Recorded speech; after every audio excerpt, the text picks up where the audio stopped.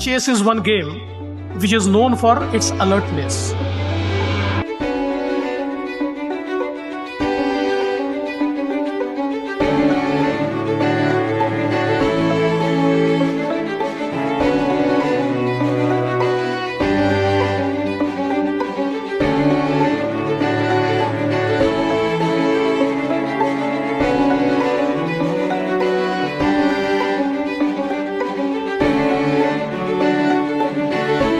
Sure, you are going to have a wonderful time here, and some more new players will come up from this tournament.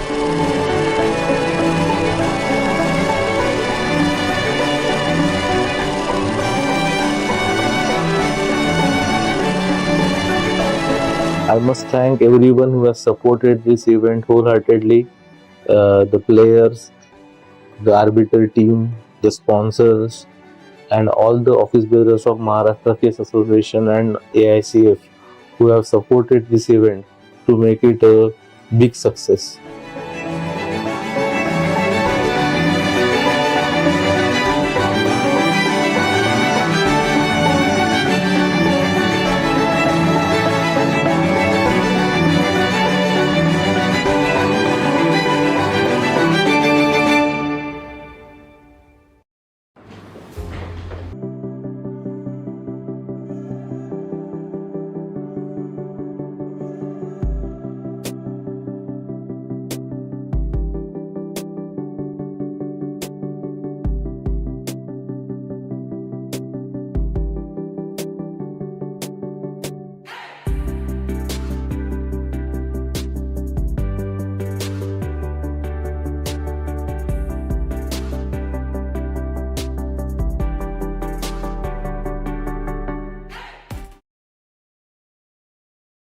Hello. Welcome. Namaste, everyone. Day 3 of the FIDE Women's Grand Prix here in Pune, India. And we have an exciting day after 2 days of fighting chess. Let's have a look at the results from round 2 first, and just to see what happened yesterday.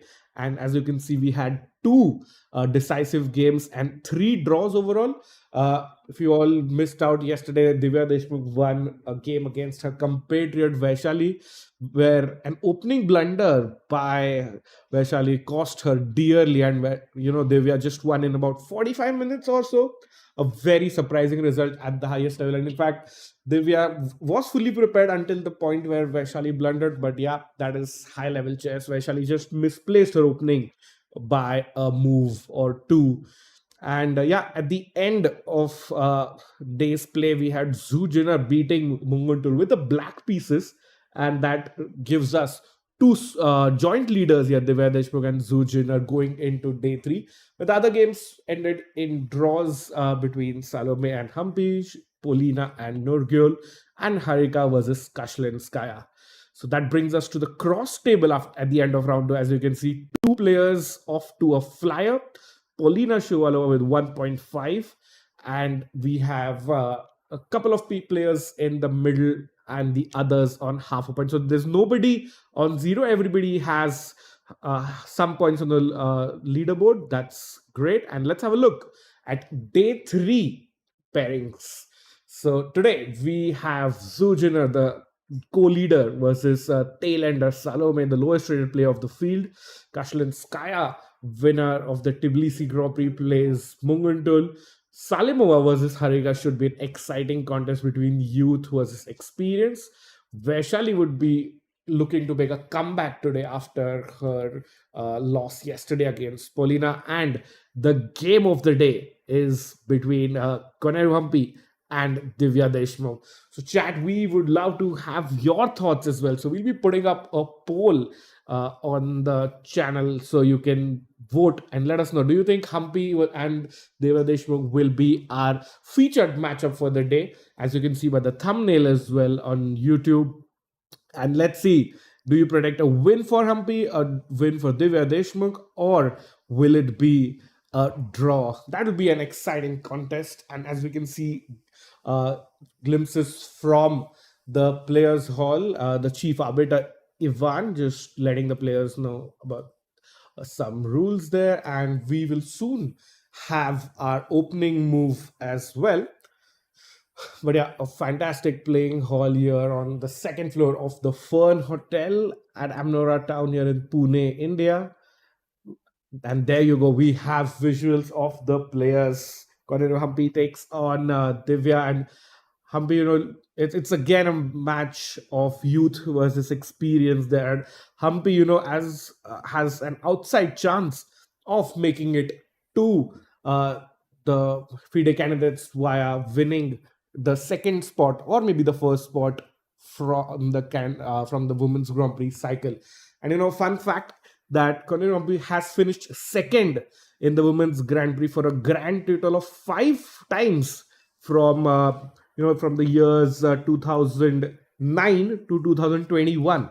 So she has been second 5 times, and she's qualified to the Women's World Championship cycle 5 times via the Grand Prix or the rating. So just shows it's one of her favorite events. In fact, she's won 7 gold medals, the highest ever by any player in the Women's Grand Prix from 2009 until 2023. So definitely one of her favorite events, and I think she might have to start winning games now, because she just started with 1-2. That is with 2 draws, both with the black pieces though, so that would be good. And finally, Humpy has white in her game, and as we see, photographers clicking some photos and plenty of live audience in the chat. I mean, of course, in the chat as well as on site here in Pune. So if you want to visit the tournament hall, feel free to do. You just have to register with the organizer, the Maharashtra Chess Association, and then after that you are welcome to join and have a look at the playing hall, look at the players live in action, and also maybe get get a selfie, get an autograph of your favorite player here with the 10 of the top women players of the world playing here. So I think we have just about a couple of minutes before kickoff, and we're waiting the grand ceremonial opening move. And I think that's on board 3. That's on the Humpy versus Divya board, if I'm not mistaken, or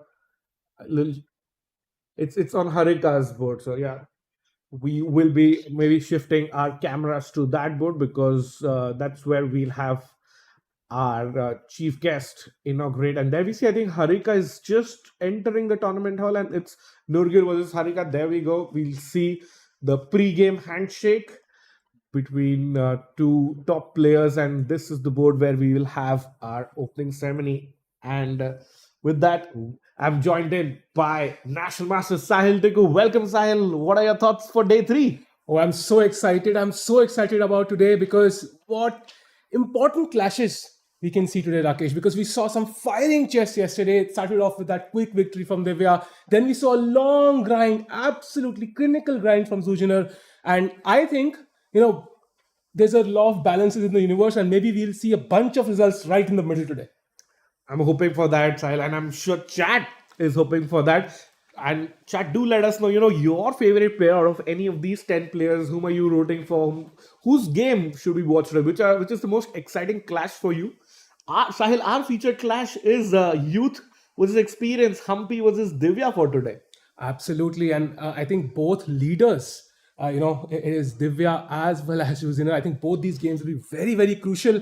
And I would say Divya having the black pieces against, one of the veterans of the game. I think at some point, maybe Zujiner kind of could take that lead here. But of course, we cannot discount Divya. That's the last thing we can do after her flawless performance. And, Rakesh, I even asked Divya, was it all prep? And I think we have the ceremonial move there first. Yeah, I think we had the move E4 on the board. Yeah, no, D4, D5, I think.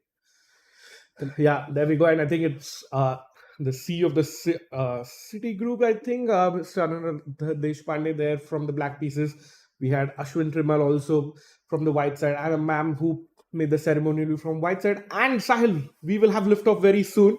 So which game? Do you want to stick to this or Humpy versus Divya? I would say we should go through all the games one by one, but maybe we start with the leaders, the tournament leaders being Divya as well as Zujiner one by one, and then we go through all the games. Yeah, and there we go. C4, Sahil. The English opening by Humpy. Very, very interesting. So, Rakesh, like, were you expecting this? Because I expected something very, very flashy with E4, but C4, very interesting. Yeah, and you see, Divya already having her first thing, which yesterday she did only after Vaishali blundered. Yeah, and Divya has outplayed both her opponents so far in the opening. So clearly, Humpy taking a clue, kind of a hint from Divya's own preparation. And now Divya might not have expected C4, and now she will have to. Oh no, maybe you were wrong. Maybe she was just kind of recollecting her prep there. Yeah, or players have a routine. We see Vidit Gujarati having a meditation routine or something. But yeah, I think but she was a little taken aback. Maybe Yeah. this was not what she was expecting. But I think exciting event, Humpy maybe using the fact that let me play a nice solid positional opening rather than something more open or aggressive with E4. I would say it's not even just with it. I think I have seen youngsters now meditating before the game. The Yeah. trends quickly catch on. But yeah, C4, knight F6, and knight F3 on the board. As of now, Humpy seems to be moving a bit faster. So maybe we'll have Divya finally facing her opponent's prep for once. And that'll be interesting to see how she can tackle that pressure, yeah, for being on the other side of the foot this time. True, true. And that's the mark of a real champion. I mean, not just when you're prepared, but how you also play against a surprise there. And Sahil, if I was, I was 50-50 on move one, but now I'm definitely sure, Divya is, I would not say out of prep, but she's surprised. Yeah. She's actually remembering, okay, which line should I play? I think we can maybe switch to another angle for the players and just shows Divya has not yet made her second move, Sahib. Very interesting. This is the moment where you would love to kind of see what openings Divya has played in the past. But what are you expecting here? E6, G6. Which structure do you expect, Rakesh? I think she'll go for E6.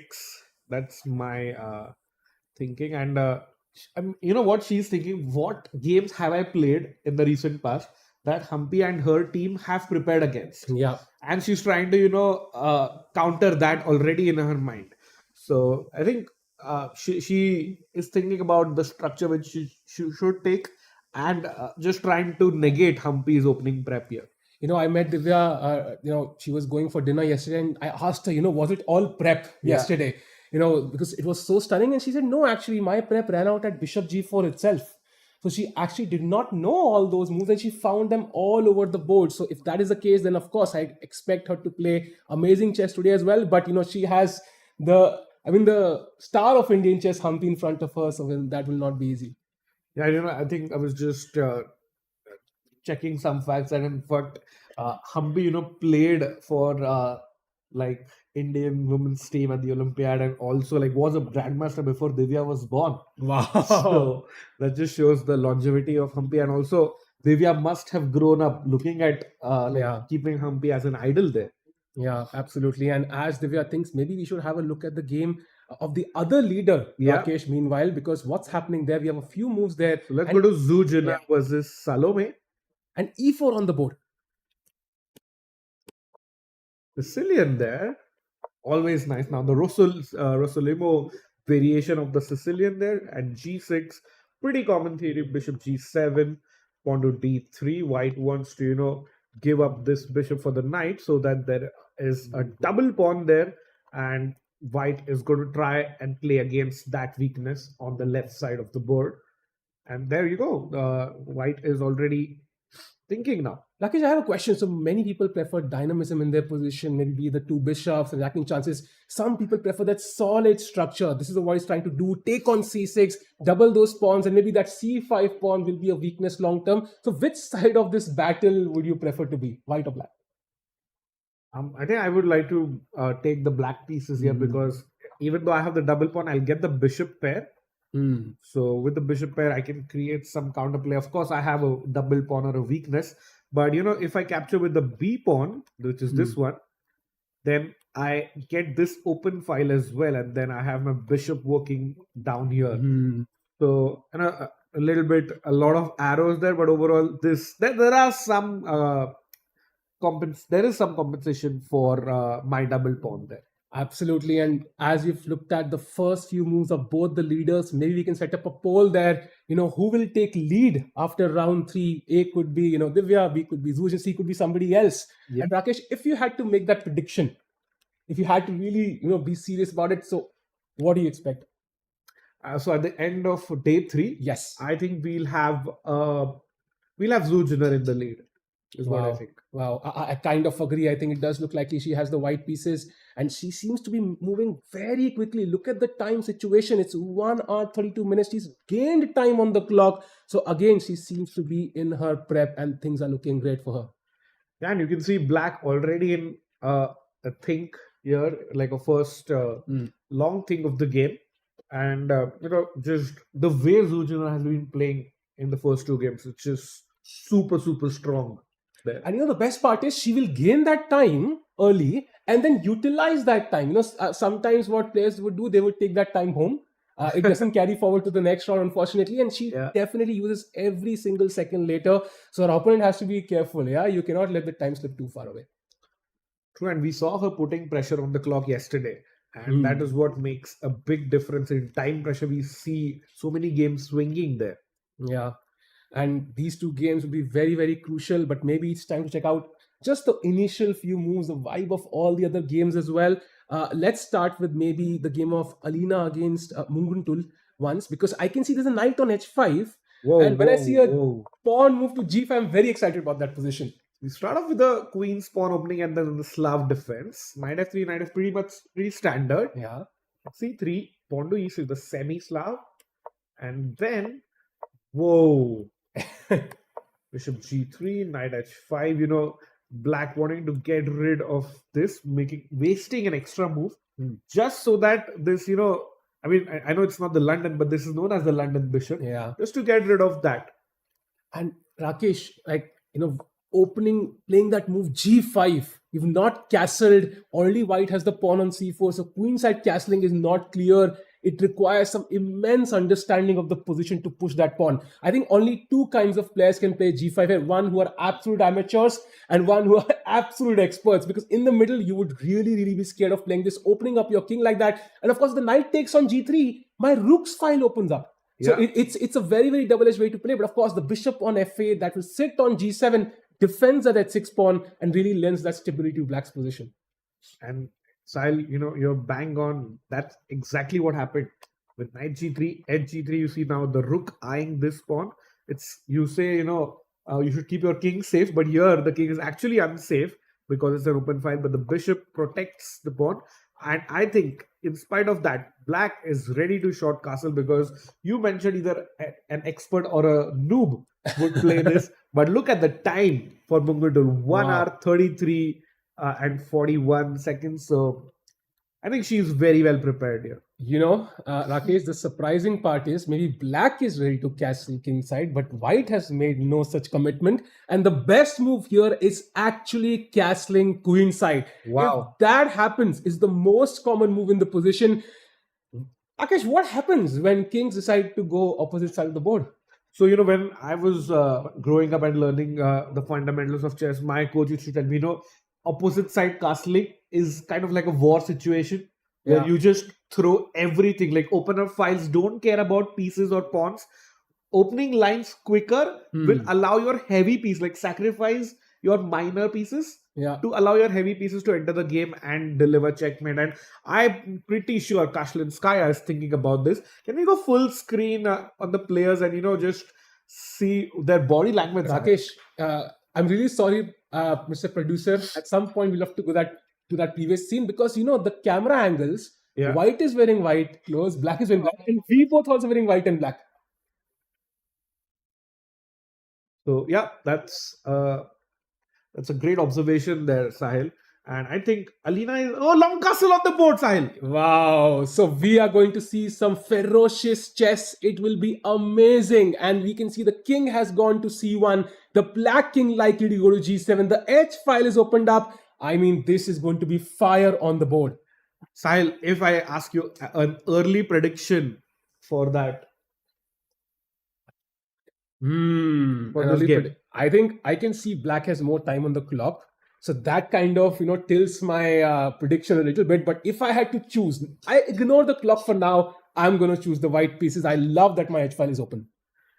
Wait, what about, and I just, one thing I've really loved about the event so far is the fighting chess. All the top 10 women players have been playing. This is maybe something you might not see at the very highest level in the open section, because their openings are so strong and nobody gives a slight advantage also. Yeah. But this is so nice, just love the fighting spirit. And opposite side castle, and already on move 11 side. Yeah, absolutely. And Rakesh, did you plan this out, like black clothes and black pieces and white and white? I don't, this just happened randomly, but glad to see the unity there between the players and the commentators. But as of now, Rakesh, I have an important question. Where does that bishop on f1 go? Because, if I play bishop d3, I can expect maybe dc4, b5, and all of that stuff happening. And do I just ignore that bishop? Am I planning e4? Let's say black does castle here. What's my next move? Is it e4, g4, just king b1? It's very confusing as to how white can really attack here. Yeah, I think even if you play short castle, king b1 is the best move in the position, already been played twice. But it's just nice to get the king out of the way. And we have a move, Sahib. Knight bd7. Oh, Queen e7. sorry. Queen e7. That is very interesting. So, is this prep, Rakesh, or is this hesitation from black to go to the king side? Because both these things could really matter. I mean, I don't think it's hesitation. It definitely looks like prep, especially if you're 1 hour 32 minutes on the clock. Yesterday, was a rare occasion where we saw Vaishali, making the move quickly, and then that was bad for her. But yeah, this is definitely prep, and I see, Sahil, there are 17 games already in this position. So, I'm going to make a guess. What is the best move? I really like king b1, Rakesh, because I think king b1 is just kind of saying, okay, I've seen your queen on e7. I still want to wait and see you castle king side before I do anything fancy, because you've not committed your king yet. I don't have a fixed target. It's a moving target. Let me put king b1. I'm moving my king away, and then I decide what to do.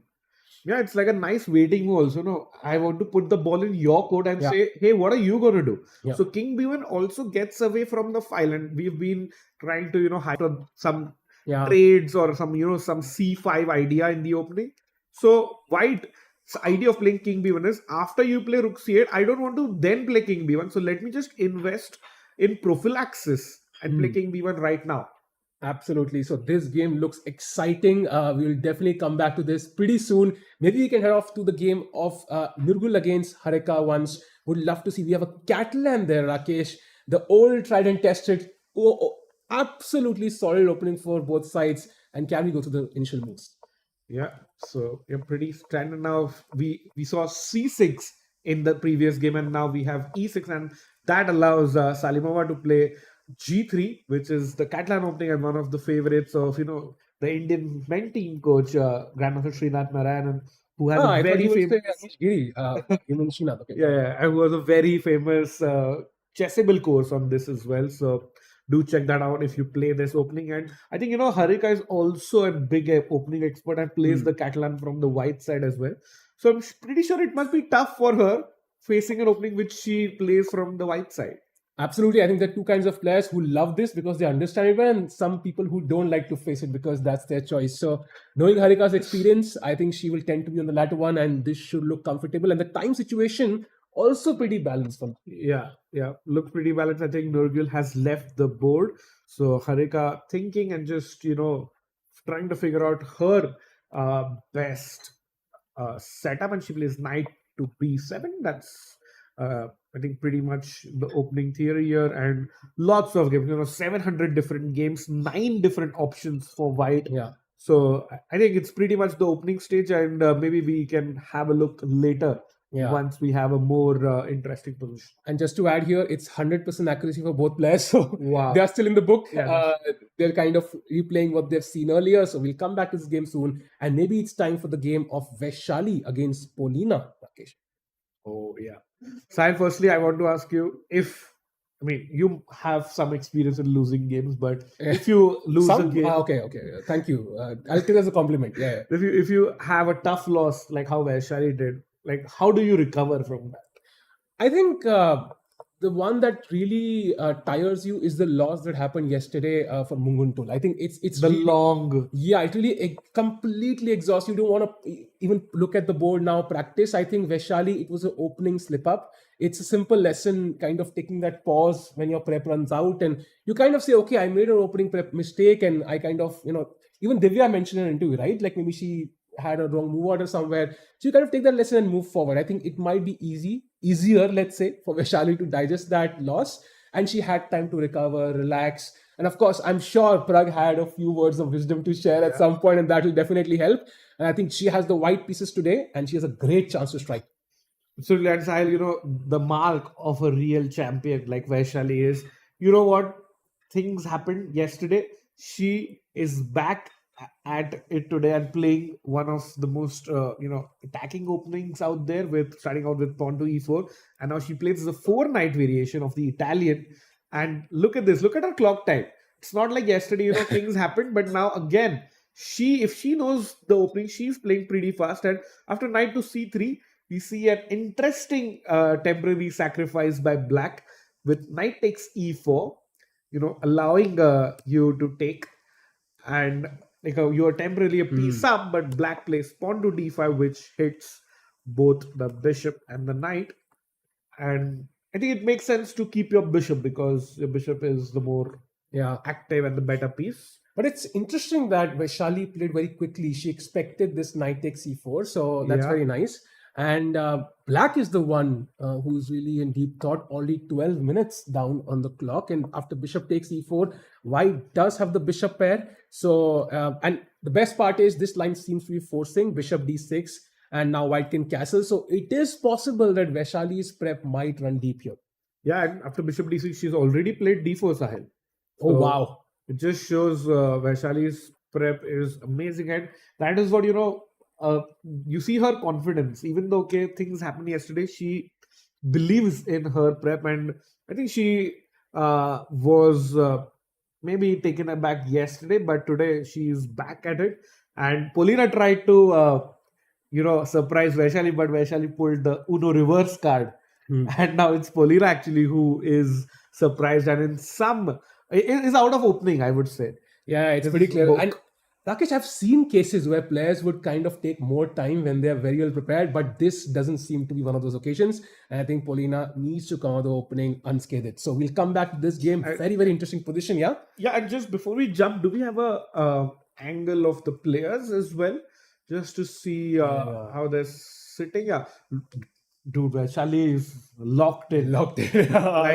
Like yesterday happened, whatever happened, today I'm not going to slip up. You could burst firecrackers next to her, she would not notice. So I think Vaishali is zoned in after that game yesterday, and she will put a lot of pressure on black here. So do we have that angle where we can see all the bows at one glance? That would be fun to see. Yeah, let's have a look at the bird's eye view. Have we checked all the games? I think so. We've had a brief look at all the 5 games, and there it is, Rakesh. We don't have any game where one side is suddenly winning, but we've just started. So we will see the bar move in one side's favor pretty soon in many of those games. I see the one on the left with the double pawn. We already have that dynamic structure. We can see imbalances in almost every game. The open h5 somewhere. We have h5 on the board. Exactly. I think that's what I was, looking at that board. Humpy versus Divya's board, and I think we should jump into that. But overall, Sal, before we go there, this is my favorite part of the day, where we make some predictions. So 5 very, very interesting games. How many decisive games will we see? And chat, you could also tell us before Sahil answers. Make your prediction right now. Stamp that in of authority. You can boast to your friends later. I have predicted this, and now I should buy a lottery ticket, whatever it is. And I'm going to go out on a limb and say, Rakesh, because we had those, I've seen kind of in all these events, day 1 is very exciting, results. Yeah. Day 2, it stabilizes a little bit. 2 results. And then out of one of these days, day 3 or day 4, all hell breaks loose. So I'm going to say we might see 4 results. I'll stick to my prediction from yesterday.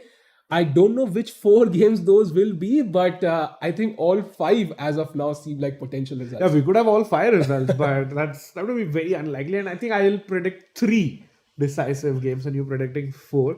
So chat, do let us know your comments as well, how many games we will see end decisively. And Sahil, without further ado, let's jump into that game where H5 has been played. Absolutely, what a crazy Humpy game. versus Divya, please. What a crazy game, yeah. I mean, H5, let's go to the moves. I think we left it way back. Yeah. Would love to kind of see. We left it on move 2, in fact. Yeah, I think Divya had a long thing there. She was, so this is pretty obvious. Maybe it was her prep. Maybe this is not something she has seen recently. Yeah. She's seen a while back. She was trying to remember it, and that's pretty much it. And I think she played it after a 4.5 minute think that Divya thought, okay, let's not go E6 or G6. Yeah. So she goes in for the symmetrical variation. And Sahil, I think we have an update here that because this is a women's Grand Prix, yes, sure. But we have a new women's world champion, Sahil. Absolutely. There could be nothing more motivating for all the players, just before the round, realizing we have a new world champion. It's Wenjunju again. Yeah. I mean, fifth title for Ju Wenju. Wow. So, one of these players could be the ones to challenge her, Rakesh. Absolutely. And in fact, what I'm going to do today is just try and get like a 5-10 second bite from every player after their games. Like just a wish or a message that you want to send to Ju Wenju. It can be the normal congrats or the one where like upcoming. Exactly. Can we go full screen, please, on the players? Yeah, we can. I think I love this tournament hall view as well. I've still not seen it. I'm going to check it out today, 100%. But as of now, we can see Divya zoned in. I think we can see the board as well. Can we move through the moves, Rakesh? Would love to see the current position. Divya absolutely focused right now. As you can see, it's pretty symmetrical. Yeah. So black is like playing the copycat defense. G3, G6, still copycat. Bishop G2, and finally, Divya challenges white center with D5. And look at the clock times. I think Humpy looks very, very well prepared. Yeah. CD5, knight takes D5. And now, Sahil, H4. What do you make of this move?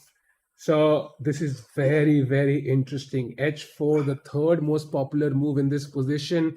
And it seems like white has a decent record compared to the other variations here. And now after H4, black is stuck because you basically want to castle king side. That's where king would be safe. But white has not really revealed her intentions. It's not clear whether the king will go king side, queen side. And after H4, bishop G7, H5, you're kind of asking the question, are you really going to castle king side? So black, it might be prudent to kind of not commit your king that early, because I can imagine, the pawn moving to D3, bishop H6, queen D2. I know these are basic moves and black will have a counter to those, but at the end, you don't like your king on G8 when there's a pawn on H5. Absolutely. And Humpy is making this very, very smart move, putting the ball in Divya's court and saying, what are you going to do? Are you going to castle? Or, if you castle long, then already I can see there's a semi-open file on the C file. So things are tricky, for Divya, because if let's do a random move where she castles short. Let's castle short. And now suddenly I think I would even just maybe not even castle quickly. I might even just play something else. Maybe edge G6 looks very interesting. Then you have knight G5 ideas. I would even consider like moving the pawn to D3, bishop coming out. And even what, Alpha 0 has taught us, in all these years, pawn to H6 could be a possibility in all endgames. This pawn is a thorn in black's camp. And, it's very difficult to handle and your king gets stuck sometimes. So multiple options available for white here. And Divya, if she's not seen this recently, she has to calculate all of this at the board. I think that's the biggest challenge. And like Sal, you mentioned this Alpha 0 idea. We saw this in I think Munguntul versus Salome in the first game where white had a passed pawn, a pawn on A5, A6, and that pawn ended up being the winner. And here you can see black's king is always in a back rank threat. And all endgames are bad because let's say the king comes out in the endgame, white will always have moves like knight G5, knight at 6 winning up, at 7 winning a pawn. Yeah. And then this pawn is just 2 squares away from queening. Yeah. So very tricky decision. And of course, Humpy can just keep it like this. Like always, like they say, the threat is greater than execution. So at G6 or at 6, you have to be alert. And one good news for Divya would be she faced the same H4 idea in the London against Salimova in round 1 of this tournament. Yeah. So that is a good memory to have. So I would say the H pawn is back for its revenge, Rakesh. The revenge of the H pawn could be the title of this game at some point if it goes south.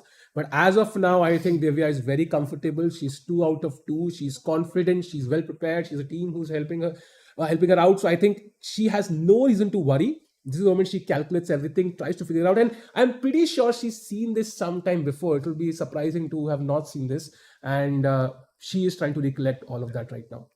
Yeah, and another good thing for Divya is because this is like a very super strong tournament, there's a good chance for her to also get one of her Grandmaster norms here. And depending on her opponent's average, she might need somewhere around 6.5 points out of 9. And this tournament meets the requirements of the federations and 3 Grandmasters which she has to play. And there are as many playing. So, might not be Grand Prix points at stake, but definitely that is important as well in her career. I think for somebody like Divya, who I'm pretty sure wants to be the best in the world, I think every game is important, and she really wants to rise up the ranks. She's already touched 2,500 before, so I think it's only a matter of time when she really, becomes like one of the strongest in the world. She already is, I would say, and this game might be a testament to that. And Humpy coming back at the seat. And okay, so when you are well prepared, let's say you've kind of analyzed all these moves at home, your opponent's taking a deep think. What do you do? Do you kind of let your mind relax, not really, input that much energy and save it for later, or do you kind of keep recollecting, what my opponent could do, what were the lines? Because sometimes what happens is, when your opponent has been really fighting for his life for 20 moves, you've kind of just played out the moves. And if your opponent defends that position, they are more tuned into that moment and calculation. They can sometimes outplay you even with less time. So what's your take there? That's a great question, Sahil. I like myself as a player, I love to roam and just chill around once I'm in the tournament hall and my prep has worked. And I just try to let the opponent think. And I've noticed one thing, at least in my career, that once I'm not at the board, my opponent usually takes longer than usual. For example, if they were going to play in 5 moves, and if I'm not at the board, they play it in 10 moves. They just feel they have a little bit more time. And then I, of course, at my level, I try to do what Zujiner does there. Then I try to put them under the time pressure and try to get some mistakes out of them. And we saw even Humpy ma'am was just walking around, just came in and has taken a seat now.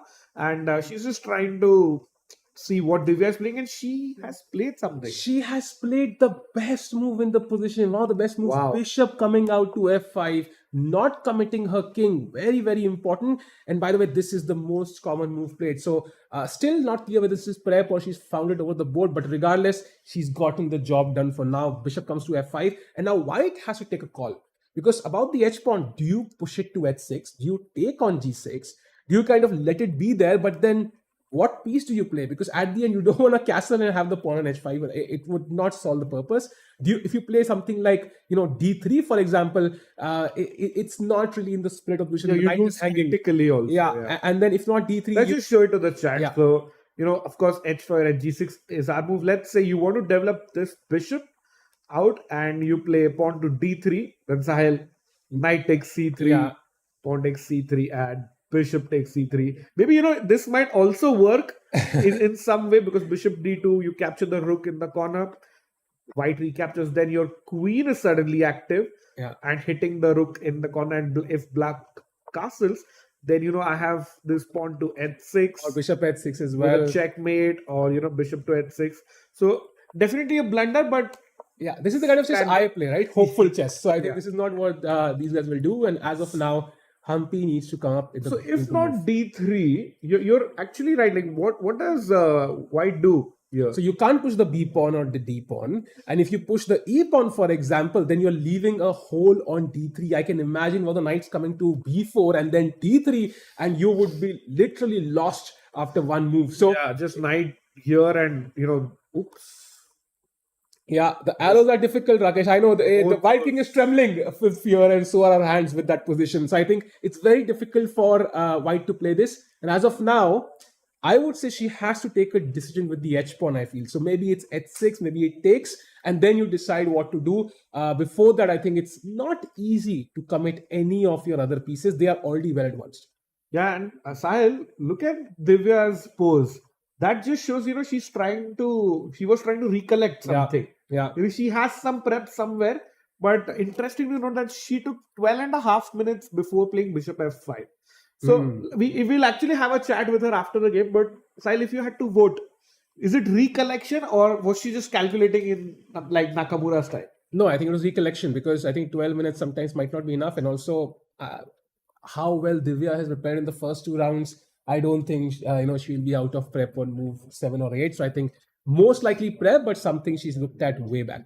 And Sahil, if chat has seen yesterday's interview of Divya, she mentioned that she was very lucky that she saw the same line 5 minutes before she came to the playing hall. Like the line that happened yesterday. So you're very lucky that way. And in fact, she was quite lucky with the opening yesterday. And today, let's see if she manages to remember. Maybe this is an idea which she has seen like 6 months ago.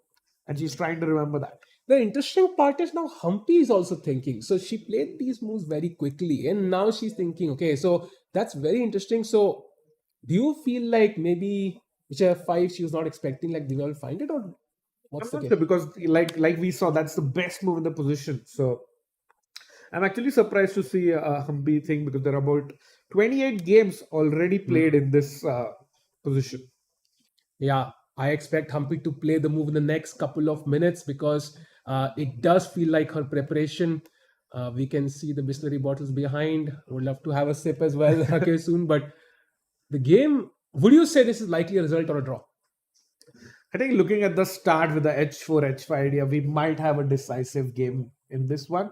And Sahil, I just want to tell a fun fact to our viewers that this is the first ever game, a classical game between Humpy and Divya, where Humpy is playing the white pieces. Wow. And this is overall just the second classical game ever. Wow. So they've played a couple of rapid blitz games here and there, but yeah, just shows that how fast Divya is rising in the last couple of years. It's one of many to come, very, very likely. Both players have really got India so many laurels. I mean, it's you can't put them on a list. It's so many. And literally last year, the World Rapid Champion and the Olympiad, and now they're kind of facing each other again. We had that dynamic yesterday as well between Divya and Vaishali. So very, very interesting. I think Humpy might take up a bit of time, so it would be a nice time to go to our bird's eye view, Sahil, to pick. And I'll let you pick this time, because I was excited with H5, and I'll let you choose our next game. Absolutely. So I can see there's a knight on H6 in one game. That looks interesting. I can see the king side, queen side castling. That's also interesting. I can see the Catalan bishop A6. I can see, Vaishali is also castled. There's a pawn on D4. The E file is still open. And if you castle the bishop, so every game looks very, very tempting. So we can maybe tell chat to, suggest us a game. And they will tell us 15 minutes later. So 15 minutes we can chill. But I mean, we could still tell them.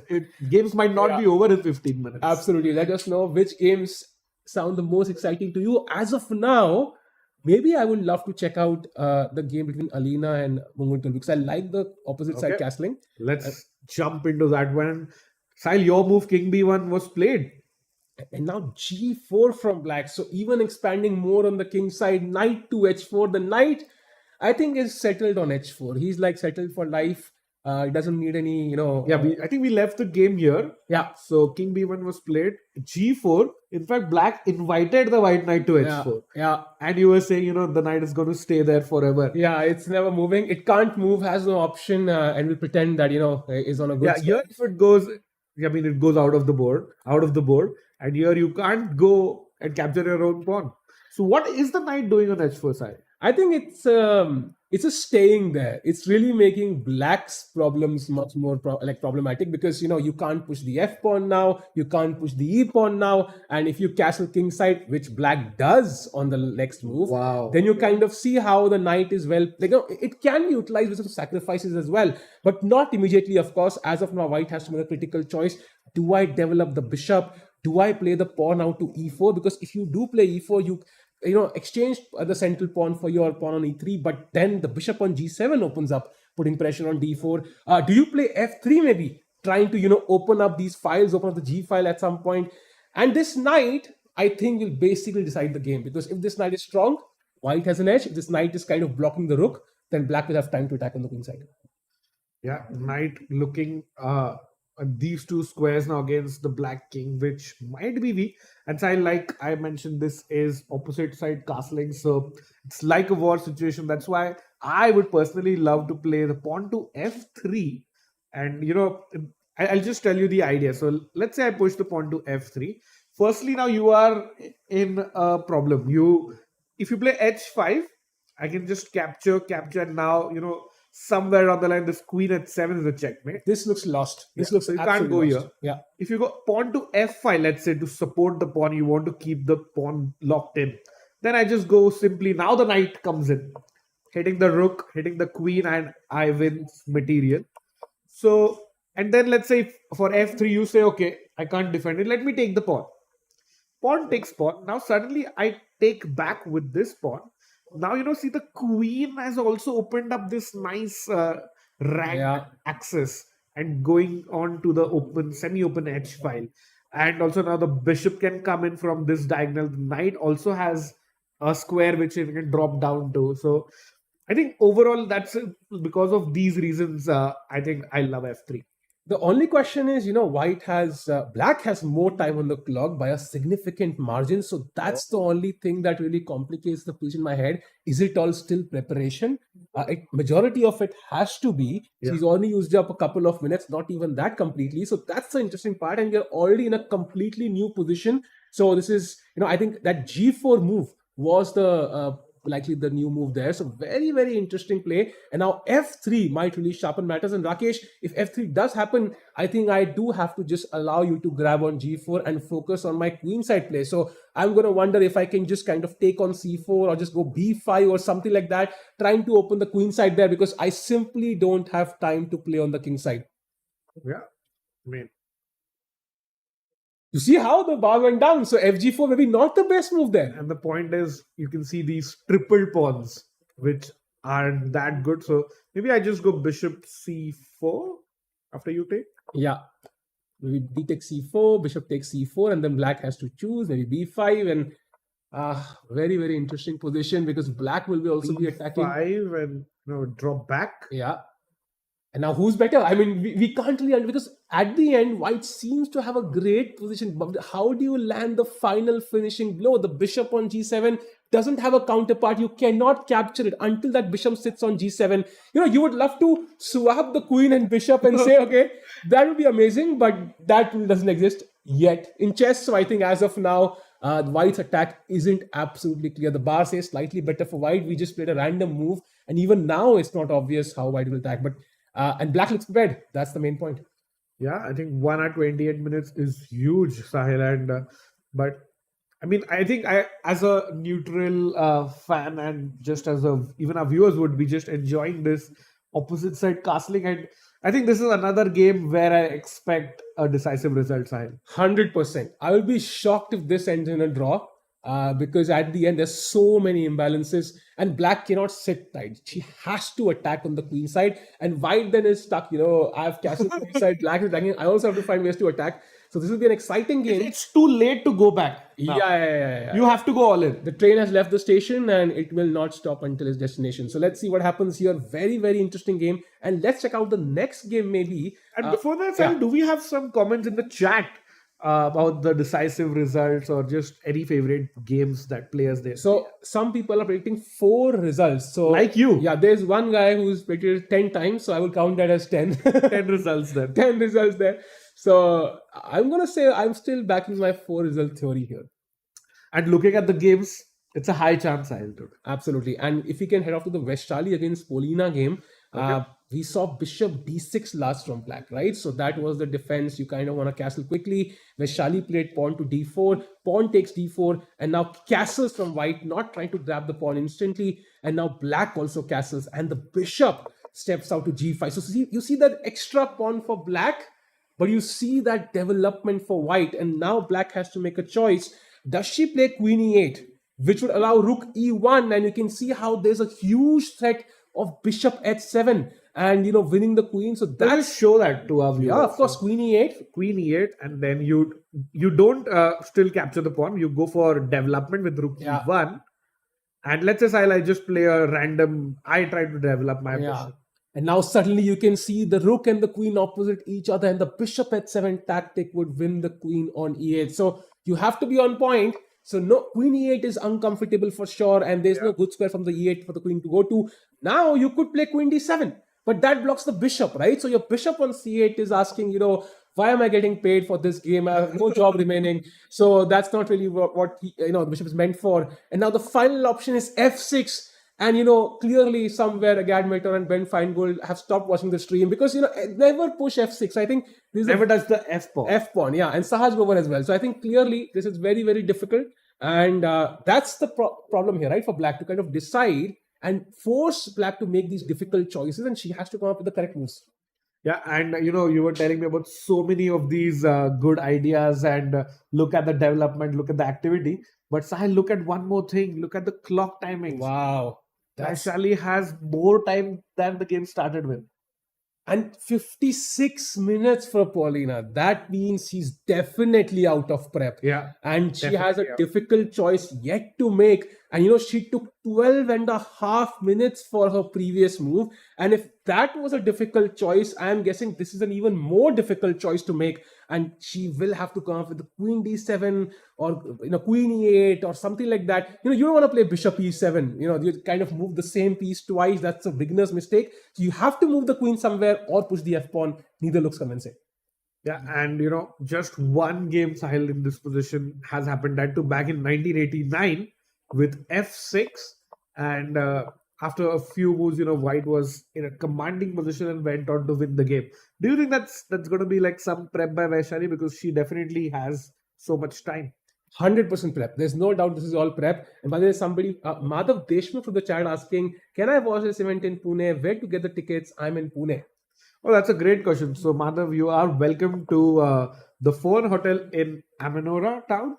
So, you can just register with the local organizers, the Maharashtra Chess Association, and you can come for free. There are no tickets. So, you are welcome to join in, and you can watch the players, try to get a photo or an autograph. And welcome everyone in Pune, everyone in India. If you want to make a visit here, feel free, and even maybe come say hi to us as well. Absolutely. And as of now, difficult choice. Bishop choice. E7 Oh, play. Bishop E7, she played that move. So I was just saying, Bishop E7 is not a move you want to play, but that was the difficult choice she was facing. And Rakesh, now I think the moves come simple for White. Of course, you want to take on E7. And let's say Black, which piece of Black take with? Because Queen takes again has that The same problem. idea. And you do not want to go there. So Knight takes E7. So you've moved the Bishop And twice. she plays it. Yeah. I think, she is still in prep. Absolutely still in prep. And now Knight takes. So you have undeveloped the bishop by one square. You have undeveloped the knight a little bit. Of course, this move is still okay. But at the end, White should be slightly better after Queen takes d4 or Knight takes d4. Both moves. Let's just wait and see how she's recapturing, and if we can get another angle of the board. Because, if Paulina takes with the queen, more than rook e1 Sahil, there's a big problem if I take this. Yeah. You recapture, and then I just capture this, and now look at these pawns on the queen side. Your bishop has no good diagonal or no good square, and it's a very pleasant middle game and end game for White. I agree. And look at, the problem is there's not even some great task for the bishop to do on c8, Exactly. So I think White can easily steamroll Black in that endgame, but of course it will still be tough. And as of now, Black making that choice: do I take with the knight? Do I take with the queen? And if we do take with the knight, avoiding that, let's say a double pawn there. So now there's a choice for White. So the pawn structure is symmetrical. That really gives Black that solid vibe, right? So I think Black potentially could hold this. And if you really want to push as White, Rakesh, which piece do you take with? Do you want to keep queens on the board, or do you want to exchange queens and go to the endgame? Sahil, I was going to ask you the same question, but according to my style, I'm an attacking player. I would love to have queens on the board, so I would take knight into d4 here. Just ensuring I have that much more extra, extra time to decide the game. Whereas if you play queen d4, like an endgame expert would love to go into this ending with the better development. Oh, she takes the queen. She takes the Oh queen. no, that's great That- news for Vaishali. Yeah. If you are a Vaishali fan, that's great news. So now queen takes e7 is definitely a slight mistake, I feel. Maybe she feels comfortable with the structure. But now, Rakesh, let's look at both moves. So first of all, if we were to play rook e1, because the idea is simple, bishop h7 check. This is what I might play in a blitz game just to kind of set up that threat and read my opponent misses it. What is black's best defense to kind of negate the threat and also avoid bishop c6? So I think you're right. I just play queen to c6 and I kill two birds with one stone. Because if you capture here, I can recapture and also got out of this risky risky file. And also defends d4, by the way. So, Correct. it So makes that, multi-purpose move. it makes that task very difficult. So that is very clear. So after queen takes c7, it feels like bishop takes c6 is the only way for white to put pressure on black. She has to find it. I would even say doesn't have to find it. She's actually seen it at home. Yeah, she's just, I think, checking this. But, at her level, she's still in prep. I'm pretty sure Vaishali is going to fight bishop takes c6. So she is taking that Course, knight. there you go. Can we go full screen for a moment? Would love to check if we can see the expressions of the players. Black is not at the board. Would love to see her expressions. How does she feel about that move? As of now, everything seeming normal. And Rakesh, now we have to go into depth. Why is this better for white? Because as of now, black is a pawn up. But the problem is we can grab the pawn on d4. And then black is left with these weaknesses which can be heavily attacked by white. Very true. And Sahil, now, in fact, white has three options. Can go rook e1, your idea of the previous move, like getting a free tempo. Queen takes d4, and as well as knight takes d4. And all three moves are like kind of similar, except knight d4 doesn't give you that big an advantage. But I think Vaishali might play rook e1 or queen d4, is my understanding. And the whole point is, white is currently a pawn down, but you recapture the pawn. Let's say queen d4. Now the whole game is going to be like these three pawns are weak. So white has two pawn islands, which is like a cluster of pawns. So just these three on one. This is one island and this is one island. Whereas black has 1, 2, and then 3. So 3 pawn islands versus 2 pawn islands, and every end game is going to be bad. A queen end game, a king and pawn end game, a bishop end game, bishop versus knight, or a rook end game. So that is the reason why Vaishali, has a very easy position. It's going to be a 2 results. I would say about 70% is a white win here, just practically, and 30% I would say is a draw. You mentioned 3 pawn islands. Rakesh, if you were stuck on an island, which chester in the world would you have with you to give you the best chances of survival? Oh, survival. I would choose Anish Giri for entertainment, just to keep me busy. So maybe we might not survive, but at least we'll, go laughing. Go down happily.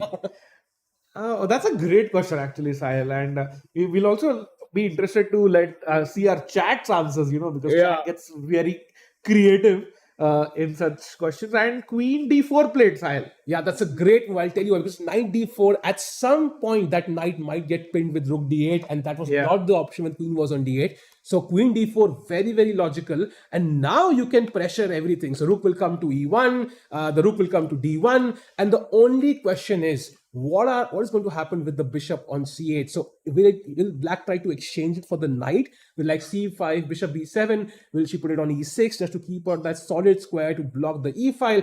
I'm very, very curious how black handles this. As of now, she looks very comfortable with the position. I think she was maybe surprised by the opening and now is kind of satisfied with what she has.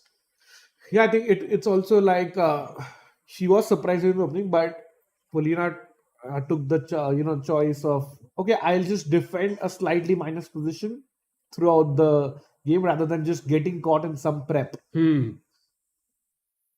Very important moment for black right now. I think c5, gaining a tempo on the queen, potentially opening the bishop could be a good move. That's what I would definitely play. I love the bishop on the long diagonal, looking straight at the white king.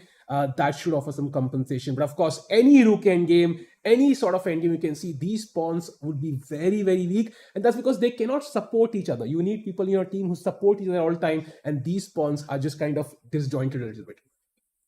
Very, very true. Unity is very important in a team, and that was shows because the pawns are disjointed.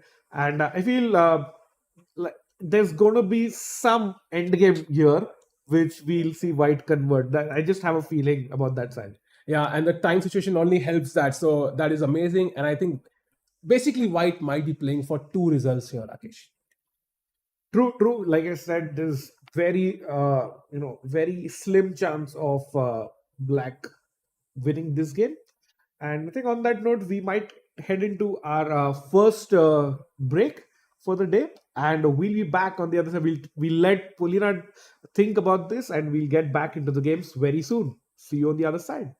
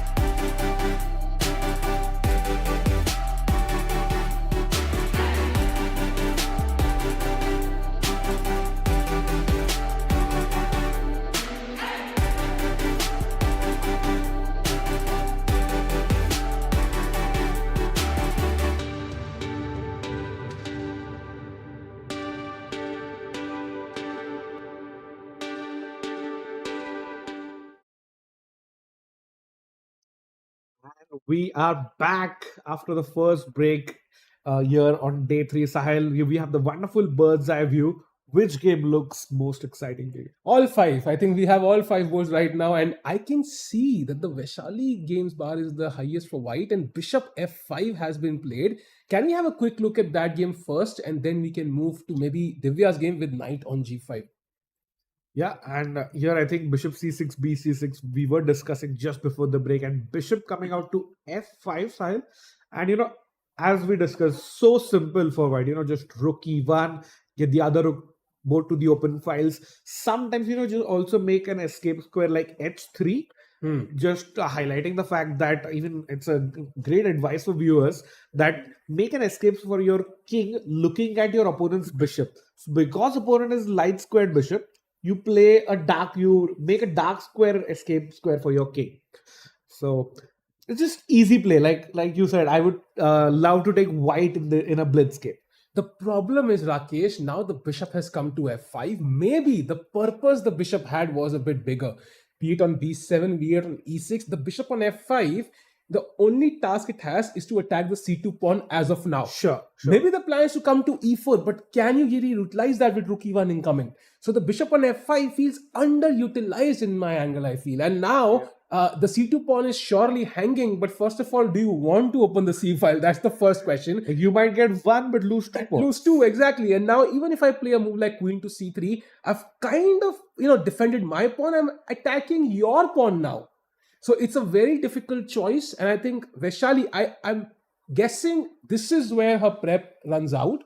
She will have to take that deep think, come up with the best placement of her pieces. I'm guessing that's super, super important after bishop to F5, where you put the queen, where you put the... I think rook squares are pretty obvious, I think, where they want to go. But the queen square, the knight square will be super crucial here.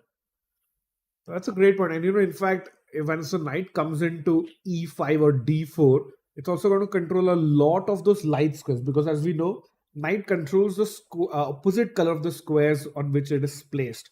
So I think the white queen should be controlling, should be on the C4 square somehow, or the C3 square. Yeah. Knight comes into D4, both rooks in the center open files, and I think white is golden and I think I would love to play from the white side here. Everybody would love to play the white side, Rakesh. Unfortunately, I don't get such positions as white.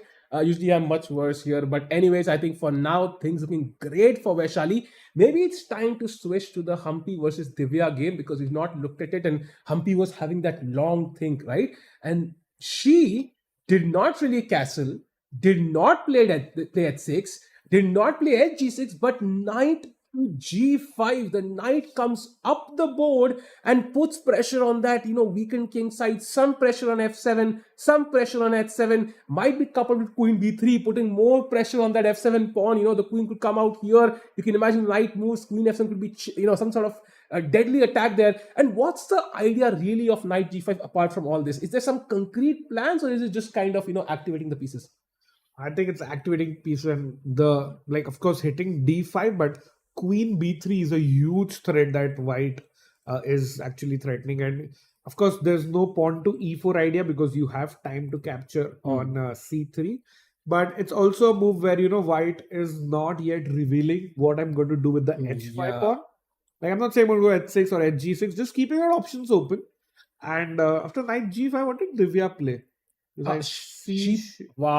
She's not on the board. By the way, Humpy took 14.5 minutes to find knight g5, and Divya on her turn took 16.5 minutes to find the best move in the position, and that is knight d4. So white sets up some threats, attacks the knight on d5. Black says, you know what, I'm going to move that and give a threat of my own on c2 potentially. And surprise, surprise, if, I'm a bit casual, Rakesh, I'm like, okay, maybe I want to play a pawn to a3 move or something. Not only do I have knight c2, I also have bishop c2, and the queen is trapped on d1. Yeah, so actually, I think more than knight c2, bishop c2 is the bigger threat in this position, because you have to watch out for that.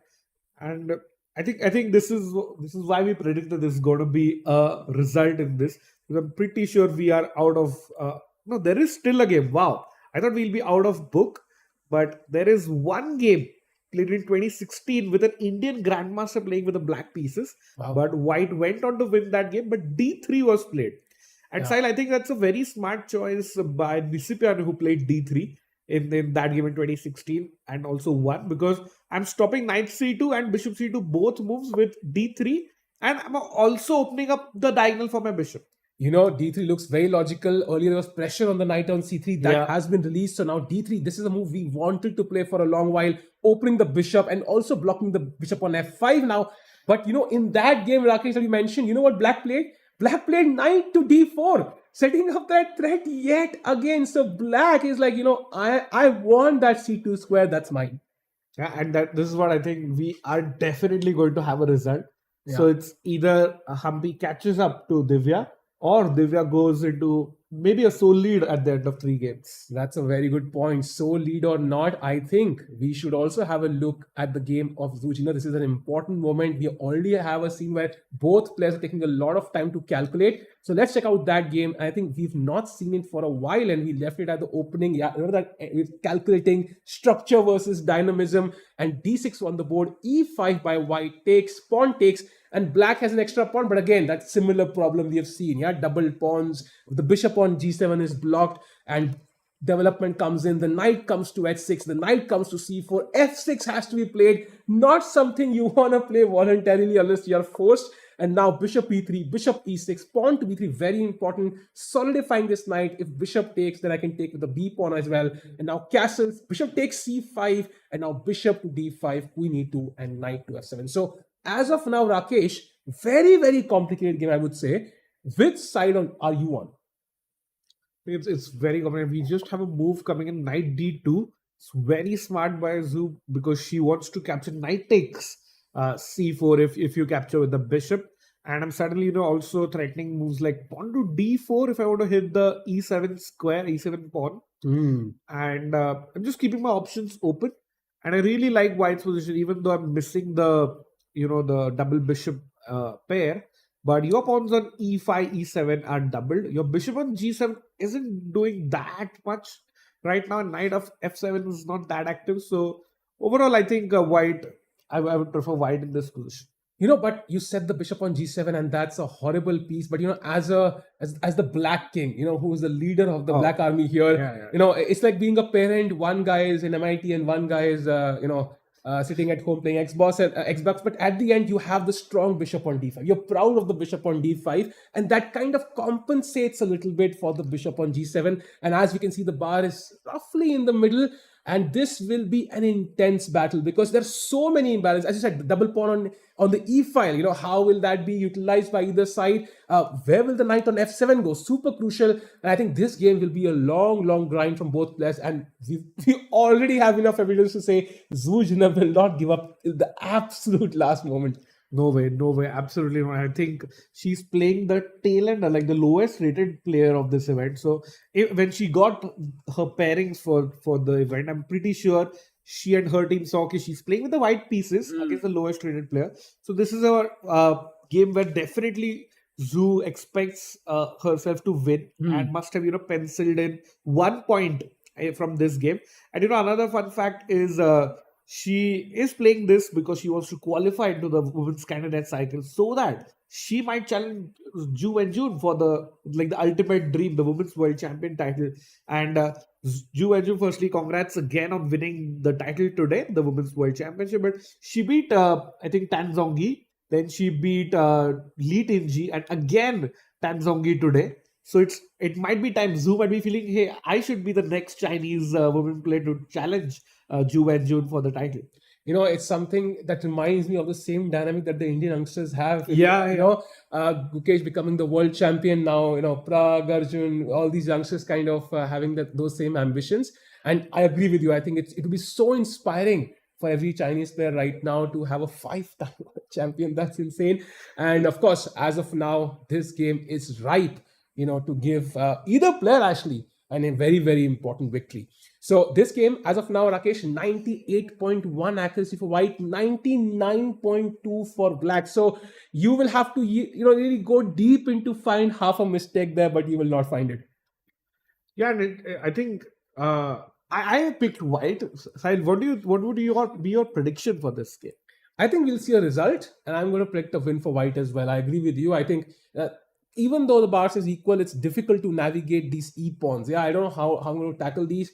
And the bishop on c5 sits comfortably there, putting some pressure as well. Although, if there's a fan of the bishop on d5, I'm the biggest fan. Definitely get an autograph there at some point. But for now, I think I will choose white. I agree. This looks great for white. And just according to tournament situation, white is definitely pressing. Rakesh, we should head off quickly to the Alina against Muguntul game because we are going to see fireworks there as we predicted. This is where we left it. Black had castle and bishop e2. No f3 on the board. The bishop attacks the pawn on g4. So black had to make a choice and black said, take the g4 pawn. I don't need it. I just need space and some open files on the queen side. So now white had to make a choice because b takes c4 is a huge threat, followed by rook b8 and then knight b6 and some pressure there. Queen could join in, on a3 after rook b8. So, she kind of grabbed the pawn on b5. C takes b5. It's risky, Sahil, but just opening up a file against your own king. Absolutely, she has no choice. I mean, it will be opened either way, and maybe c5 is something you might consider here, but then b4 is an option, e5 is an option, the a pawn is also rushing in, so there's no comfortable choice here, and at least he gets a pawn this way. Bishop kind of comes in the game, but then why bishop e2? Because the bishop kind of just moved and then came to b5, right? So that might be a problem for white. Rook b8. Rakesh, looking at this position, which side would you like to be? I think I can mind read you right now. It's possible. I think now I would prefer the black pieces because you have this open C file, semi-open B file, and just black is going to have the easier play. Yeah. And if it were a blitz game, I'd love to have the black pieces just so much easier to play. The queen is already eyeing, and look at black's king. It was looking open, slightly weak from the opening. But just one bishop on g7 is controlling, is safeguarding everything on the king side. The showstopper indeed for the black king, defending everything, making sure nothing gets in and nothing gets out. And after rook b8, pawn to f3 played by white. So she's now going for your plan, Rakesh. But I feel that this might be a bit late. Just to kind of highlight how difficult it might be. I know a6 is not the best move here, but bishop d3, even moves like queen a3 are in the air. This is a pin. Right now, the white queen defends it, so there's no, attack, no threat there really. But even these kind of moves are possible. The knight can come to b6 and c4, for example, knight to b6 here. Let's you take the pawn, knight to c4, and now knight a3 is that. I know this is not the best plan again, but you can see how there are a bunch of ideas, and if black finds the right moment to execute them, then I think white's king could be in danger. Yeah, fully agreed. And like you said, bishop e2, bishop b5, white wasted a move. Instead, we could have the same position if white had played f3 and all of those things happened. And again, it would be white's turn to play. Yeah, so one tempi is a big loss, especially if kings are in like this opposite castle situation. I absolutely agree. Imagine both sides attacking in that final moment, that one move can be really costly. So very important. I think white is also behind on the clock. So Rakesh, I think this looks like a almost confirmed result from my end. 100%. Like we will have a winner or a loser, and which is what we all love, don't we? And definitely it looks a little bit in black's favor for now with the time situation and everything. But yeah, I think this is one game which everyone in chat should watch out for. And speaking of the chat, Sahil, really happy to tell you like a couple of people have made it to the tournament hall from Pune. Oh, so they were asking us about the venue and so on, and looks like they are here at the Fern Hotel. Oh, that's amazing. Would love to meet you guys if you're here. And of course, you can get some pictures with the players after their games. And it's a great opportunity to meet some, top players of the world right now, right here in Pune. It's not often we have like top level events in India, Rakesh. So it's a great opportunity. Definitely. And normally we, always have the Tata Steel event, but that's in Kolkata, like the eastern part of India. But here you have it in the western central part, and which is really nice. And we have a move, Sahil, by Muguntul. And knight b6 played. I absolutely love that move. Yeah, I like this move, Sahil, because for the ideas you mentioned. But one very important point to note is you were playing this pawn on the side Yeah. first. If you just go back. Yeah. So the point is, if you play this, bishop goes back. Now the knight comes in anyway. Now look at your bishop on the back rank on c8. Hmm. You stopped a square of its own on the side on the Yeah, a6 yeah, square. yeah. So that's why I think Mughal thought about it and directly with the knight, so that in case she wants, she has that square open for the bishop. And also, Rakesh, very important, that the idea of knight c4 is strong, but the problem is that the bishop can take it. So let's say white here were to take the pawn on g4, right? Okay. I would play bishop d7. Oh, I see Offering your this idea. trade. I see. And if you want to take here, I think this is just close to practically lost, because after queen d7, now what do you do about knight c4? So this would be a great trade, because now you're developing a piece instead of pushing this a pawn here, which is nothing move basically, and also kind of leaves a weakness, for the endgame there. The bishop has to keep defending it, to your point. So I think I love this move, knight b6, bishop d7 next move. We could pre-move this right now, and this is coming to d7. I think so. It looks very difficult for white here, and I think Alina has her task cut out if she really wants to defend this one.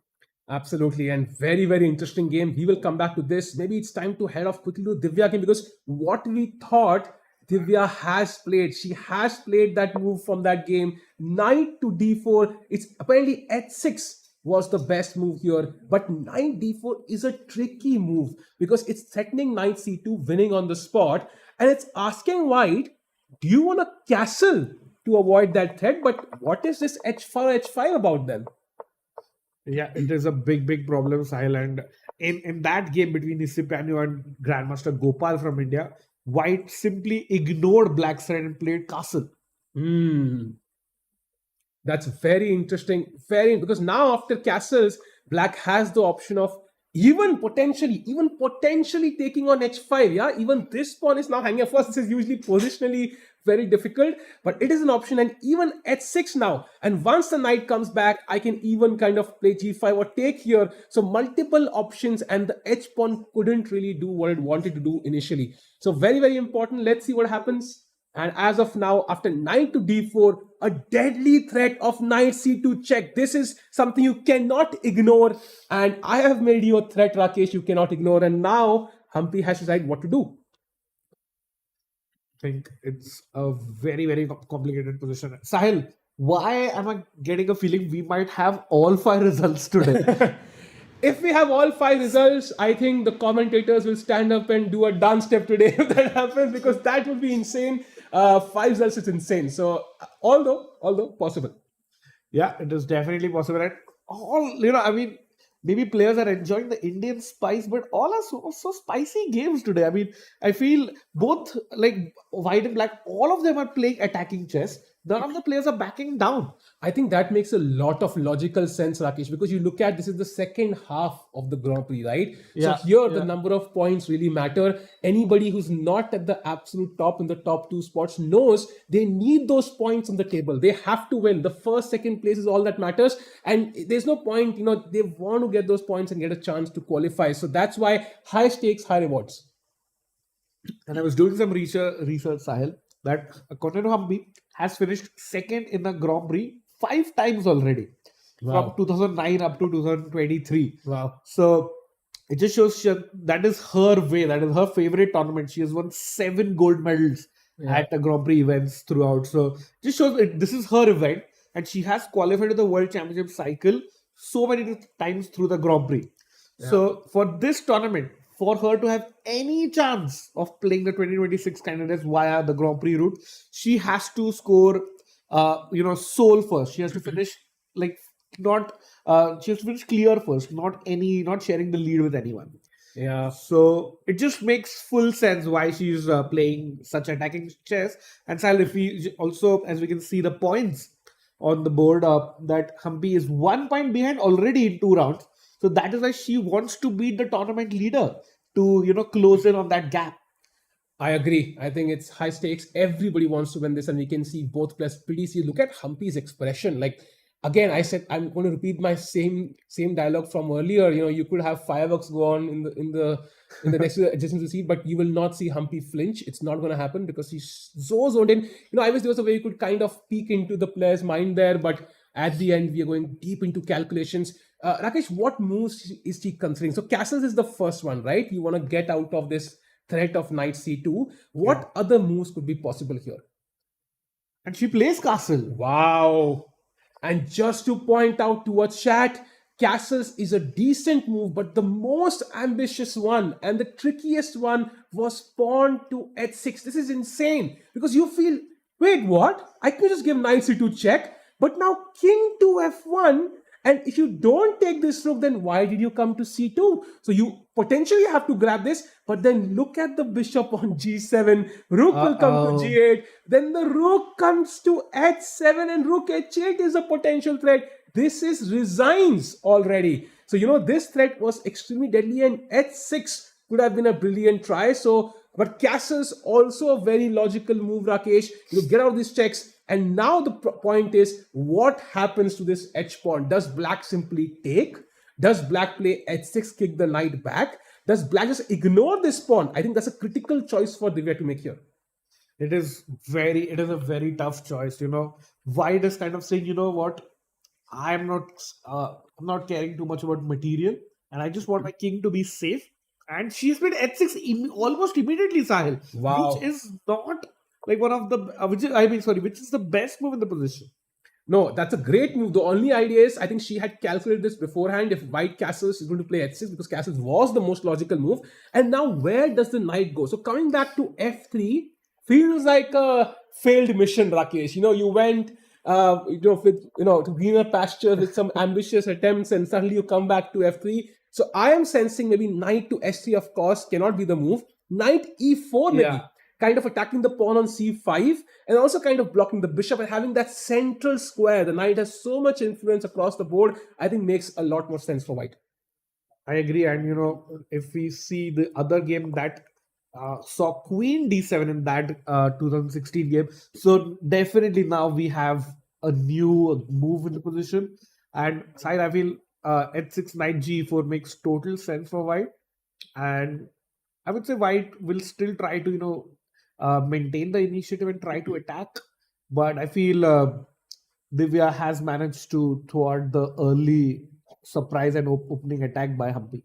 Yeah, and Humpy couldn't really gain a huge edge on the clock out of this. So at the end, I think Divya should be pretty happy out of this. But still, the battle is not over. She hasn't castled yet, Rakesh. So, Yeah. And the bishop on g2 is still a monster, looking, indirectly at the pawn on b7, and there's still pressure here. Until the h pawn drama is decided, I am not switching this movie series off. I really want to know what happens here. That's an interesting dynamic. Yeah, and this, even before starting the stream, we were talking about this is like the main game of today, and it's living up to that expectation, Sahil. And knight g e4 on the board now. Humpy has played it. If we just like refresh for the chat, and plenty of options now. Now it's actually Divya's turn to decide, where I'm going to castle. And even I think people who are joining us maybe a little late into the second hour of play, even the YouTube thumbnail, Sahil, was of Humpy versus Divya. Yeah. So if you clicked on that thumbnail, you're getting what you asked for. And by the way, rook c8 by Divya. So chat, I know you're watching on a delay, but I'm going to ask you anyways, what's your prediction for this match? Is it going to be a Humpy win? Is it going to be a Divya win? Is it going to be a draw? And will Zhu Jinner be the real winner of this match?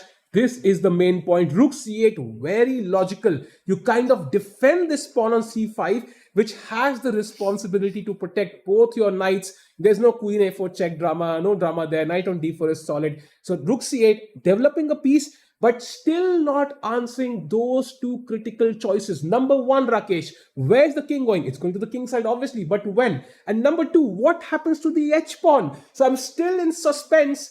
And it's like watching a thriller series on Netflix. I've still not decided what's happening, and I'm still wondering, okay, what happens here? What happens here?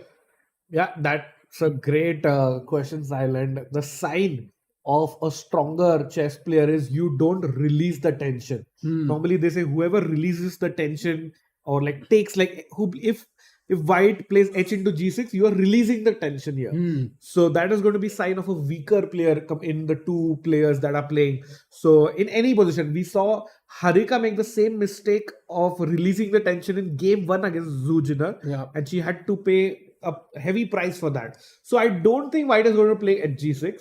I think white will first try to kick away the knight on b4 with a3. So that's how now you see you can't go knight c6 because you lose the c5 pawn with knight takes c5. And it's just going to be that much more difficult. Yeah, it will be difficult, but I think, you said, the So you have to go in the corner side. Sorry to cut. Yeah, I think I agree with you. Tensional drama is intense. Christopher Nolan taking notes right now. His next movie might be inspired. But as of now, Rakesh, I love your move a3. And first of all, knight c6 is definitely the obvious square, you said. But after, a move like e3, then maybe the knight has to go to e6. And then you take on g6, bishop takes. And this is like a very... a rectangle of pieces, especially once the king goes to the king side. So it will be very, very interesting. And also, I think if you could potentially go knight a6 defending this pawn, because this is the pawn which really, really is important. But knight c6, knight c5, Rakesh, apparently there is enough counterplay for black here, which is surprising to me. Yeah, I am shocked. I'm stunned. What's the counterplay? So what does black do? B6? You want to check it, Rakesh? Really? Yeah. It's very, very complicated. So b6 now. First of all, asking the question where you want to step. So I, as a logical guy, want to come back. I just want to say I grabbed a pawn. Yeah. No harm, no foul. But now bishop g4. And if you think carefully, there's a threat of first of all grabbing this pawn. And there are always threats on the e2 pawn. There's some pressure here. For example, if I pass a move, pawn to a4, now I can ignore this play g5, take it with this. And slowly, I think with that castle f5 at some point, all these pawns can move forward and black can take the initiative as well. Wow. But I think it's very tough from a human angle. Like I would, highly predict that she is not going to play knight c6 because it's so tough. Firstly, Humpy has to play a3. Yeah. Then we'll get to this. But also, if you just see another probable move is knight c2 style, which we should show in chat after a3. A3, knight so e2. Knight comes in. I just move my rook. I save it, and now I'm going to kick the other knight with e3. And your seat, like the knights are just too codependent, and it's not good for anyone. Yeah. And the last square for the knight is knight coming into the center after a3. Yeah, not knight c2. The knight comes to the center. Now, very, very nice tactics. Yeah, this is a nice one. I think it's one for chat to solve, Rakesh. So what can white do to finish off the game here? I think if you're known for capturing free pieces, as Divya, she will suffer the same fate, unfortunately. Knight takes d5. Boom! Is the move. And once queen d5 happens, there's this unfortunate diagonal there, and knight to f6 check. Bishop takes, and bishop takes queen. And that is the end of the game. So as of now, very interesting. a3, a very, very ambitious move and a logical one. And to be interesting, can Divya find that, counter in knight c? Will she go knight a6 and knight c2 clearly? Not the move.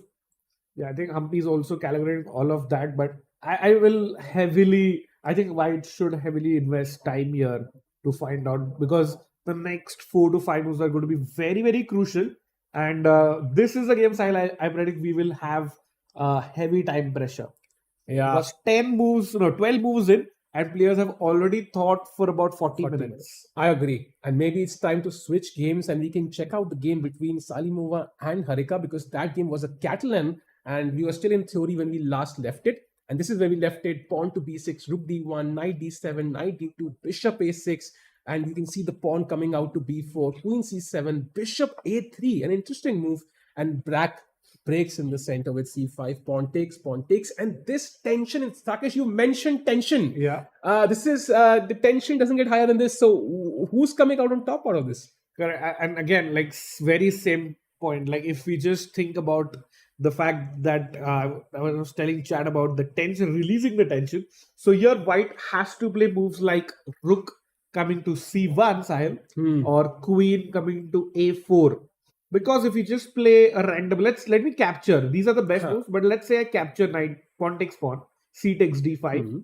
So knight captures the pawn, and suddenly you see it's black's pieces who are coming ahead. Bishop's diagonal has been opened and is hitting the pawn on e2 for black. Yeah. And it just, that is the reason why you do not release the tension unless you're getting some material by force. That's just such an important rule for beginners out there, because whenever an exchange happens, the side to capture second usually develops a piece. Yeah. That's very important here, and nobody wants to be the first person here. So as you said, Rook C1 makes a lot of sense, and yeah, a lot of pressure here as well. And 43 minutes for white, 1 hour for black. Does that change your valuation in your mind a little bit? No. I think this time won't really matter in this game here. And Salim trying to find her best. Both the players are actually looking for their first win here in Pune. Yeah. So I would not expect both players to go all out so soon in the tournament. But I think I would predict a draw in this one side. Yeah.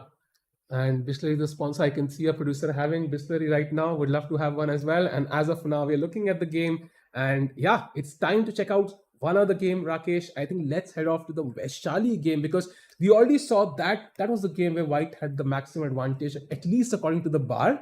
And after queen c3, she found that perfect square for the queen. Yeah. Rook a b8, putting pressure on the b2 pawn. And very simple, knight comes out to d4 in the center. Pressure on the bishop, pressure on the pawn. And now bishop d7. So again, the bishop had to go back. So clearly bishop f5 was not the best move. And now pawn to a3. a3 is very interesting. Is she planning like b4, knight b3, knight c5? Is something like that in the air? Because I thought b3 might be more logical here, Rakesh. Yeah, but again, b3 puts the pawn on a light square side. Hmm. And if you look at the opponent's bishop, you want to put your pawns on the opposite squares of your bishop. So the idea is, let's play the pawn to b4. I mean, a3, h6. For example, pawn to b4. Now, with the arrows, if we can show white's controlling the a5, c5 square, and all the dark squares with the e3, g3 square with the queen, for example, e5 square with the queen. And then, because the knight is on a dark square, it controls the light squares around it. So that's going to be e6, yeah, the octopus, like all 8 squares. And that is the idea for white here. So Vaishali is very happy to play this position. And I think she will definitely win this. It's like you said, bishop f5, bishop d7. One mistake, having a bad pawn structure. Another mistake, white is definitely cruising here. Yeah, I feel like I'm having a coloring book in my school days right now. It's similar, but as of now, I agree with you, Rakesh. I think a lot of control for white. Does that control lead to a win is the important question, because black is still kind of solid and would hope that she can hold this. And accuracy wise, I can see it's 99.2 for Vaishali and 97.7 for Paulina. So guys, if you're watching this, 97.7 is not enough. That is true. And it's also the fact that, white is playing faster. So, I mean, Paulina has for 20 minutes lesser, that she is just 40 minutes, and she has to defend. That's a deadly combo. You either have a position with, easier playing position with less time, or, you have more time, but a difficult position. Yeah, very interesting position. So we'll come back to this. Would love to jump to the Alina game against Mungutul, because exactly what we predicted happened. In fact, after knight b6, king a1 was played. I can totally understand this move, Rakesh, because I can see knight c4 incoming. I want to avoid knight a3, queen a3 ideas. I want to put the king on a1. But now comes the move bishop d7, a great move. And now you can see, if I were to take this bishop, queen d7, and you can see the bar take a huge dip, because knight c4, queen coming in, doubling up of the rooks. And where is white's attack? I don't see it. Yeah, it's a tough position for white, because now if you play bishop d3, like you drop back with the bishop, I think black is really happy to bring his other rook in the game and threaten knight c4. But now, only difference being, if you capture, I'm going to capture with the rook this time. Yeah, and of course, you've played f3. Now, do you take on g4? Because as you can already see, the bar goes down yet again, because there are tactics in the air, chat. So can you find the best move, chat, in this position? Take advantage of some pins here, because I think things are going really south, and black has a winning move in this position, Rakesh. Yeah, and I think it's just a move like bishop to a4, because the knight is pinned, bishop in the corner, hitting the queen. And if you move the queen, I am going to, just capture your rook. And Sahil, a very interesting position, just for chat. Yeah, I mean, white accepts that, okay, white is in a tough position, throws in a check first on h7, Yeah. and now king h8 is the best move. Just you are safe because of that pawn on h6, but you cannot be lazy or just play fast with king f8, because in case you play that, I'll just say I'll save my queen with queen f2. Interesting position for chat, and if you capture my rook and you say, okay, you're going to win, but then boom, knight to g6 wins the queen, and that's game over for black. So white has very few chances or threats, but black has to be just a little bit careful. But after rook f c8 style, that just shows every move in this opposite side castle position is important. Every tempo is important. I would say this game is very difficult to defend. I mean, the bar says it's, what, minus, I don't know, 0.2, whatever. But I think practically, if you cannot take on g4, you cannot go e4, f4 makes no sense. And now the knight on h4, even though we saw that variation where it kind of worked magically for white, black will go to h8. And this knight on h4 is kind of not doing, it's like a piece which is optically great close to the king, but not really doing much, not a functional role here. And white is simply lacking pieces to launch any sort of attack. And I think you can look at the clock, and that itself, forget the board.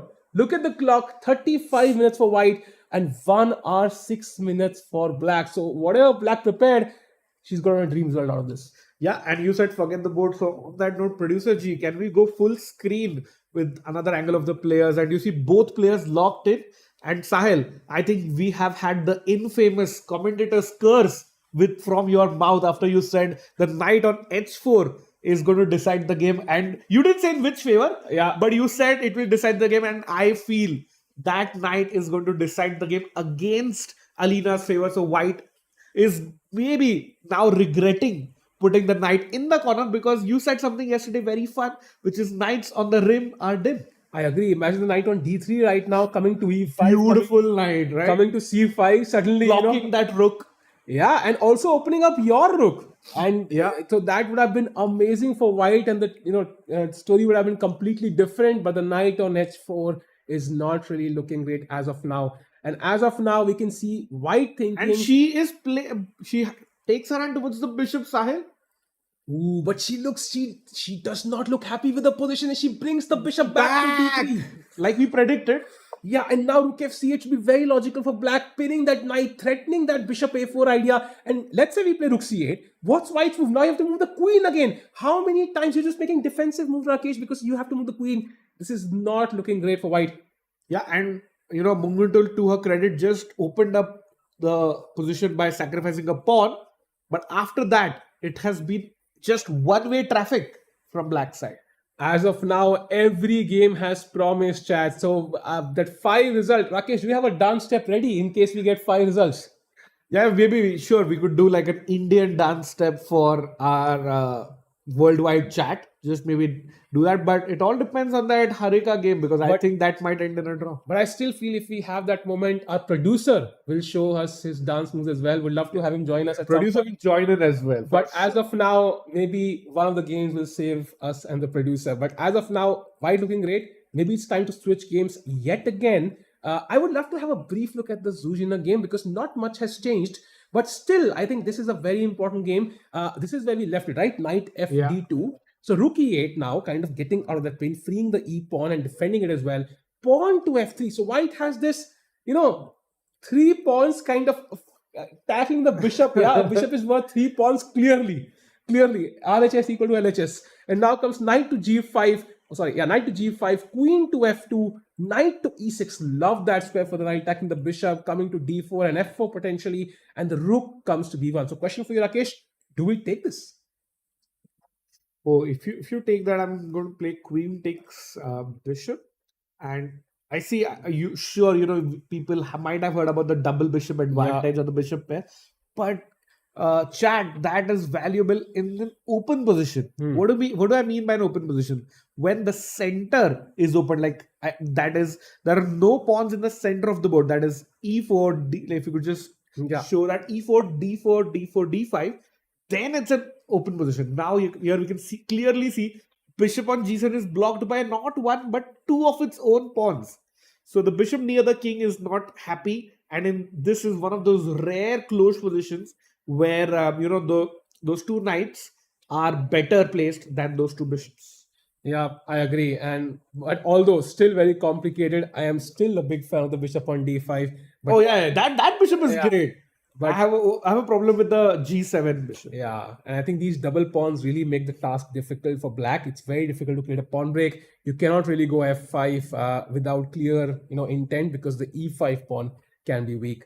So interesting position. And Rakesh, maybe black can actually hold this. And if black holds, then we could have multiple leaders as well. So we could have Divya there, we could have Zujin, we could have others as well. So very, very interesting Yeah, position. Polina could also join in. One Yeah. of the only player, in fact, on 1.5 out of 2.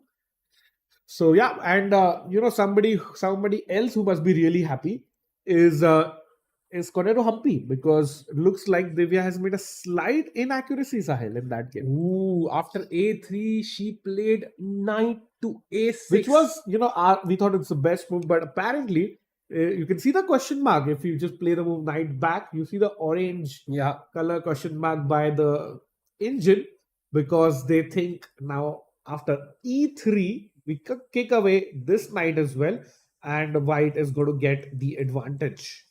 ooh, this is not comfortable. And now I'm wondering maybe it's time to expand with the f pawn as well. So, and Rakesh, I think we missed one detail there, because when we thought about the position, this was the We correct had to position. take on g6. Yeah, and actually she took on g6 first. And after bishop takes g6, now a3. So the position has changed a bit, because there is no bishop g4 ideas now or something, Correct. like no counterplay there. So now apparently knight c2 was the best try. Extremely difficult to find this. Who would play knight c2, Rakesh? Self-trapping yourself. That's a very counterintuitive move, Sahil, but that's what champion players find. But sadly, on this occasion, Divya couldn't, because after rook b1, you think that e3 is going to trap your rook. Trap your knight here. But now you have the bishop coming to that same diagonal again. Bishop coming to h5 and not allowing, pinning your pawn. Yeah. Yesterday, you remember, it was the day of pins. And this is not allowing the pawn on e2 to move. And black had to find this, but sadly, Divya couldn't try. I think this is basically stockfish chess. Yeah, this Yeah, is that's not very tough. chess. Very You're tough. kind of leaving your knight here, e3. Of course, it's not possible right now. Maybe I can move the queen at some point and try to push this away. And you still don't see a path. How will this knight come back? Because you can never move this, right? If you move this back, then I grab this one. So I understand Divya's choice there. Maybe knight c2 was the best, but it's definitely not possible for a human to play this unless they prepared it or they think for like 40 minutes. So as of now, knight a6 might not be the best one, but at least she has saved time on the clock, Rakesh. That is also extremely valuable. And now e3 is the move we are expecting Humpy to play. Is there anything else she could potentially do there? I think e3 is nice. Another interesting, it's like a trap, one move trap. 100% sure Divya is not falling for that, but I could just throw in knight d5. Knight d5. So With the queen, we've already shown the chat that knight f6 check with the queen. So we get a queen for 2 pieces and we go back home happy. So that's not going to happen. But Rakesh, so let's say knight d5. Yeah. And let's say I were to play castles. I really want to do this. What's the next idea for white? So, it is basically you are telling me that you just ignore my move. But now I bring the knight to f4. Wow. Hitting your bishop. Let's say you again ignore or you just drop back. Now I can put the knight on h5. Wow, it's the dance of the knights. So they're kind of precluding our ones. But anyways, that's an interesting maneuver. This is very, very nice. Knight d5 first. Imagine who would think this knight would land on h5, Rakesh. Exactly. Knight d5 here, castles, knight f4, bishop h7, and knight to h5. And we've discussed even in that, that game with the opposite castling, we saw how the bishop on g7 was the star piece for black, defending the king side. And this is the piece that white wants. And it's a difficult choice. For example, if you go bishop h8, trying to save it, you're forgetting that the pawn on h6 is hanging, and this bishop is having a big smile on his face right now and grab the pawn on h6. Yeah, this is highly possible. And in fact, even though e3 might be the top engine move, I would personally play knight d5. Yeah, I agree. Yeah. Like, of course, taking nothing away from Divya, because she definitely won't fall for that queen d5 trick. But I'm just, saying my knight is well placed on f4. And in this position, chat, like I was explaining in the other game, now there are no pawns in the center of the Yeah, board. yeah. So now here, if white manages to play knight f4 and get one of the bishops, then the two bishops are very happy. They have like big smiles on their faces. The bishop on c1, bishop on g2, Yeah. and it's like white would be very happy with that. Yeah, but currently this is where we are. Humpy has 46 minutes, Divya has 42, and this is where Humpy trying to find the best move for white. So very, very critical. And again, we have solved the mystery of the pawn. So I know, who the detective in the movie is, but we have not really seen the castling from black. So who's the star of the movie? We still don't know. So we'll figure it out. That problem will be solved soon. But maybe we have a new protagonist in the movie and he just kind of takes over. Yeah, that's a amazing maneuver in the middle of the board in on like move 15 or something. But one thing, Sahil, I'm very worried for just as a fan, because we're loving this high level exciting chess. Is look at the clock timings. We played about 14 moves and players just have 45 minutes or 40 minutes remaining for the remaining 25 moves, because they're going to get half an hour at the end of the 40th move, which is basically means they have 1.5 minutes per move, which is you're already 1.5 to 2 minutes. You're in a very risky zone if you have so little time left for your remaining moves. I agree. And that's going to only induce more mistakes. So more fun for us, maybe not for all the players, but we are going to love that. And by the way, going back to that saying knight on the rim is dim. If you're really adamant, you want to be on the rim. No, I want to be on the rim, be closer to the king at least. Because if you kind of go castling here, you see both the knights on the rim, but clearly the knight on h5 is a star piece and the knight on a6 is a liability. And as of now, Rakesh, very interesting. If you had to predict, what's your result here? I think Humpy is going to win. Experience might win over like in this game, and I feel overall it's a tough position to play as black also. And Divya, of course, has form, is in great form, has 2 points, but somehow I feel the position is really tough here. Yeah. And maybe it's time to switch games as Humpy, and you can see her, nodding her head. She's kind of in that zone of calculation. Yeah, you can see a couple of visions work out, and that's how you nod your head. You can see it again. Maybe it's time to check out the Vaishali against Polina game, because I think we saw a3 last, and it's an important game for Vaishali, who's on half out of 2. Polina as well, 1.5 out of 2, a chance to take the lead.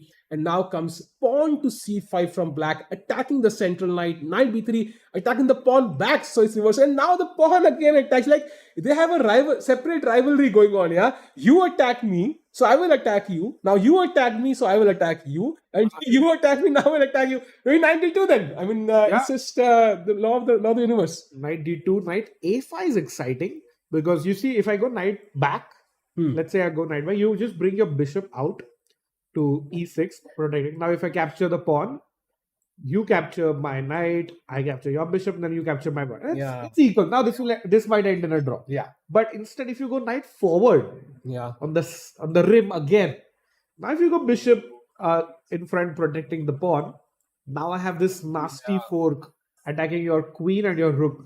So I think Vaishali is contemplating, should I go knight back or knight forward here? It's an important choice, Rakesh. There's a very, very nice thematic idea for black. So let's say, regardless of where you put the knight, let's say knight to d2, black has a killer strategic move here.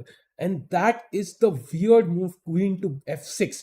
The idea being, you really want to win the b2 pawn. And as of now, white cannot avoid this trade. You double up another pawn here, but this pawn is weak. And if knight c4, if rook b1 first of all, then bishop e6, I save this pawn, rook coming to d8, and maybe black is okay. And if you kind of play knight c4, now comes bishop b5, pinning this knight, pawn to b3, takes, and this double pawn, rook b2, and black gets a clear draw, right? This should be a draw. So it's precise play, and if this variation works out for black, we might see a quick draw, and very important moment for Vaishali here.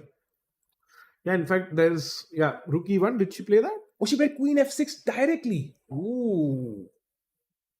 So rook e1, queen f6. So why this is kind of important is Vaishali got a free move with rook e1. Now once the bishop will not be able to pin the knight and the rook.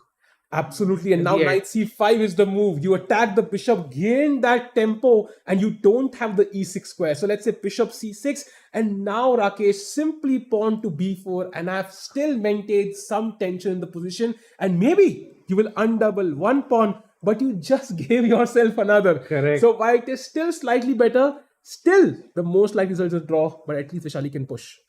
Yeah, and you have like none of the black pawns can protect each other.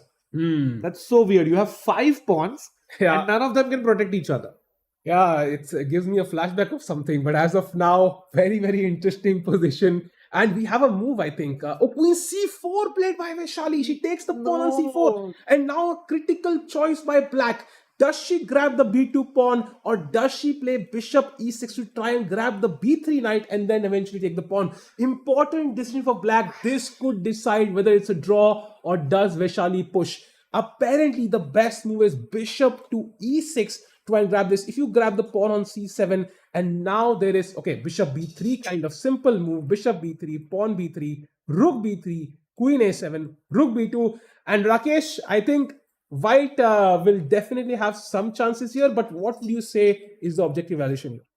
I think this is very tough to defend. It's a closer to a draw than a white win. And I feel somehow if she had played queen takes queen and knight, like the variation just you showed before that, and she played bishop e6, by the way. So I feel this is now closer to a draw than a white win. So would you say if Vaishali gets this position, Yeah. from this position right now, would she be happy or satisfied at least? I don't think so. Because I'm saying from this moment, if you just go back one move, the line which you showed, I really like that. A queen takes queen and knight c5. Like she would have loved to get gotten this position. Yeah. Not the other one. But now bishop e6 on the board, so critical choice to make, and queen c7 is not the only move. So a lot of options available. Queen a4 is, but I still feel a lot of pawns being exchanged. The ideal setup for white would have been to maintain this queen side pawn structure, these double pawns. Queen c7 has been played by Vaishali, so we'll see liquidation. And what does she do now? There is bishop b3, by the way, that's an obvious move. There's also rook b c8. That's the idea the of best. queen a7, and now you take the pawn on c2, and the knight is hanging with the bishop. There is some pressure on f2. And yeah, Sahil, that's what I was going to say. You do not play knight d4 attacking the bishop in the center, because that's game over with check and checkmate. Yeah, so very, very careful. And I think black has enough counterplay, but she has to analyze this well. But if she can find a clean draw, that would really save her. She plays that, Sahil. I just think, it's just that little bit of form that we call. Vaishali doesn't look in form because like in form, Vaishali would not have allowed that and would have played that knight c5 line which you showed us earlier. Yeah.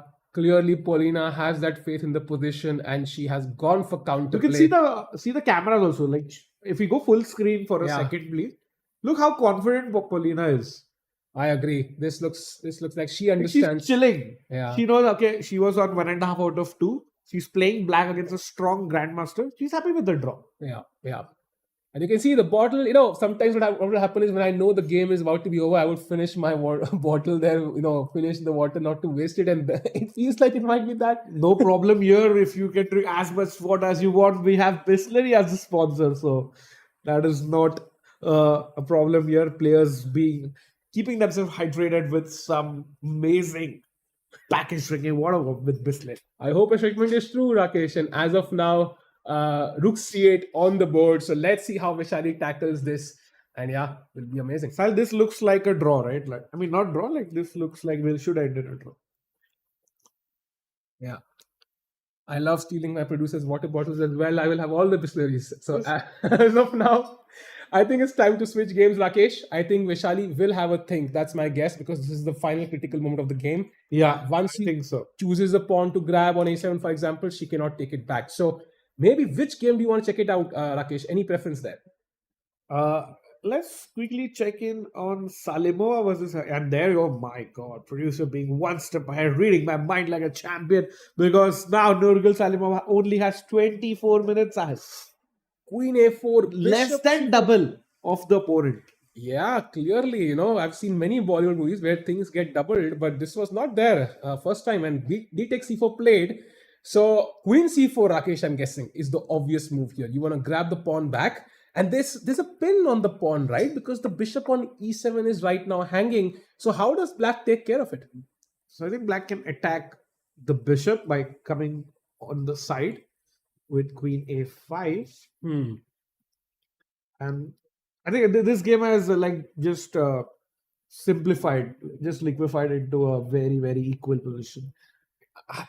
I think until the A pawns exist, I'm still hopeful.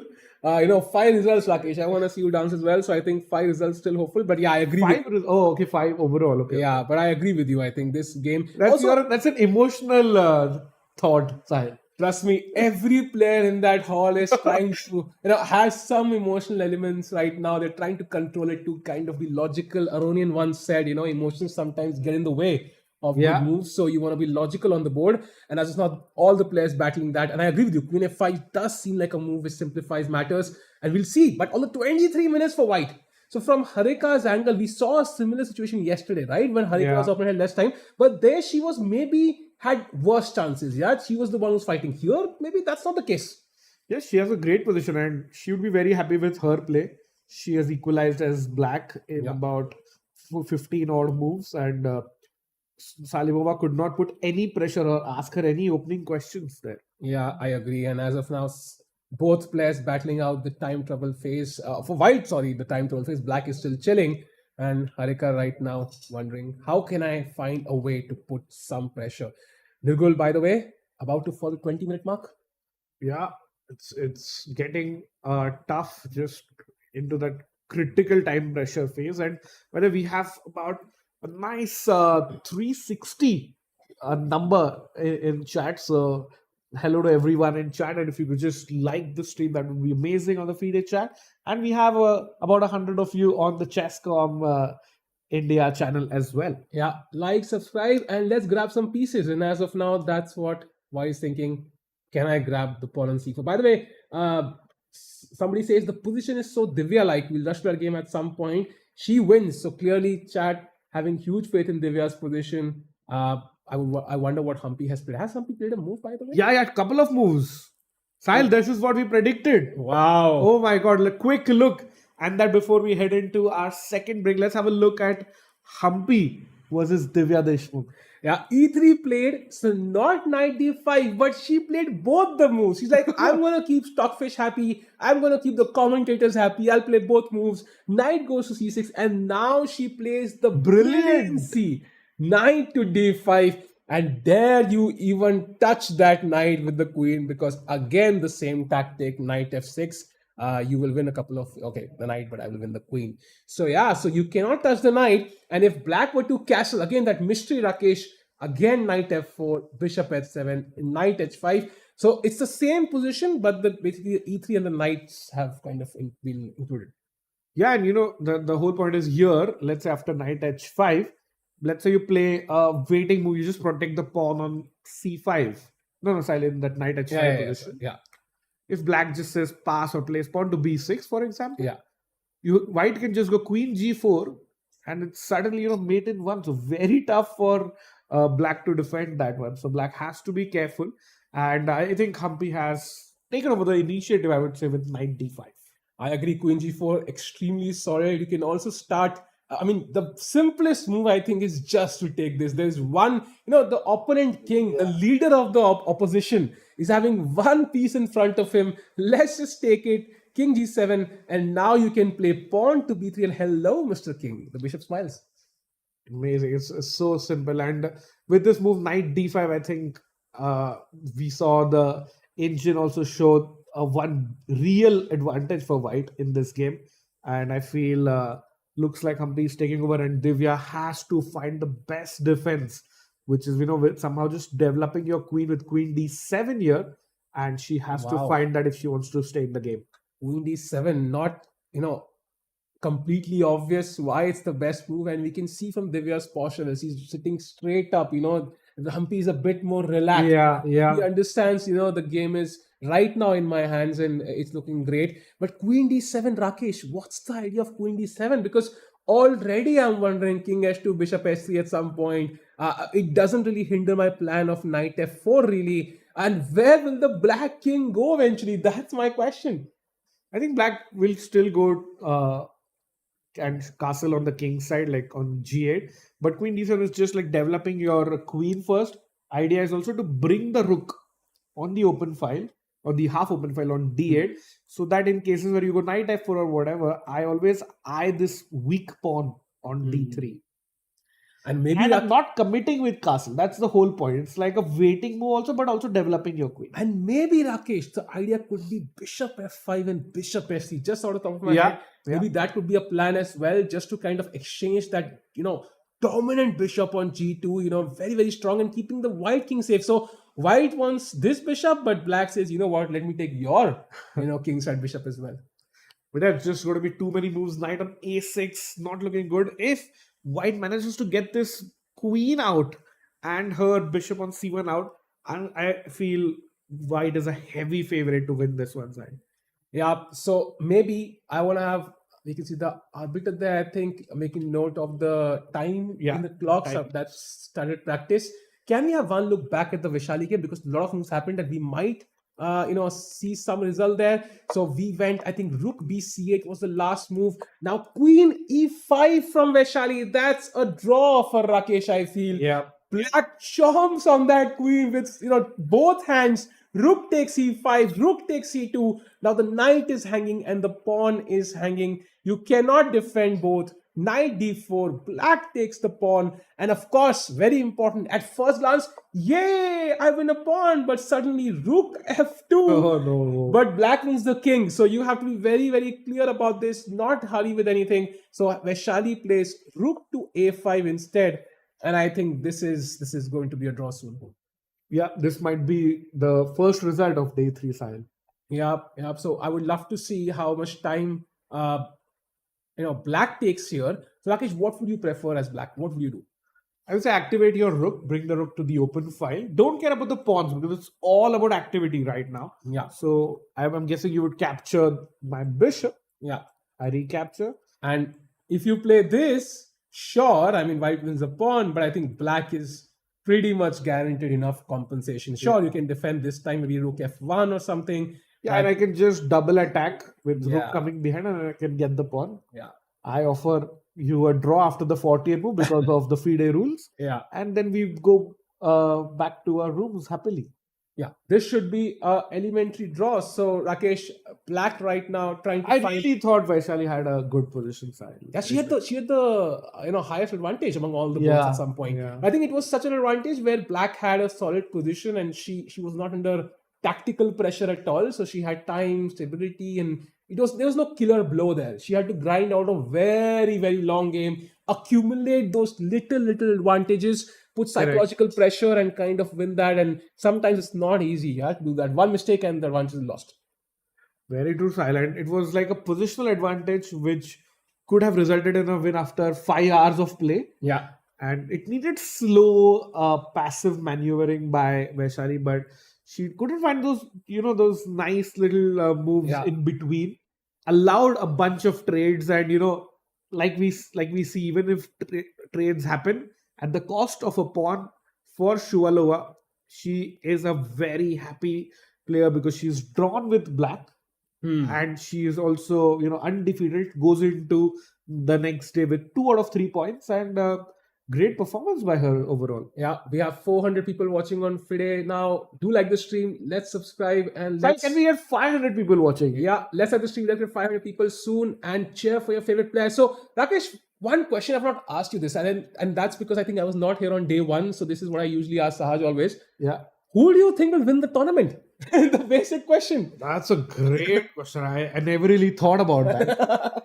But it's tough, So many good players. I would actually, of course, there are plenty of Indian hopes. So I would say someone between Divya or Zujina. Not because they've started well, but totally not because they've started well. If I had asked you on day 1, you would have It's your mistake you didn't come on day 1. The same names. Yeah. But now also I would say, if Humpy wins this, I would say Humpy and Zujina. So would you say in a tournament like the Grand Prix, do you think experience matters more, or do you think that energy and youth matters more? What do you think? I think experience matters a lot because, like I said, Humpy has played this for so many years, and we see Shuvalova play Rook D8, hitting that knight, and kind of forcing the line that we showed chat. But it's a very important event for the Women's World Championship cycle, and Humpy has qualified 5 times with second place. So just shows that this tournament needs a lot of experience, and that is why Humpy is also my bet, because this is Humpy's last event of the Grand Prix cycle, because she's not going to play the next one, because players are only allowed to play 3 out of 6 events. So in fact, she has to win this, and she cannot win it with Divya or Zujiner. She has to win it outright. Yeah, that's going to be difficult, and all the best to Humpy for So that. I would actually go out and say Humpy or Zujiner are my picks. What about you, Sai? That's a very, I feel like Uno reversed here. Very difficult, I think. I think we do have 2 leaders. I do kind of like how Zujiner is playing this. I feel she's definitely in my top 2. I feel like, she's had the stability and she has that poise and composure to convert that game. But full support to Humpy as always. I think she has an outside chance as well. But I don't know. I'm going to go that this Grand Prix might belong to the youngsters. Yeah. So that's my hunch there, and usually my hunches are always wrong, but it's good to have them anyways. So I'm gonna go and say maybe it's going to be Divya, maybe potentially, or maybe Salimova as well. One of these players who kind of take this tournament home. Definitely. And Sahil, while you were picking that choice, if we just have a quick look at Humpy's game, I know this game is about to end between Vaishali, but I picked Humpy, you picked Divya, and once you picked her, she made an inaccuracy by playing castle, and black is in some trouble. After we showed this line 15 minutes ago. Yeah. Of knight coming to f4 and h5. So castle finally a big mistake, and we have a evaluation of +1, which equals 1 pawn advantage for Humpy here. Yeah, but I think I feel Rakesh, this is the kind of position where things can go south very quickly once you're under time pressure. So what Divya needs from her side here is to get a clean solution before that time trouble hits. Otherwise, I can see there's a clear path for the queen to join in. That's always a deadly proposition. Yeah, queen g4, queen h5, knight f4, removing that important defender. And Rakesh, I'm going to ask you some strategic questions. So how important is it to save this bishop? Why can't I just play something like, I don't know, queen d7 and ignore this? Is it really so bad for white? Oh, that's a great question. And Sahil, that's why I think black, we were saying queen d7 earlier, because it stops the white queen from coming to that crucial g4 square. And because, let's say you played a loose move now, you are giving me that bishop. So I will just play bishop h. No, I'll play bishop h3 first. But bishop f5 now, Rakesh. Oh, I got it, yes. No, I missed that. I thought you'd play pawn to e6. But okay, let's just take on g6. Yeah. And after f takes g6, I want to get this bishop out on from its birth square on c1. So I can maybe play moves like rook b1, b4 is one idea. And I'm a happy boy because position is open. Bishops want to be on good diagonals, long diagonals. And finally, look at those pawn islands again that we saw in Shuvalova's position. Yeah. 1 pawn island, 2 pawn islands, 3 pawn islands, and all endgames will be bad for black. And you don't have the bishop advantage in an open position.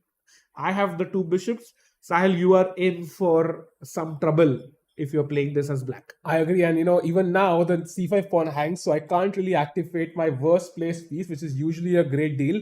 I want to put it here. Knight 4 on the board, Sahil. Humpy is playing the best move. Sorry to cut you off there. And it just feels we are going to see a masterpiece, and experience might triumph over youth in this one. Yeah, but both players stars of Indian chess overall, and this game is going to be interesting. Meanwhile, can we quickly jump to the game of Alina against Munguntul? Because So we were asking for a result. We're really hoping for a result, and we might have it here because bishop d3 is the last move, and after rook fc8, we saw there was a huge threat of bishop a4. just kind of winning the exchange. The knight is pinned. So white, realizing that I plays queen d2, very Okay. logical, right? Yeah. But now comes pawn to e5. So again, opening up this bishop. She wants to open this bishop. And look, long diagonal, there's a king on a1 at the end of it. So she really wants to open that diagonal. And the knight on h4 still, it can come to f5. Yeah, you have some squares, but Yeah. I like the move e5. Yeah. Because if that bishop comes into the game, it's just game over for white. But the problem is, Rakesh, maybe I don't know what the best move is. Do you really want to bring the rook to c1? Maybe d5, of course, doesn't look great at all. Bishop takes, queen takes, looks very, very. It's already lost for white. But white plays knight to e2, and now that removes one piece from the queen side where it was kind of controlling some squares, and now black has a bunch of options. I am wondering why not just knight c4, activating this. You will take, I will take with the rook, and now I can double rooks, maybe come to c2. The queen can even come and join at some point, and the bishop can join as well. This bishop can join as well. So some pressure there. There are other options as well. Maybe e4. It's we can see the arrow there from the chess.com engine. E4 played, and that would also be an idea, because if you take, I can take with the d pawn, and guess I have this diagonal of my bishop. Yeah, and we just go to 92 style. Just want to highlight a simple point for chat, and even somebody if they don't know that much of chess, it's so simple to show them that the white king is alone on the first three files. Black has two rooks, one knight, the queen and the bishop also eyeing that, and white has no pieces. Normally, we always saw the bishop on g7 was protecting the black king in so many situations, but here white has no piece against near her king, and I feel that is going to be very tough. Just 25 minutes on the clock with 19 moves to go. Very, very difficult position, and if you are a Kashlinskaya fan, and pawn coming into e4 side, I like so many moves. There is also an interesting move like rook to c4, for example. Wow. Highlighting the fact that, I'm not it's just not a flashy move, but if you capture, I take with the knight. Now my rook is also coming in to b2. Queen will come to a3, hitting everything, and it's just too much to handle there. Yeah, this would be resignation, I think. Once the rook enters on b2, I think the white king on a1 is basically counting its remaining time. It's just over. So I think rook c4, a flashy move for sure, and white will definitely not take that one, but that could be a mistake from somebody who's trying to get into chess. This is not a beneficial trade for white. Yeah, you will win the material, but you will lose the king. Yeah, and also, like I said, it's not just a flashy move, because I'm also threatening pawn takes pawn, and bishop takes pawn. That you might have to check out for bishop h7 check, but I would overall I would play e4, pawn to e4, just gaining that extra space, blocking that bishop. Where does your bishop go, Sahil, by the way? Do you go back for safety, or do you go ahead or in the corner on a6 and attack? My first thought was bishop e1. Okay. But as you can see, that problem again exists. And that is game over. So bishop a6, I think, is literally the only move. But if I can't come to c4, I come to a4, and it's still the same deal. So I don't want to play b3 here, because I can see there's a square for the queen now on a3. In fact, the best move here is rook to c6, attacking the bishop. And there are a bunch of possibilities, and I do not want to even calculate this. Yeah. So as of now, white's struggling, and I think this is going to be a very difficult defense. Somehow I have a feeling, Sahil, that this game will end in a win for black, which is, that's not the bigger thing, but I'm sure this game will be published in some books as like a winning tactic that black will find at the end. Because we see so many good moves, so many attacking moves, attacking plans for black. There is going to be some sacrifice in the next 10 to 15 moves, and black is going to bring home the point. Often people ask us, where do we solve tactics? Right here in this game. We might get a tactical puzzle at some point. And But I'm pretty sure, Munguntul, if she has done her puzzle rush today, in practice, she's going to find out some very, very nice motifs, because the white king is just alone. Gukesh used to do it daily, during the World Championships. So very effective. And as of now, if we can quickly switch games, as of now, White has such a difficult choice. She might take some time to the game between Nurgul and Harika. Because after D takes c4, I was thinking just taking the pawn maybe is logical. But White played Rook D c1, so aiming to potentially just capture it later. But Knight b6, and the pawn is no longer hanging, and Queen a6, and this is the current position. The bar seems to say Black is better, but there is enough compensation still, I feel. Yeah, but there is enough compensation. But look at the time, 13 minutes. Oh wow, Only. 13 minutes for White. And just to point out, chat, accuracy for White is 97. Very impressive, but accuracy for Black, 99.5. Oh, wow. That is just amazing by Harika. That's enough for admission in Delhi University, Rakesh, one of the most competitive colleges in the world. So 99.5, that's insane. And no wonder White has 13 minutes. And Harika looks like she was going to play something, but I feel Nurgul has complicated this and kind of given an early Diwali or Christmas gift to Harika, because she was not in that much trouble. She has played a few passive moves and gotten into time trouble, which might be haunting back to her. And I feel if Harika wins this, suddenly her tournament changes fully. And you were telling me that you met Harika before the game. Yeah, I met Harika, and she sounded very jovial. I think she sounded fine, comfortable. Even though she had a loss, it didn't feel like she was low. Yeah, so this win, if she does end up winning this, will give her a lot of confidence. But from Salimova's angle, she also is 0.5 out of 2, so she would also love to get some results with the white pieces. A loss with White in such a tournament really demoralizes you, because you feel you couldn't utilize White, and now if you defend in the next game with Black, so she will also come all guns blazing right now. But as of now, can we go full screen? Because she Queen a6, 13 minutes. How long do you think Harika will take for this move, Rakesh? 30 seconds. Because it's the second time she was about to play. Yeah, she definitely had a couple of times sensing some indecision there. Apparently, Knight fd5 is a very strong move for Black, bringing one piece from the king side. And there she goes. She's still not touched the knight. Come on.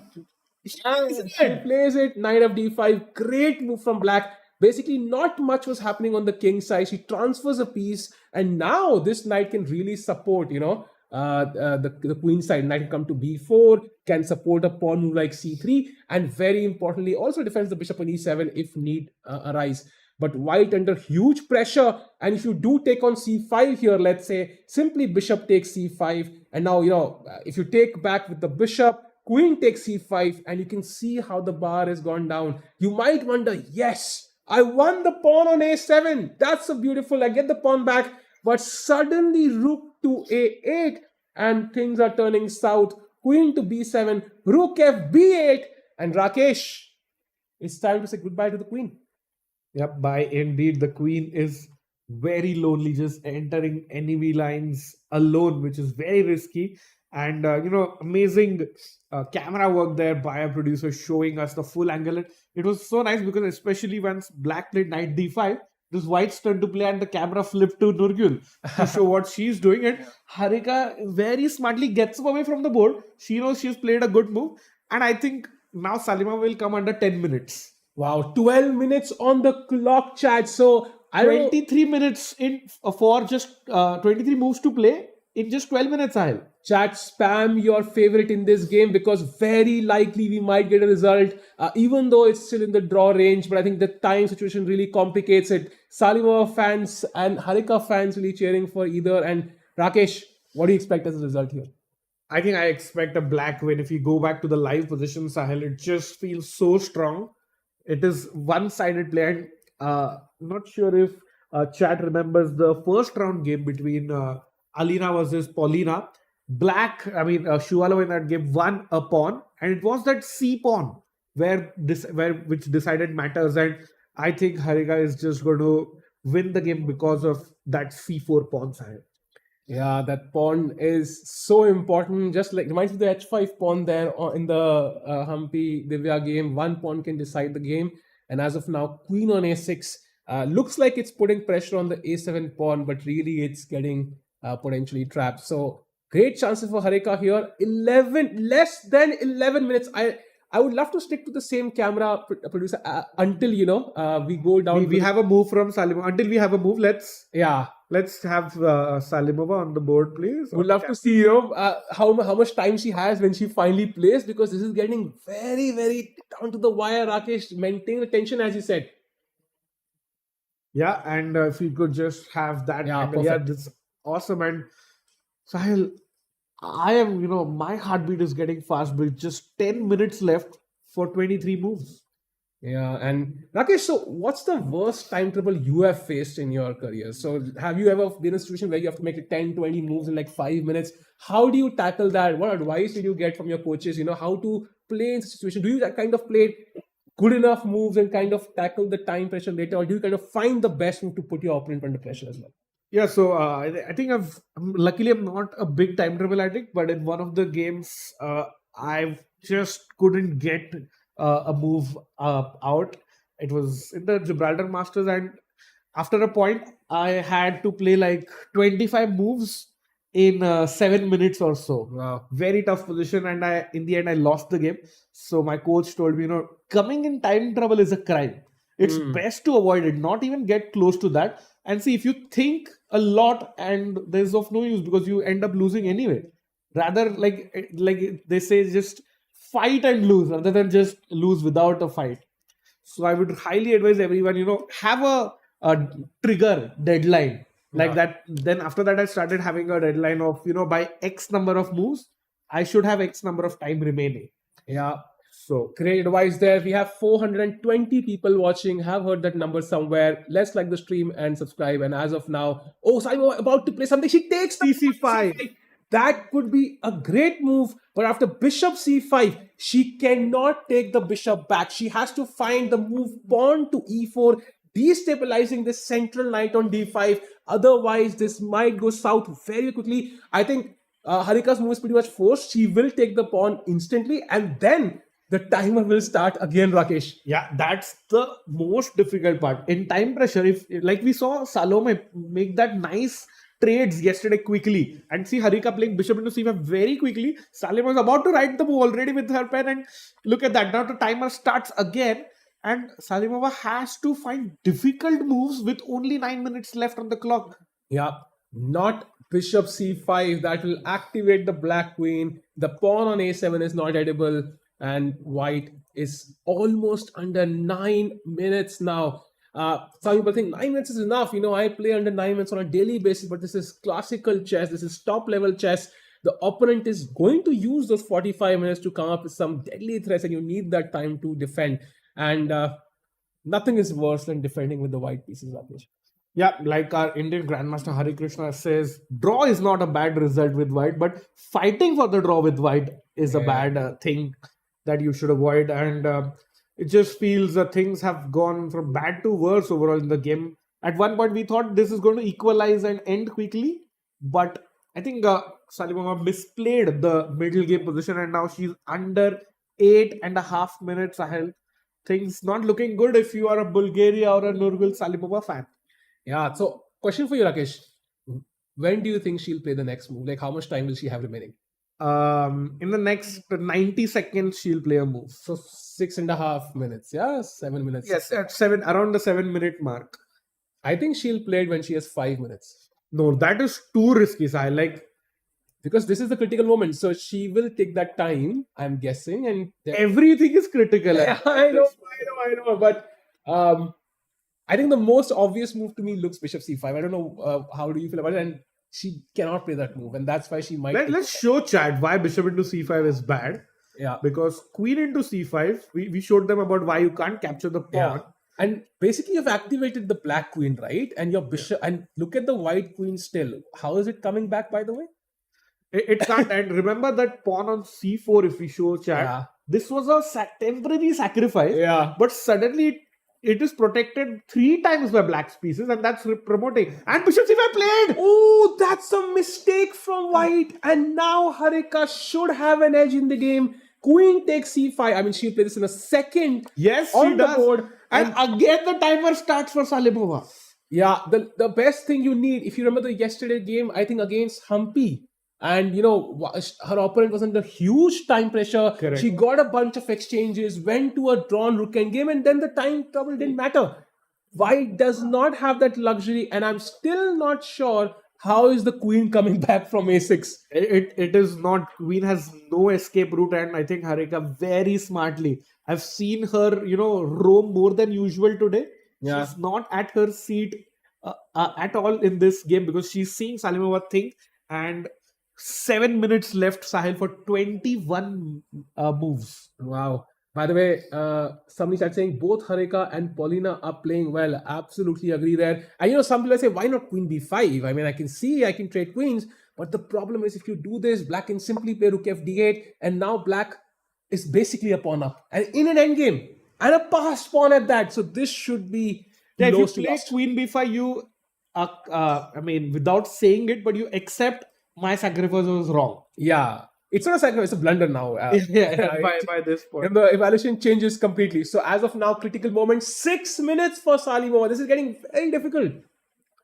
Oh my God, this is. Harika would be so happy with this win, but I would say Salimova kind of gifted this to her. It's like sometimes as white, you also want to play challenging. Yeah, you want like to push hard. Yeah, you want to push because at the end, if you draw with white, then you're not really having any chances to win the event, and that leads to. And if you miss a single move, right, a single move, a single idea, it can kind of lead to overpressing and then losing, and that really puts you down. So we know how strong Nirgul is.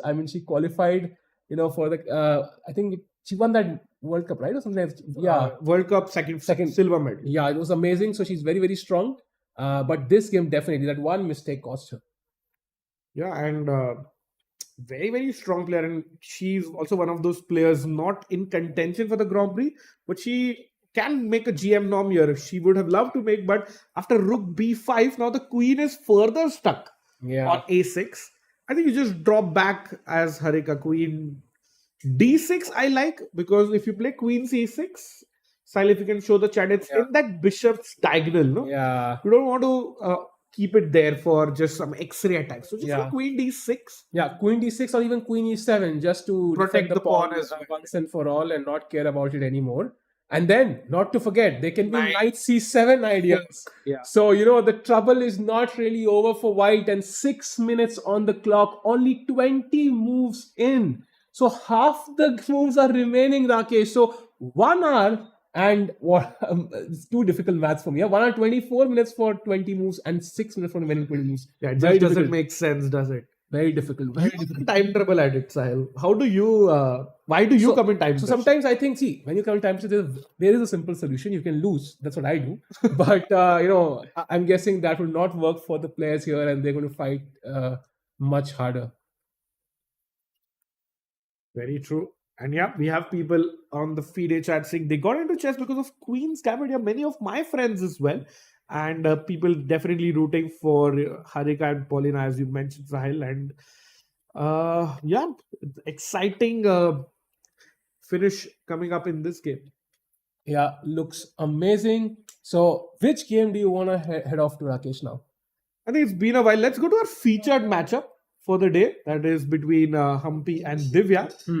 Oh my God, what's happened here, Sahil? Oh, we saw that knight d5 brilliancy from Humpy, and we saw Divya castle, and knight comes to f4 attacking the bishop, but she does not defend it. You're wondering if defending this is important or not, but no. And now king comes to h7. So you defend with the king, but now you don't really have an option. The bishop can't go back. And if knight g6, you will take with the pawn and you'll be left with this broken structure. But Humpy has the patience and the poise, plays bishop to d2, does not hurry with that capture. The bishop is going nowhere. Yeah. And you see her confident, looking very confident. Sahil, one thing has changed in this game. It's not about the board, but look at the clock. Yeah. They were very neck and neck on the clock, and e5 is a mistake. E5 is a big mistake from Divya now, and it literally forces white to do what white want to do anyways. And after knight g6, pawn takes. The problem is, Rakesh, you've played a pawn to the dark square. that blocks your bishop, the dark square bishop, and now your light squares are weakened. And guess which piece white just captured? It's the light square bishop. Correct. So that means it's going to be a very, very hard defense if there can be one. And still, look at the bishop defended by the pawn, blocked by the pawn, the knight defending a pawn, the knight on c6, doesn't have any active squares as well. There's one weakness I can easily defend with queen b3, for example, and in fact counterattack your pawn and also control this important diagonal.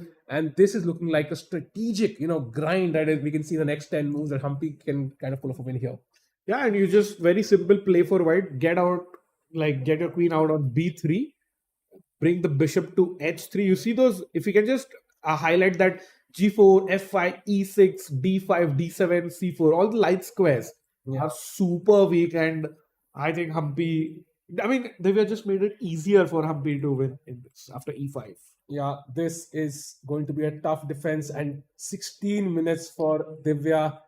This is going to be difficult. Maybe Rakesh, this is time to take a short break because we might not have time to take another one because games are getting down to the wire. Yeah, chat, we'll be back after a very short break to see the end of Harika's game as well as Vaishali's game. Do stick around. We'll be back very soon.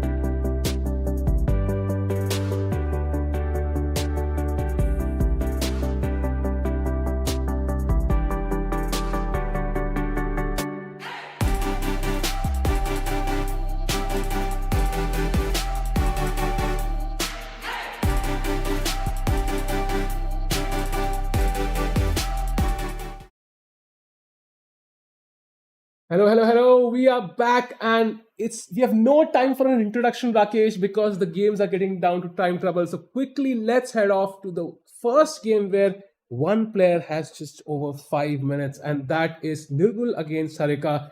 This is where we left it, rook to b5, right? When the queen was attacked, Yeah. Harika calmly drops it back to d6, queen to a5. So finally, the queen finds a square, a path to come back. But this is not why she went to a6. She wanted to grab the pawn, at least put some pressure. And now rook to c7, the pawn is defended, and this pawn is also defended. So white plays pawn to e4 finally, and knight e7. Very important. No knight f6, because there is e5 forking both pieces. So e4, knight e7, and this is the current position where Nirgul just played bishop f1, putting some pressure on this pawn. Yeah, but as you can see, the main problem is the clock situation. Just under 6 minutes for Salibaba, and I think Harika can just calmly protect the pawn by bringing her only piece that she hasn't developed yet, that is the rook on f8. I agree, and it's so logical, right? These are the kind of moves that white would want with such time on the Simple clock. moves. But black has them. All her last moves have been so obvious, right? For example, bishop c5, an obvious move, queen c5, queen d6, queen c7. Like all these moves are obvious, and white's moves are very, very complicated. And 5 minutes, she's been playing faster, Rakesh. So she's kind of playing on the increment right now. But that does mean that maybe she doesn't have as much time as she would want. Yeah, that is very true. And we have Conan and Pepsi Cola in the chat who are rooting for Harika to win in this one. And the biggest point is if Salimova's clock reaches 0 before the 40th move, she lost. Yeah. So it won't even matter if she has some extra material or if the position is equal. So that's the more critical moment that Salimova has to play the next 17 moves within 6 minutes. That's the tricky part, Sai. That's incredibly difficult. 17 moves. The pass pawn on c4 can't be overlooked. So very tough. Yeah. Because the problem is you make one mistake and then it is objectively lost. And then the time doesn't even matter anymore and you will True. just lose because of the pass c pawn. So she has to find good moves. She has to find them quickly and she has to be fully focused for the next half an hour at least until she comes out of this and ideally grabs the c4 pawn for free or at least gets some counterplay in return. Yeah, so things not looking good for Salimova here. Can we quickly jump to the Humpy game, Sahil? Absolutely. This is a e5 was a slight error or a big error depending on how you look at this from Divya. And now knight g6, obvious move. Pawn takes, of course, for the wild ones out there, this would feel awesome, but not really. Pawn takes g6. And now queen to b1. That's a very interesting move because my first thought was why not queen c2, but I'm guessing the rook is opposite the queen. Maybe that's why she doesn't like it. Yeah, but I don't. I mean, if Humpy wins and we can get her in the studio, we'd love to ask her what's the idea behind queen move, because your rook in the corner can't come in the game now. Maybe the plan is rook fc1 and at some point b4, Rakesh. Maybe that's why the queen belongs on b1. Yeah. There's a natural square for the rook. And of course, usually you would not leave the f2 pawn unguarded, but the knight on e4 is such a great piece, putting pressure on the black king side, first of all, putting pressure on the black queen side, and also defending the f2 pawn, and also defending the bishop. Also, Beast. it's an absolute monster, and there is not one piece in the black camp right now who can even challenge it for a while. The bishop can never. You wouldn't really use these pieces. The knight on c6 is the farthest distance away, and this knight, I mean, one move, two moves, three moves. This is very, very difficult. Yeah, and queen b1 very smartly Sahil protects the pawn on d3 as well, which was under attack. Yeah. So I love this actually. Now I understand the whole point. Rook f0 and pawn to b4 just looks very tough for black to defend. And after rook f0, even the c5 pawn is hanging first. Yeah, absolutely. And once b4 happens, if you take the a file also opens up. Imagine the knight can never move now. Maybe it can, but b5 can also be pushed after that. And these knights will get kicked yet again. They've been kicked enough, Rakesh. Yeah, and can we get full screen into the players to check their body language and see? You see Humpy relaxed and calm. Divya literally on the edge of her seat. Absolutely, and so are we. Because both players have less time as well. So, there's not enough time for them to contemplate every single option. And King S7 was one of those moves which you kind of play, right? When you have no time, you just want to kind of solidify your position. Huh? And after Queen B1, the Queen is directly opposite that King. So, That's another very deep angle. yeah, so you really, really have to be cautious. And as of now, Divya, who has 14, just under 14 minutes now, needs to come up with some very good moves. Maybe Queen E7 could be a move, Rakesh, connecting the rooks, over defending the C5 pawn, preparing rook F-C1, or even B4, putting some pressure there. Something else, maybe, I don't even know. I really want to read out this knight. So B6 comes to mind. Maybe trying to bring the knight to c7, but again, whenever I play knight c7, there might be some knight g or some tactic there because the knight might be loose. Yeah, very true, Silent. I have a challenge for our viewers and chat. If can we get 200 likes on our stream on both channels, that is the FIDE channel and the Chess.com India channel, before our first result today. That's a challenge. I think chat will that easily. I mean, that's peanuts for chat. I would say let's make it 250. 250. At least for a tough challenge. As of now, 440 people watching this intense challenge. This is also a challenge for each player, Rakesh. And 13 minutes, under 13 minutes now for Divya. Yeah, very tough. And I think we might focus on this game a little bit further ahead. But one game which we might not get a chance is Alina versus Munguntul, because it looks like the Mongolian star is very close to a win. Sahil, can we take it from where we left? Yeah, I think this is where we left it, 92, and she did not find any of the, she found she found knight c4. I think that's what we looked at, right? Yeah. Knight c4, bishop takes. No, we takes. were looking at pawn to e4. But I think we considered this, and this was one of the obvious moves, right? You kind of remove the bishop, the defender, and now pawn takes g4. I don't like this move because it doesn't really, do anything for white. Black can always take it back as well. Pawn takes, And bishop Sahil, takes. sorry to cut you, but remember the old saying: if you just come one move back, 2 is company, 3 is a crowd. And look at that crowd on the G file. My coach had told me double pawns are okay, but triple pawns never, because they do no good. And you can see that's why chess.com engine is giving it a question mark as well. Well, at least black will solve that problem for you by grabbing that pawn. Now, the knight is in the game Finally. But I feel it's too little too late. Rook b4, pressuring b2, b3 played. I think a5 is a hand move, literally. You see the hook, you push it, and now rook to b1 trying to counter this. But that releases tension on the d4 pawn. And look at the bar, it's minus 3.2. And now I would say just let's take on d4, open up this diagonal, for the bishop as soon as possible. I'm even thinking bishop f3 and then doing the same. But I think even ed4 looks very logical. The queen can also pressure here on the e file. a4 is also incoming. There's some sort of semi-pin here, some sort of attack here. And where's white's counter attack? Absolutely none, Sahil, and just 12 minutes for Kashlinskaya. And I think if you're Munguntul, you can literally do like Inky Pinky Ponky and play the next move, because all moves are winning. Yeah. So huge pressure, but I think maybe they have enough time that black would probably think for a while. I'm wondering if you want to check out any other games where Salimova has 3 minutes, by the way, Rakesh. Should we head there? Let's have a quick look at Vaishali's game. Yeah. Oh, this might be a draw soon. 33 moves as well. So a lot of games ending simultaneously, Rakesh. If we go back quickly, I think rook d8 is when we saw this last, the Vaishali game. Correct. 96, pawn e6, and she's a pawn up, but black has more than sufficient counterplay. 2 rooks. You said rook on the 7th rank is great. What's better than that? 2 rooks on the 7th rank. Now comes rook f1, rook a2, h4, h6, couple of random hand moves. Rook e7, takes. Okay, I mean 3 versus 2 on the same side. I've seen this being played, and maybe Vaishali will play this for a long while, but this should be a very comfortable draw. And I like this for h5, maintaining the structure. Now, whenever white pushes the pawns, there'll be a pawn trade, and that means we'll have rook pawn against rook at some point, and the black king is in front of the pawns. Very simple draw. Yeah, and very good point mentioned there, Sahil. Great take, because let's put the pawn on g6 and h5 now after rook e5, g6. This is the drawing structure. Yeah. This is very important when you're defending 3 versus 2.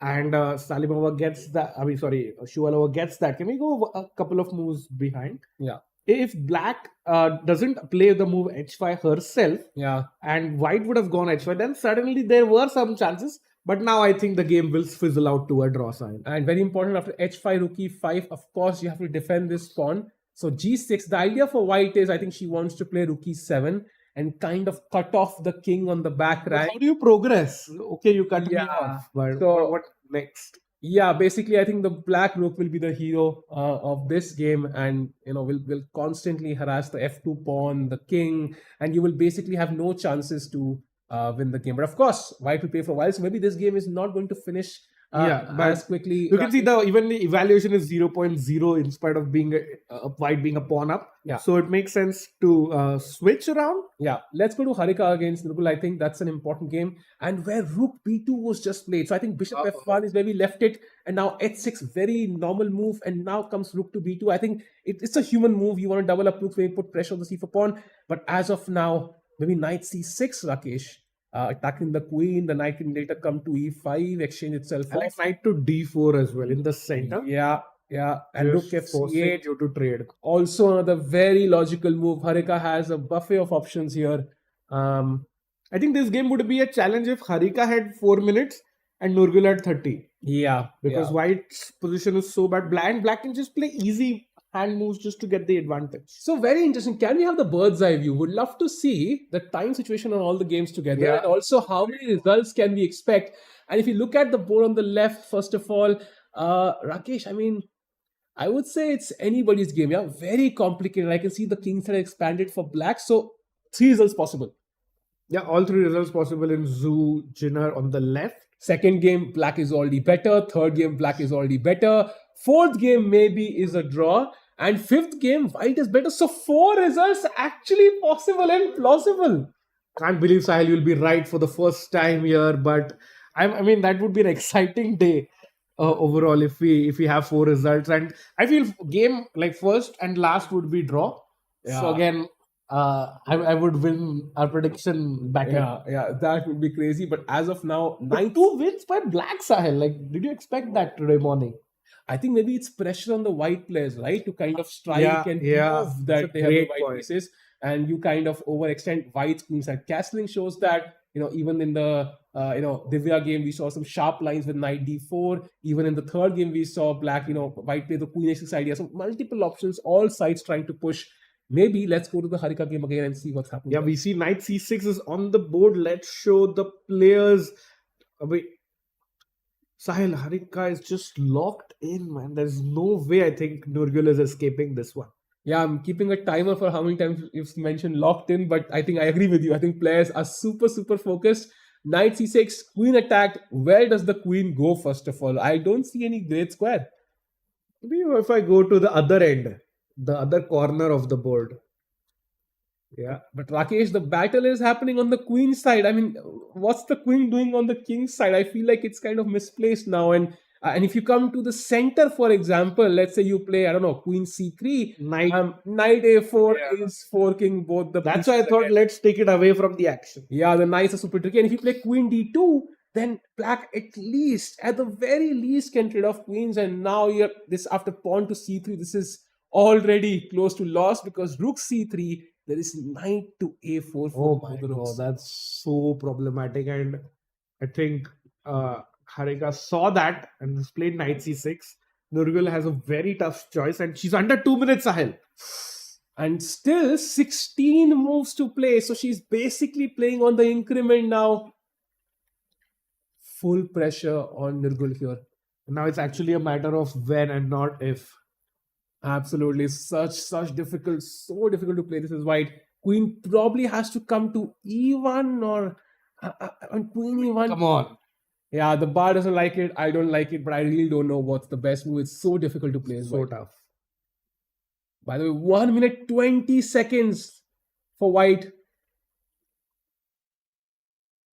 Can we go full screen for a second? Maybe this angle is also comfortable actually, but I really want to see Salimo's expressions here.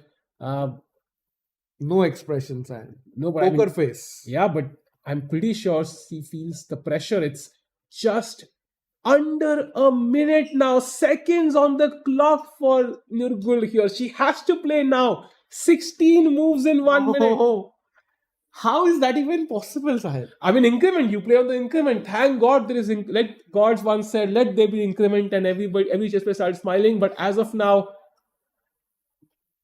Oh my God, 40 seconds. she doesn't see a good square for the queen, Rakesh. And she is going queen h5. Yes, Oh, she does. she plays your move. She was scared of the knights.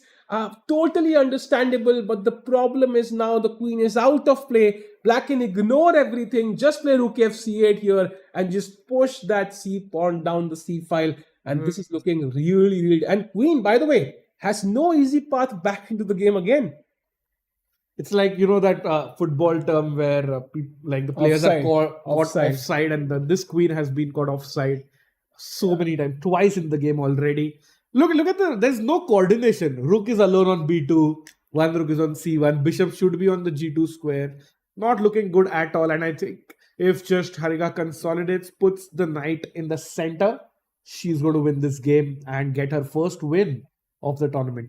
Yeah, that will take her to par score 1.5 out of 3. That's pretty 50%. decent, and that should give us momentum because she might have white in the next round and potentially a chance.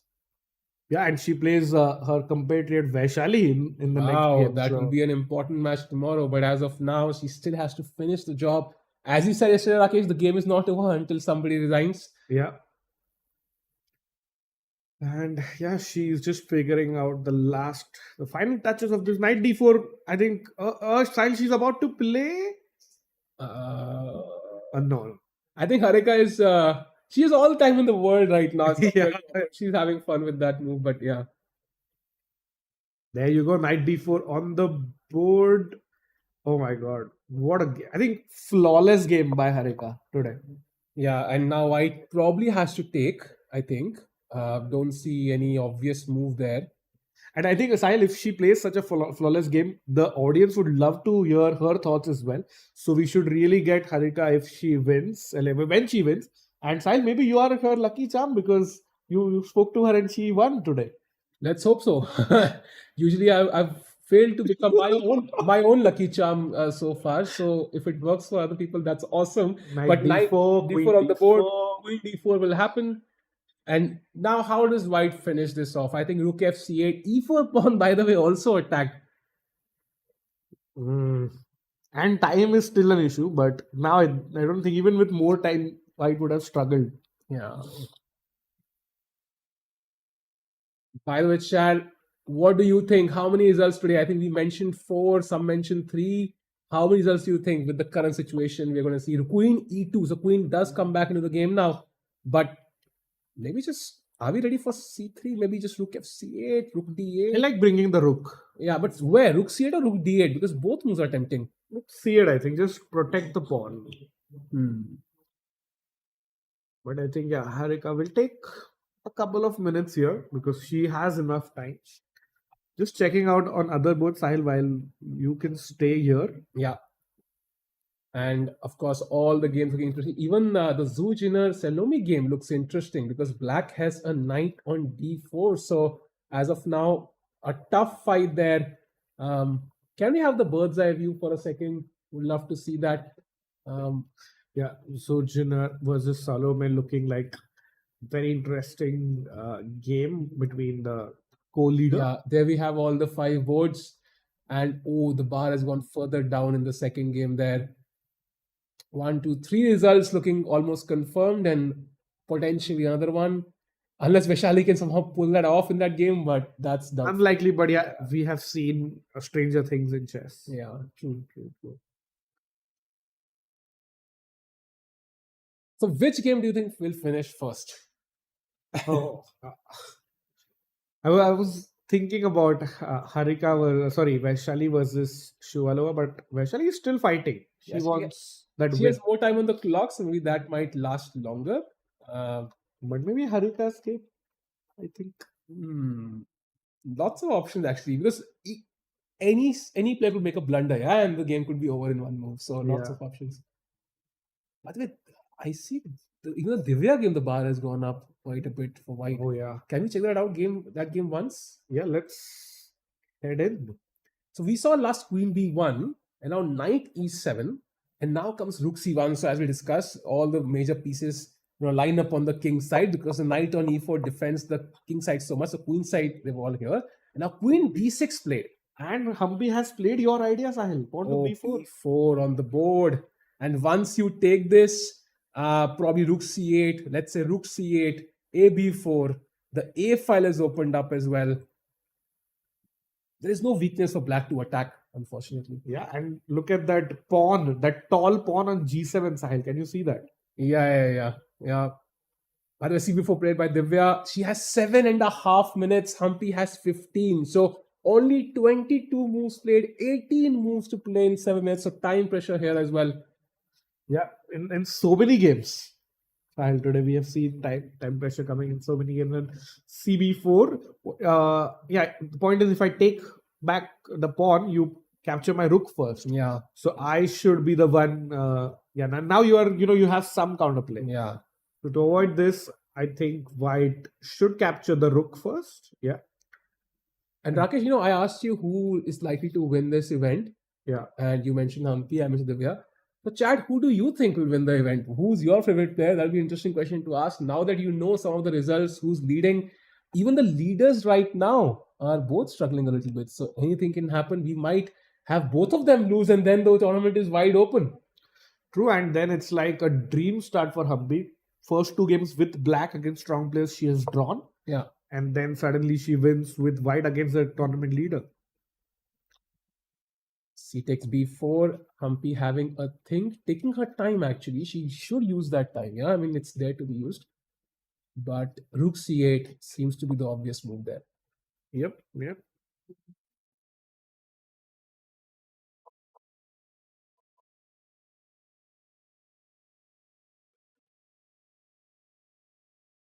Oh wait, she took the rook, yeah? Yeah. Yeah, she has taken the rook on c8, and now Divya will probably take with, I don't know which piece to be honest. Both look okay. Because knight c8, I want to play knight d6, remove that knight from e4. That's really the piece that's a big thorn in my position. Like you would be even happy to give up your rook, but there is no way the rook can attack the e4 knight. I agree. There are now 7 minutes for Divya. By the way, Nirgul has 1 minute. All the players in time trouble. I think Salome has 8 minutes. Arina has 10. Nirgul has 1. And then Divya has 7. So 4 games already. At least one player is under 10 minutes. Yep. And this keeping an eye out here because this is the game between, like, this was a featured matchup. And it looks like it has delivered because Sahil, decisive game coming up in a featured matchup. Yeah, we are 3-on-3 so far. Yeah, that's what we need. Lot of results, as many results as possible. Now what does Divya? 6 minutes by the way. She has to. Oh, she's thinking whether to recapture with the knight or the rook. So knight d6, is that even possible? Because knight d6, my idea is, knight d6 now. Let's say you take back. The problem is if I play this, takes, and now b7 is hanging. So I can't even do that. There is no way. And then I'll remember that strong e4 knight. Now the bishop will sit there. This is rook c8 played. Rook c8 played by Divya. Looked like the more practical move. If the knight can't come to d6, then there's no point of capturing with the knight. At least here it can come to f5 maybe at some point. And now rook c8 played. And now Humpy instantly takes the pawn on b4. And while we are witnessing an exciting one game is about to finish. Oh wow. Which is the Kashlinskaya versus Munguntul game. Let's head over there. We saw the game until 3 moves ago. Rook e8 was played. Yeah. Let's take it from there. Yeah, rook e8, pressuring the pawn on e3. Usually it's difficult to switch like this, Rakesh, right? Because you're pressuring the b file, but you realize that e3 is also a big weakness. Yeah, and once e3 pawn is gone, Look at that bishop opening up from the G7 die. Yeah, very Beautiful. practical play. And maybe rook h1 would have been better, but white plays rook b1. That was the But last mistake, I think. yeah, and now a4, blowing open the king's cover. This king will be hunted down. There is no saving it. I mean, king b1 walking in front of the king. Rakesh, I think this could be like, I've seen the police chases on the, on TV. You see sometimes on TV, the king will be hunted The down. car chase. Yeah, car chases. I think this king will be hunted down. King b1, pawn takes, and now probably the idea is a3. I'm guessing. I don't know what to do here. Yeah, I mean, a3, I can just play rook takes knight as well. But one very interesting variation is, let's say you capture knight takes pawn on the last move. Yeah. Now I play rook takes. It's like a puzzle rush moment. Rook takes, pawn takes, and now queen coming in to the corner. Yeah. And there are so many checkmates. I mean, you can't even count it. Yeah, I think this is couple of moves away from resignation. There's no trap whatsoever. This diagonal is open. This diagonal is open. This file is open. This file is open. This could open as well. The king is all alone. Very and rook tough. on h1, still watching Netflix.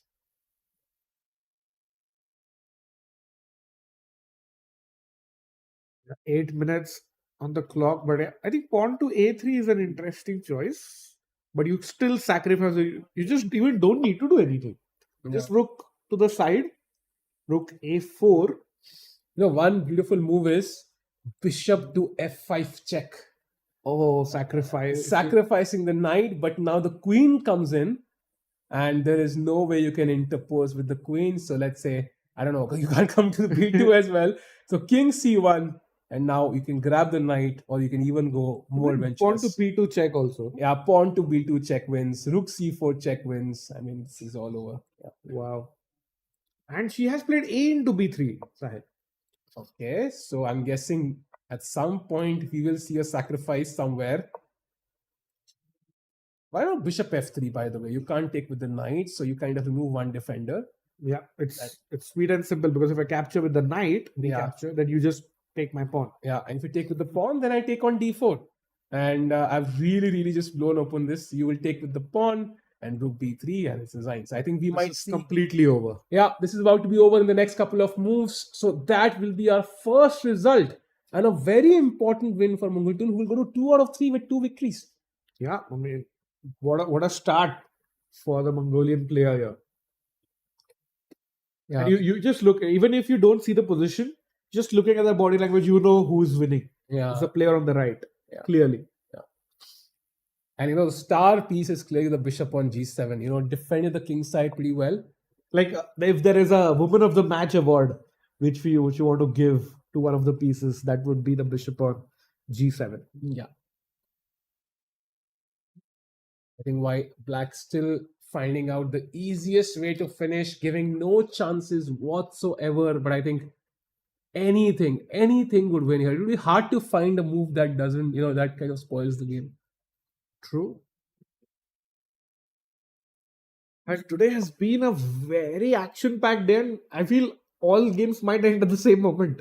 Yeah. So it'll be very tough, chat. Bear with us. We'll try to get the final moments, the handshakes, the resignations of every game here.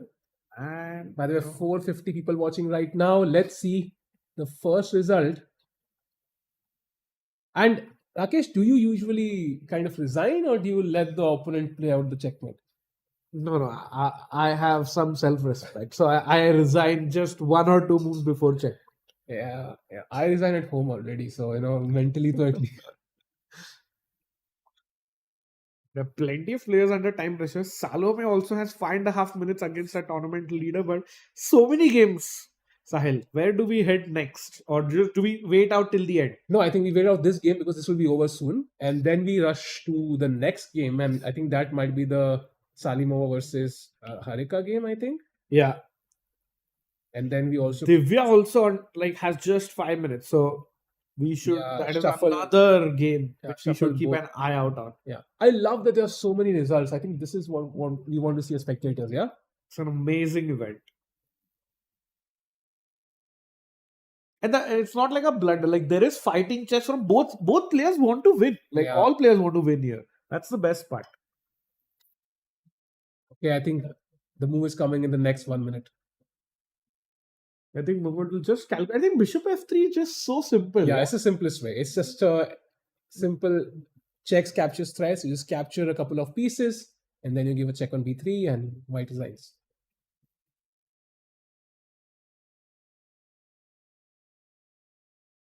What will be the puzzle rush rating of this puzzle, Rakesh? We already mentioned, right? We might see a puzzle rush. Yeah. at the end.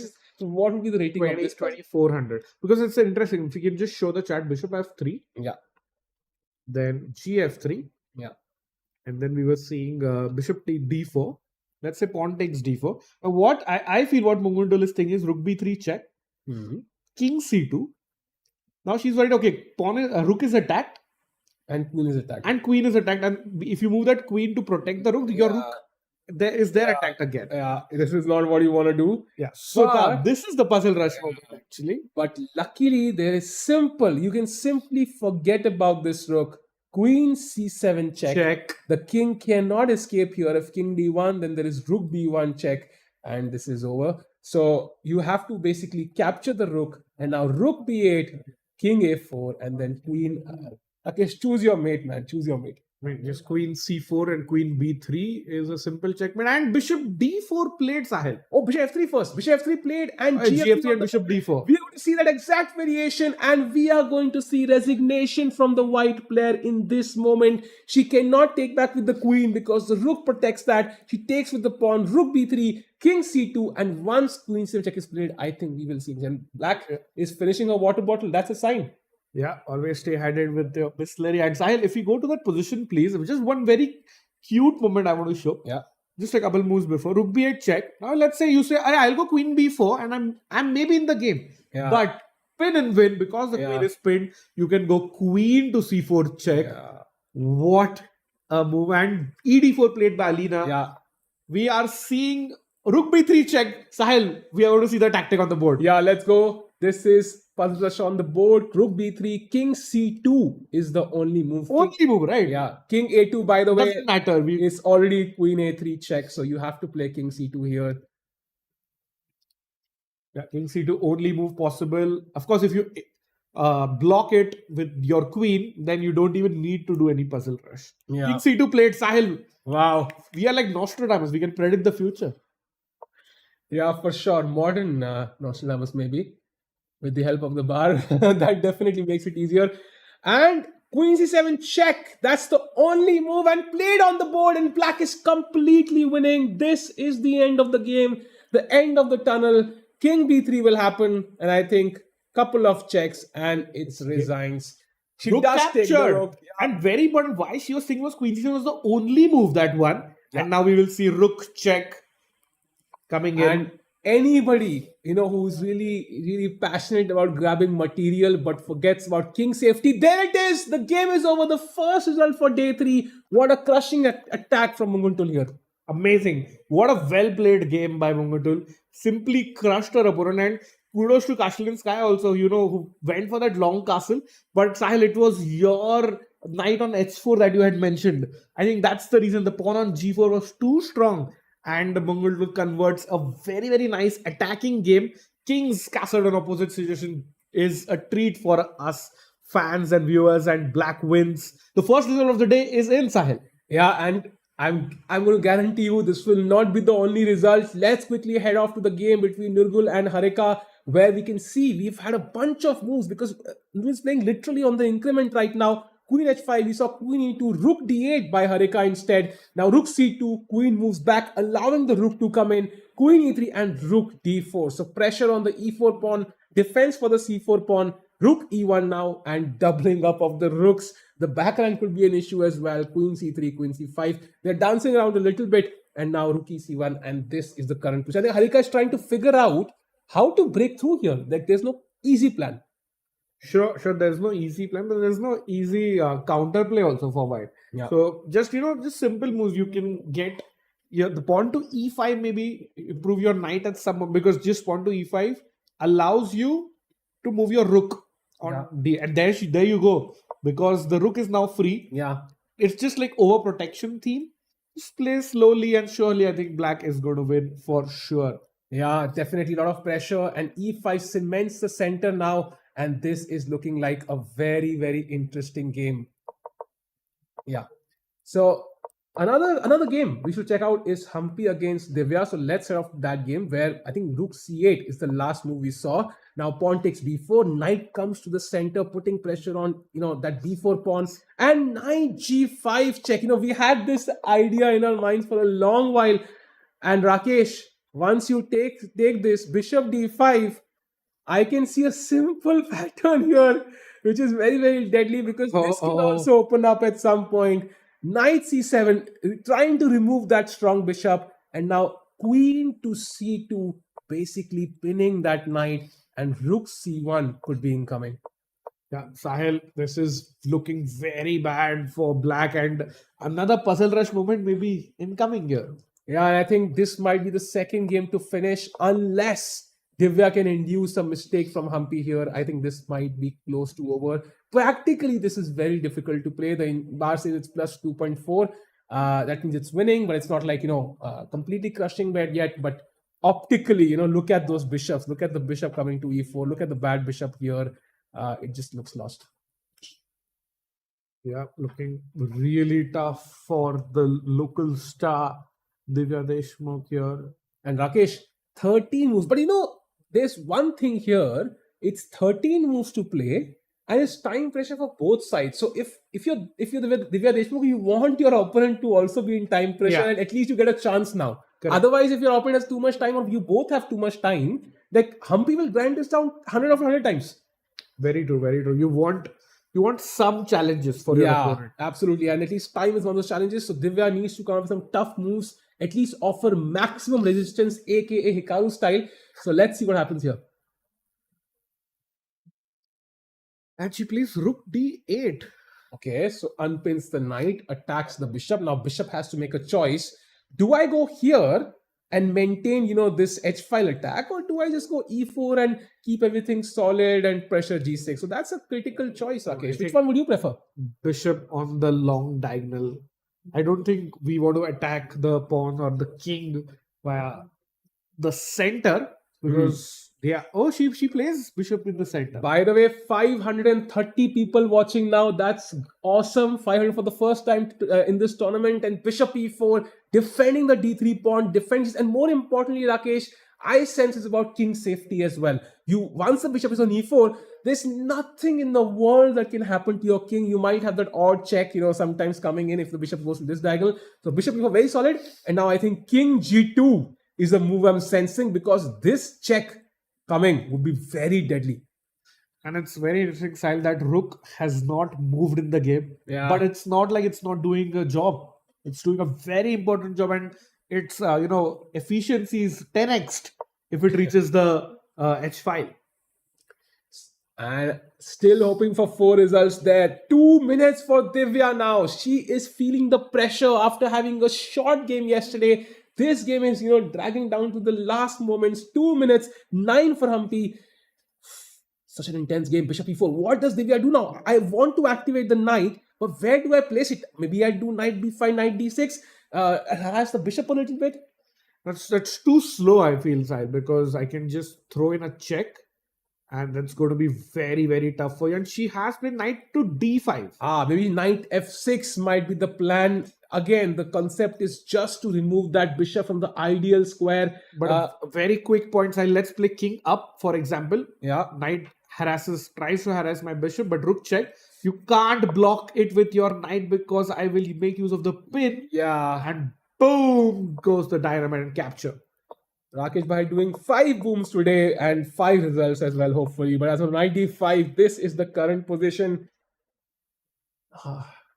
Hard game for Divya. Now 8 minutes for Humpy. Now what ideally Divya wants is Humpy to take as long as possible, and both are in a time scramble, and Humpy makes a mistake, but knowing Humpy is experienced there, kind of playing these situations multiple times, she will not let that happen. And even it's not like a difficult choice or a long calculation. I just go king up. There are no checks possible because the bishop is, I think, worth more than a rook. I agree. Yeah. And now look at the queen side pawns, right? The pawn on a7 is loose, so the queen cannot move. You have to spend a move with a6 at some point to even free up the queen. This is very, very uncomfortable. Not looking good at all. Actually, kudos to Salima, who's hanging on, who has not like given up fully, Yeah. still playing, and she played her last move in 6 seconds. We'll not go to that game, just mentioning it for the chat, and it looks like Sahil. I think your prediction of 4 results is possible today. Yeah, I've been cheering for it for a long while. I want to see as much bloodbath on the chessboard as possible. The tournament, we should not be able to predict who's winning. Yeah, it should change constantly. And as of now, this game is turning the tournament on its complete on its. What happened, Rakesh? I was watching the game of the other leader, Zhu Jinner. Oh my god. She was in a little bit of a minus position, Yeah. was offered a repetition by her opponent, Salome, with 3 minutes on the clock, and Zhu Jinner just played on, didn't take the repetition, and suddenly is now better.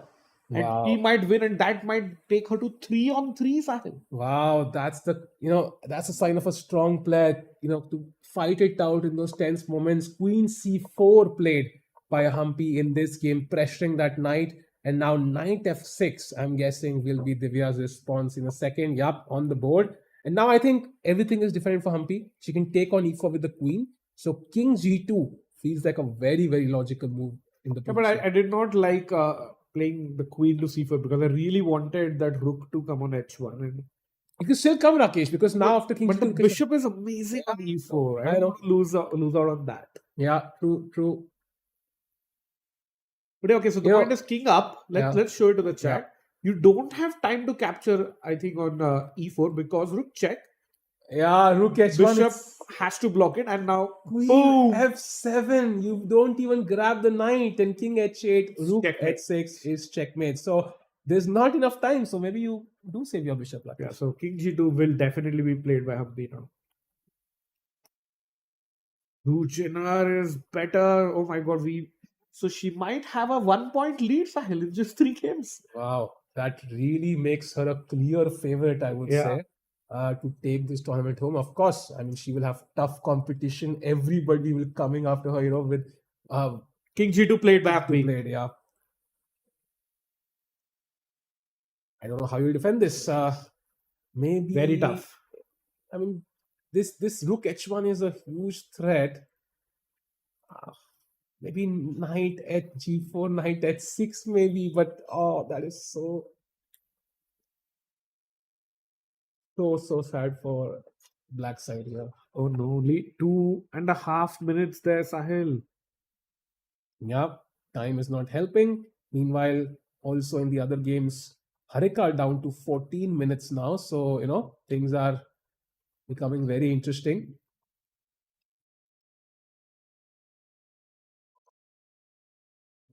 We see rook d7.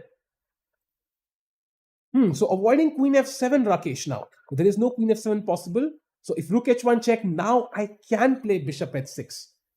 But that doesn't look very good though. Yeah, doesn't look convincing. It's a defensive move. A solid move, of course. Defends a couple of weak squares, but doesn't look like it's changing the evaluation of the position. I don't know, Sahil, it just feels like a puzzle rush is going to be seen in this game as well. Yeah. And the bishop on d2, by the way, not to forget, it's not even entered the game yet. Once it comes to c3, the e5 pawn will be hanging, Rakesh. Once I grab that, I mean, I don't know how black even holds the position together. I think rook h1 check will be played for sure. 5 minutes for Humpy. She also has to play 10 moves. So, but her moves are simple. Yeah, though. that should be fine. Yeah.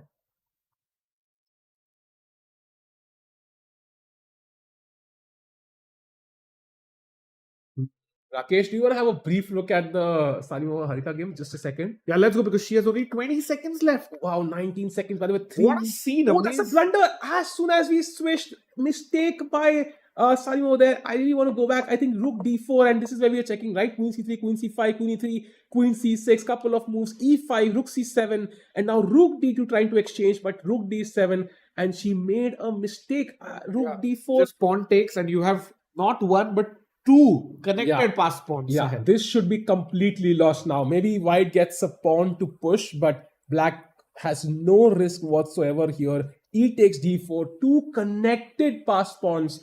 I think this should be just a simple win for Harika now, and she will come back to a pass score 1.5. She'll be very happy with that, but hard luck to Nirgul there.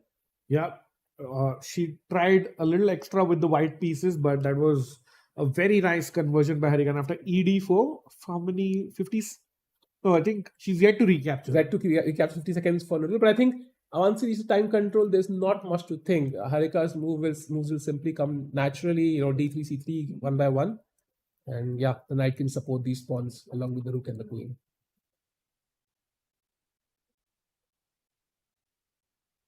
So great game by Harika there.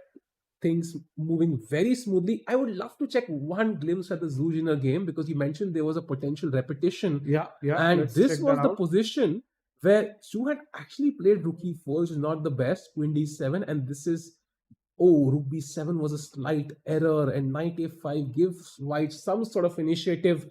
Knight b3 attacking the rook, exchanging this, and now knight comes to g3, blocking the path of the queen. So black still fighting tooth and nail, although she has 2 minutes, but it's only 2 moves to go to the time control. So as of now, both players fighting it out, and no one is favored, Rakesh. Yeah, but kudos to Zujiner, who could have taken the draw quickly, but she was fighting. And again, like we remember, we were talking about this a couple of hours ago, that she's playing the bottom seed of the event. Draw is not a problem, but at least fight till the end and then take the draw. Yeah. So that's what we are seeing Zujiner, and it feels like she might be able to convert this, but this will be our longest game of the day, and no surprise, it's by Zujiner. Yeah, absolutely. So we'll come back to this again. I think we have a couple of games with more time pressure. Going back to the Humpy against Divya game, where Humpy is still thinking she has 2 minutes now. Humpy also has 2 minutes. Sahil, you had mentioned this, that the best try for Divya Yeah. is to get Humpy in time pressure as well. Yeah, absolutely. Queen c8 on the board. Queen c8, so she activates the most dangerous piece, and now Divya, having 2 minutes, has to keep defending. Rook h1, still a very strong threat. Where do you put the rook? Do you move the rook now? Maybe. Even the b7 pawn is under some pressure. Oof. I didn't think Humpy will come in time pressure, Sahil. Yeah, this is very, very complicated. Anything can happen, yeah, until they reach the time control. 9 moves to go. Uh-oh. Sahil, do you expect any twists in this game? I know you're a fan of plot twists. Yeah. I mean, I expect like Humpy maybe not to find the best moves a couple of times, but I still think she will maintain enough control that Divya might not get a chance to come back. So Yeah, just an update for all the Vaishali and Shuvalova fans. Polina is still defending. It's not changed at all. Completely equal 0.00. Vaishali is still trying with the extra pawn, but no updates there. yeah, if that somehow changes, then you are dancing, Rakesh. So you should be really hoping for a draw there. Yeah, and Sahil, by the way, Harika didn't take with the pawn. Why not? What? She recaptured with the rook. Okay, that's also very strong, of course. Yeah, but ED4 come on, was, two ED4 was, protected pass pawns is so sweet. I think if we can have in the studio, you can definitely ask her that question. Why not he takes d4? Very curious. But now rook c1, and maybe because he feels the e4 pawn is now hanging. Yeah, you win a pawn, and that also kind of ensures you a smooth victory there. And I actually really like this scene. If you could make the board a little bit bigger as well, because we see both the players. Yeah. The board in the middle. Amazing work by a producer there. Yeah. Queen into e4 is also a big threat. I know this might end even half an hour later, but black is going to win. I think. Yeah, I think rook d4 now looks very practical because you win another pawn, you will move the rook back to d4, f5, king comes into e6, and you don't quickly push these pawns, but you are going to win this one, yeah. Yeah, and Sahil, an update in the Humpy and Divya game. Look at this. Queens have been traded. Oh, and the pawn on d7 is now hanging. Rakesh, and Humpy grabs that pawn. Please note, rook into, just one move back, rook into pawn was a blunder. because knight captures the bishop and you recapture, but then you lose your bishop. Yeah, very important. You can always lose a chess game. There are always ways, and that's why bishop b7. And now this pawn is also hanging, but black has rook takes d3 Yeah, to grab black this will pawn back. definitely play that. Can we switch the cameras to Humpy's game, please? Because rook takes pawn, and then Sahil, do you think Divya has enough counterplay? I would say it's highly unlikely she defends this. The two bishops are just Taken. Rook takes Yeah. d3, taken. yeah. And bishop e1 Immediately. very safe. If defending f2, some counterplay could exist after knight g4 or something, and also keeping b4 defended. Now a7 is hanging, and how do you defend that pawn? The only way is just go back with your rook to d7. Yeah, And now you can't capture the pawn because it's just an ugly and unsolvable pin for white. yeah, definitely. I think knight e4, some knight d6 ideas might be a pain. So maybe she shouldn't do that. That's what Divya is hoping for, of course. So rook d7 maybe is a good practical try. Yeah, 6 moves still to go.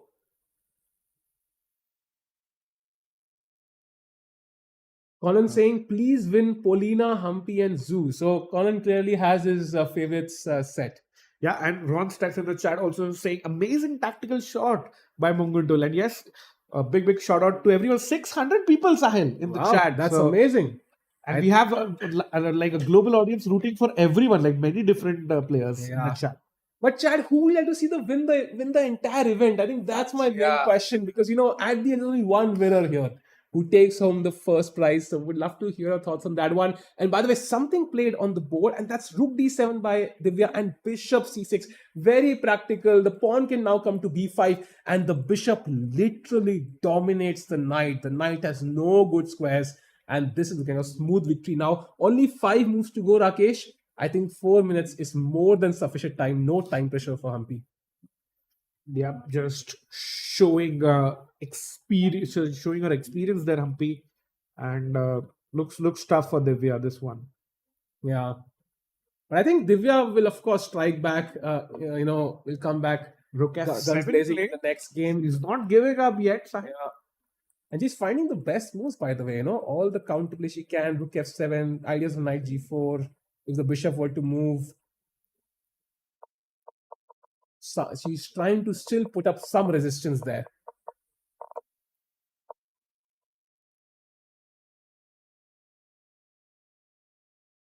Has she played rook f7? I don't see Yeah, it. she has. I don't see it here. Just I saw her make the move. I'm not. I can. Yeah, rook is on f7. I don't see it on the board yet. But it's on the camera. You can see the rook has been played, right? Yeah. It's not attacked. The bishop is not attacked. Maybe the producer can check it once, and meanwhile we have the camera, so we will know what's happening. Rook f7. This is the current position.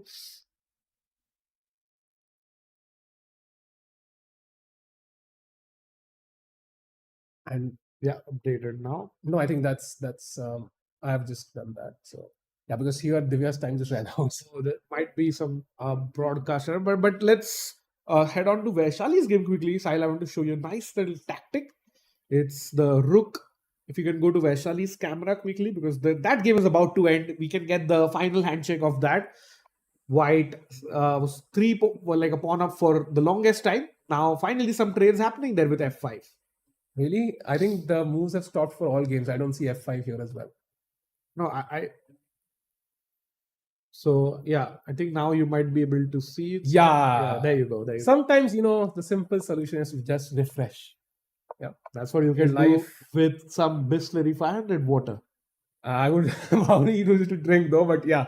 So meanwhile, I think I agree with you, Rakesh. This seems to be heading to a draw as well. And kudos to Vaishali. She didn't take that easy draw, fighting till the end. Yeah. And yeah, that's one game which is going to end in a draw. So by the way, also I think after rook f7, do we have any moves in that game? I still don't see it. Just refreshing again. No moves. Humpy down. Humpy under 2 minutes. Let's quickly jump onto the Humpy camera, please. Rook a5 played Sahil. Finally, after a 2-minute think. Don't see the moves still. I think some issues there. Yeah, now there you go. Rook f5, yeah, but I don't see the notation there. Okay, but maybe Divya is still fighting. Don't see the clock as well. But the best part is Divya is still fighting. Yeah, the game is not over, Rakesh. And if they hit 40 moves, do you think who does that benefit more? Does it benefit Humpy, definitely. Humpy? Yeah, Because she's already in a winning position. Just has an easy conversion with no tactics. b5 on the board, defending that strong bishop. I'm telling you, Rakesh, once that bishop on e1 enters the game, I think it will be over. So GG's. it's all about keeping that bishop passive, but I don't see how you can do that for long. It's coming into the game either via c3 pressuring this or via here and here, which would force the rook to move again. So things looking really, really tough for Divya Deshmukh. Yeah, bishop f8 played because the idea was the bishop was going to come Yeah, to that open diagonal and trying to hit the rook or the pawn in the corner. maybe she wants to play bishop b6. Yeah, she wants this bishop to defend the pawn on a7. That one huge weakness she has. But the problem is bishop's not doing anything on this diagonal. These two pawns really reduce the power of that bishop. And we have Vaishali's game has ended in a draw. She had a good chance in the opening, won a pawn, but it was not enough. So to allow her making a fantastic defense to get the half point and is on 2 out of 3 now. So Rakesh, you got one more day to practice your dancing skills. So I would say whichever day we have 5 results, Let's go. we're gonna see that happen. So today is not that day, but it's a very, very comfortable draw. Vaishali was the only one who was pushing for some part of the game, and although Black defended really well. So that's the second result. One Of the win for day. Black, one draw so far. Third result, I think, will be either in the Harika game or in the Humpy game. So let's go to the Humpy game. Yeah, for now bishop again. c3, bishop d6 played. Yeah. Sahil just 2 moves to go for the time control. Yeah. And then Humpy will probably sit down, have a deep think. Yeah. How am I finishing this off? And Divya will be, brutally calculating, trying to exchange as many pawns as possible. This will be the crucial moment. Will one side blunder in the last 2 moves? How many times have we seen, Rakesh? 39th move, 40th move blunders. You feel you're so close and you kind of make a mistake and lose your advantage or sometimes even gain more. Yeah. In fact, Divya made a mistake on the 40th move in her first round win. So it's very tough, Sahil, to control your nerves. And there has been not by a big margin though in the Harika game, but still that one has reached move 40, by the way. So Salimova, who had to make so many moves, had reached the time control finally. By the way, F4 played. Usually you don't make such committal moves when you have less time, but it makes a lot of sense because the knight is undefended on F6. What a power move. Yeah, it does exchange one pawn, one double pawn for Divya. So that's good news. But what happens to the other one? And Humpy will play G into F4. Then she reaches move 40. Then Divya has to find one important move with just 90 seconds on her clock. Yeah, I think GF4 is an automatic move. There's no doubt about That's it. your move 39. But what is Divya's 40th move going to be? It's not clear yet. As of now, 1 minute for Divya on the clock. She has, I think, considering how difficult the fast 10 moves have been, this is not as difficult. 2 moves, 1 minute. Yeah. And looks like... or even Zhu Jinner versus Salome has reached the time control. So this is the only game which has not reached move 40, Sahil. Yeah, and 620 people watching. So do like the stream, do subscribe, and do cheer for your favorite player here. These 2 moves, and look at the clock from Divya. Yeah? Can we have full screen for a second? We'd love to see the expressions in these 2 moves. And another look. She is definitely tense. 30 seconds on the clock. Divya under pressure. She has to play 2 moves. 26 seconds now. Another look at the clock. That's 3 times already. And same situation. Another look at the clock. This is getting extremely... Divya, you got to play. She has to take the F pawn. I mean, GF4 is automatic. That just ensures she gets 10 seconds. Knight G. What? Oh, she plays Knight G4. It's a mistake, Sahil. But it's a tricky move. Now there's only 1 move for Humpy. Maybe this is the luck she needs. King F3 is the only move. Only move from Humpy here. If she doesn't find it, Divya is absolutely back in the game. 64 seconds for Humpy. Ooh, nice. I would say practically a great try from Divya if she's calculated this well. Very nice try. Will Humpy fall for it? What do you think, Rakesh? Yes or no? I think she'll find king f3 because it attacks the knight. Yeah. If you check me in the corner, Yeah. I just go more into the center. Yeah. So it's not like that tough. And Yeah. you have to protect the pawn as well. So last move of the time control, great camera angle.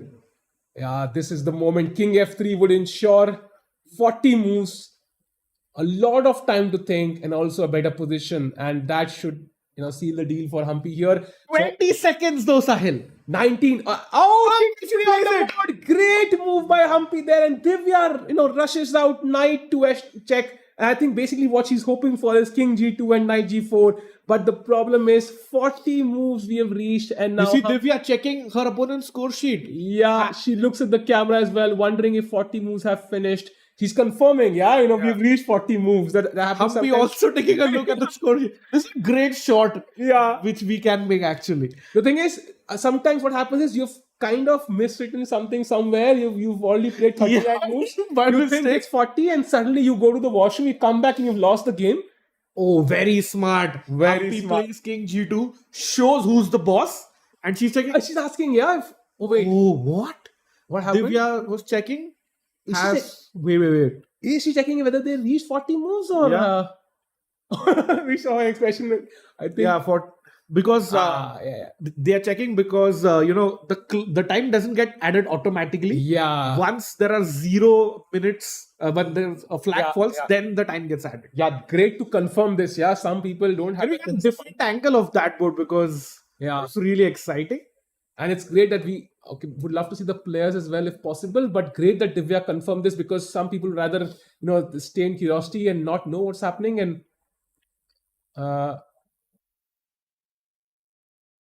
Some confusion there between the Something players. happened there. I don't know what exactly happened, but I think when Divya was trying to confirm, Humpy said, "You know what? I've written my moves. I don't know about you. You can check." do you think she's saying that They have paused the clock, Sahil. do you think she's saying that the opponent has not written the moves? But I don't think that's the case. No. She was trying to ask Humpy, have 40 moves been completed? But this doesn't feel that complicated, right? Yeah, there's no perpetual or anything either. Yeah, because it's only one time. They've not even repeated once completely. Like Divya, once she plays knight g4, there'll be one repetition. I don't know what's happened really. Or maybe it's like, maybe because the score sheet is not correctly written, yeah? She's confirming the... Probably. Yeah, that's the reason. Now they're comparing. You can see 40 seconds on the left, by the way. Great zoom in by our producer. Yeah, and the clock has been paused with 6 seconds for Divya. That's a great camera. If you could have the players' reactions as well, because Humpy clearly not very happy. Yeah, happy with the disturbance there. I think And the clock starts again for Divya. Divya has written down the moves. But now both the players get 30 minutes. Yeah. And it's a great time to just, calm yourself. Because there's only one move for Divya. I don't know why even she was thinking so much. I don't know, something else. I think we can obviously ask her afterwards what really happened. But as of now, I think there was something like... Maybe she missed a move somewhere. Probably. There were 39 moves in a 40. Very, very common. If you could just zoom in on the clock, we saw Divya's flag fall. And 30 minutes added to both the players. You see Humpy at 30 minutes and 40 seconds now. Yeah. All the 3 games have reached the time control side. Absolutely. And Humpy, now I think she is in absolute control now. This should turn out well for her. Do you want to have one quick glance at the game of Nurgul against Harika? Because we had a rook trade there and the game is still kind of stuck. I'm shocked that the game is not over. She did not grab the pawn on e4, which is even more surprising to me.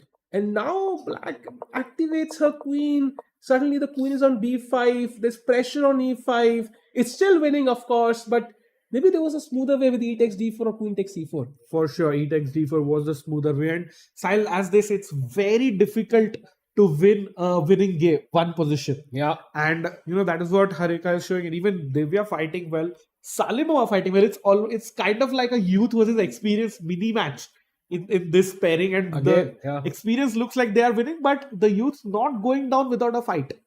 Yeah, and now that White has a lot more time to calculate, she will cherish this time so much. Thank God, because she's played like 20 moves in time pressure. Yeah. And finally, she has some time to think. And of course, if white has to create counterplay, I would mention like a4, a5, trying to destabilize that knight a little bit, keeping that bishop on f1, keep pressuring that c4 pawn. And maybe, I would love to play moves like rook c3, but then the back rank issues might exist. So it's still not clear if I have enough counterplay to really create any, counter attack here, Rakesh. Yeah, and still, the bishop, if you see, white's pieces have stayed on the same squares except the queen. Bishop is still on f1, that white rook is still on c1. Yeah. Black's pieces have moved around, but it's only the white's queen that has played the last few moves. But 40 moves done, 20 minutes are great for Harika now. The total moves in the game, 41. I wonder how many moves were the white queen moves out of that. We can calculate that stat, maybe, would love to see. But as of now, queen b5 played. And again, queen, after a thorough hunt across the board, comes back to b5. Yeah, I think with all the players, all the games reaching the time control, it would be a perfect time, Sahil, to take a quick breather and just come back in 1 minute. Yeah.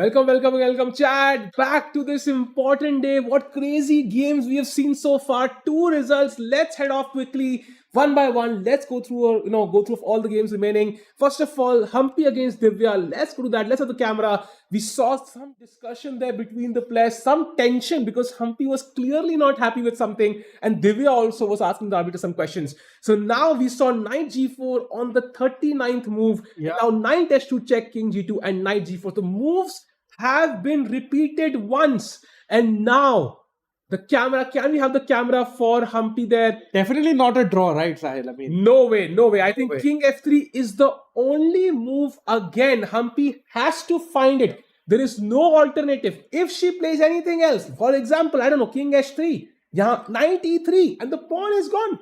You might think, okay, I'm going to grab this pawn, but there is g4 check. King h4, by the way, would be amazing. Anybody watching right now, find the best move for black. It is game over. Rakesh, this is how the tables turn. This is how I lose most of my games, actually. Yeah, but it's a very nice motif there that CCT, checks captures thread. If you follow this, you will not be missing out these moves. So of course King H3 is a bad move. Let's calculate now that we have time. Yeah. What if Humpy plays, like both players play the best moves? Let's see what happens after knight G4. Yeah, knight G4, King currently F3. King F3, and now of course knight H2 is Divya's idea. Now Humpy cannot repeat this. So you have two options. By the way, again, if you go King E2, suddenly after EF4, my knight is not hanging anymore. That's the entire premise of this concept. And now after, let's say, G takes, pawn takes, E takes, bishop takes, this is actually a draw. It's just, I mean, look at the pawns. Black has 2 pawns, you have 1. So, Yeah. so the only way this can work is king to e4, and this defends the f4 pawn. And now if you take, for example, I can take back, or I can even play king d5, and the king could be the star piece of this game, Rakesh. The last piece coming in action and delivers. I mean, that's the whole point, because now the knight on H2 is caught offside, Sahil. Yeah, absolutely. And you always forget that king is a major piece. In the end game, it's the most dominant piece. And basically, look at the black king cut off on the h7 square, and white is completely winning. But of course, Humpy has to find king f3 for that. If he misses this, it is just an equal position. But Rakesh, let's say they played 100 games from this position. And how many games do you think Humpy will find king f3? 99. So one game she makes a mistake, yeah? Yeah. So could that be this game, Rakesh? Could that be this game? I don't think so. I mean, also we saw how determined and focused she was, even when that commotion was happening.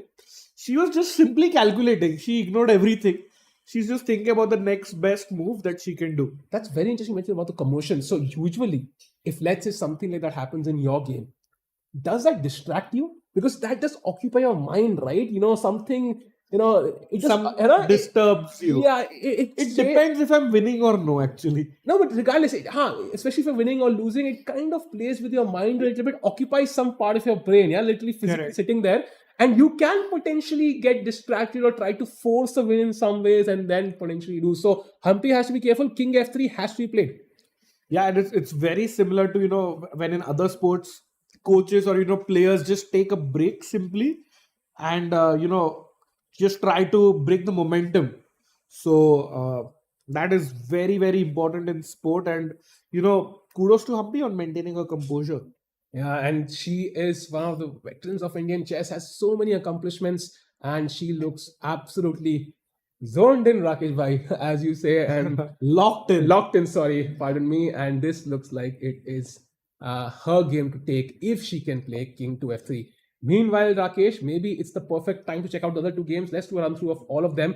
Zhu Jinner against Salome. We've kind of not seen too much of this game because it's been roughly even Stevens. Yeah. But as we see, both the knights seem to be the stars. Yeah, white knight on c5, controlling this entire board here, and also kind of supporting these pawns. The black knight on g3 blocking the queen's path and ensuring if any major piece gets to the first rank, it will be good night. So I think here both sides having chances, but black has less time on the clock. Yeah, and like our friend Connor in the chat was asking, why did the players get more 28 or 30 minutes? That's because at the end of the 40th move, Sahil, if you reach the 40th move, the players get 30 minutes extra. Yeah. To for the end of the game, whereas you get 30 seconds for every move you make. Yeah, basically in the old days there used to be like 120 minutes straight finish, no increment, and you have increment now. And after 40 moves, if you make it to 40 moves, it ensures you get some time there. By the way, we have a few moves. I think rook f8 on the board. Black may be planning some g5 f5 ideas on the king side. So you never know. This can be anybody's game. We'll also come back to this. Time to check out the Harika game where the bar has gone further down because she's just activated the rook to d2. I think queen a3, queen d7 and queen d5 is what we saw last. Now queen d6 and a4 was... I literally mentioned a4.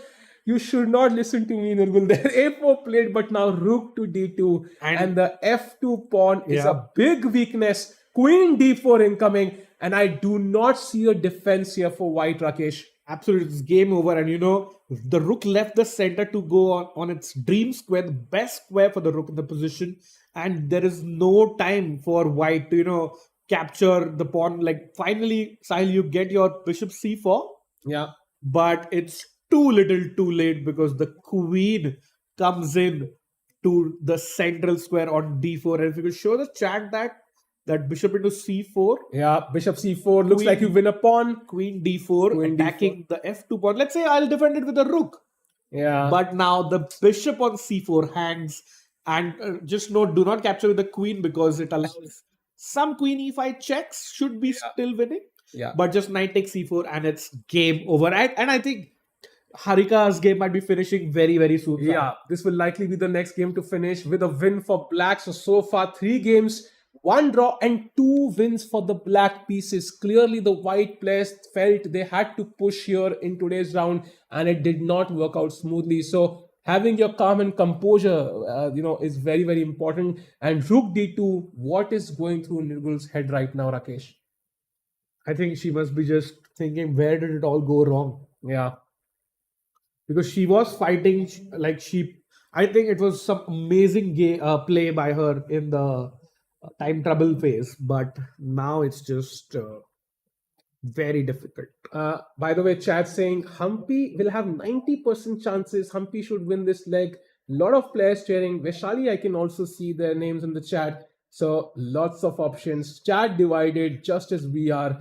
But whosoever will win, Rakesh, by the way, 800 people watching on FIDE right now. We are closing in on the 1000 mark.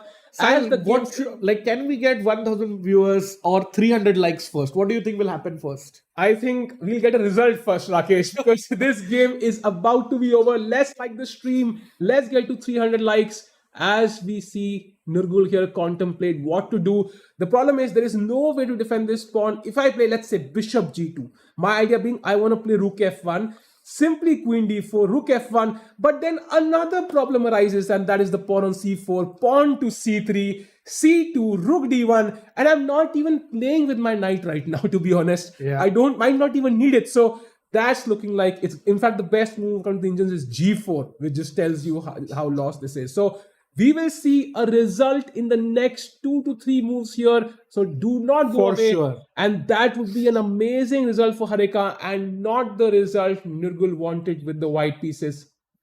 Yeah, and I think she might take a few minutes. Let's just quickly go to the Humpy game. Yeah. Because Sahil, she has not played the only winning move. It's been 11 minutes. Oh, I thought she didn't play. I thought she played something else. Okay, she's not. She's not played. But then what is crossing her mind? Why is she not playing the most obvious move? Which in fact, our friend Cosme Cooler is saying King f3 is very natural. It is. You've hit the nail on the head because you want to defend the pawn, but I think she's contemplating the problems with potentially going king e4. She understands that problem. So king e4, because you're not only going to f4, you have to also go to e4 now. And then one more diagonal step ahead. So this path you need to calculate, and you need to be absolutely sure that there is no counterplay from black. When you move the king up, it's a committal decision. The king cannot jump back in one move. It's a slow piece. Yeah, when you commit 3 moves, you need to be sure that it's worth it. So as of now, Divya struggling. She has more time though, Rakesh. That's one good news. As you said, 100 games, 99 games, Humpy plays king f3. Is that one game? Because we did have some promotion there. So, that would tilt the odds. Sure. Not finding king f3. And Costo, our friend in the chat, is saying Humpy will find king f3. And Sal, interestingly enough, she has found it once. Yeah, exactly. So it's not that it's that move has not crossed her mind, but I feel you just have to play. There is no other way, because you have to protect the pawn on e3 and attack the knight. Chat saying it's just time pressure. It is time pressure. Time pressure decides majority of games. 860 people watching. I remember the FIDE candidates that happened when Gukesh won. Most of the games were decided actually under time pressure, Rakesh. Yeah. And this is the trouble phase, because these players are so strong. If you give them enough time, they can literally calculate almost like an engine. That's why you see 99.5 accuracy, 99.6 accuracy in games for up to 20 to 30 moves. And the last 10 moves, the time pressure phase really kind of decides who the winner is. Yeah, and we have a global audience, about 900 people on FIDE's channel. Let us know which part of the world you are tuning in from. Absolutely, that's a Like great which question. city or which country you're tuning in from. Chat. Great question. And also which player you're supporting. I think we will get Yeah. some clue as to where you're from and who you're supporting, but would love to know both. Ideally, as of now, Humpy fighting it out. And Rakesh would love to check out one glimpse at the Zuzina game, not to forget that, because the knight has gone to b7 after rook f8, and now the queen might move. We might see repetition at least once here. Correct. And now, do you think from Zuzina's point, she sees this is complicated, she sees Divya is losing, would that be a reason she could say, let me just take a draw? Or do you think, no, she's brutal, she'll go for the win regardless? I think, in fact, that just gives her more motivation to play on and try for the win. Because, you get a 1-point lead. And remember, Zhu Jinner versus Divya is the round 8 game. Yeah. So she could then even afford a loss and still finish first. Yeah. So I think, in fact, if you see your co-leader losing, that just adds fuel to the fire, and you really want to win that. Absolutely. So going back, we can go to the game of Noodle against Harika now. Rook d2, bishop c4 was played. So this game is about to be over. Queen d4 and bishop e2. But now I think we can simply grab the pawn on e4. The bishop will have to choose. And then we can grab a4 as well. And all of white's pieces will be passive forever now. Yeah, I think this is very much close to over +3 now, Sahil. Yeah. And probably this is, I think, Harika's highest advantage. She hovers over the e4 pawn, and she captures it Great finally. move. And by the way, instead of playing queen d4, there was a very nice trick. She could have played a6. Distracting the queen, and now queen c5, and you see Double attack. the bishop attack, the pawn is attacked, and rook f1, knight c4 would have been a finish already. But I think queen d4 should do the job as well. Bishop e2, queen e4, and now the bishop is attacked twice, so it has to move again, and then we can grab the a4 pawn and bring the knight in again. Yeah, I think once you are in that position, you just look out for one win. Yeah. Which has no complications. Of course, a6 was the puzzle rush or the quicker win. Yeah. For that matter, but even this is good enough.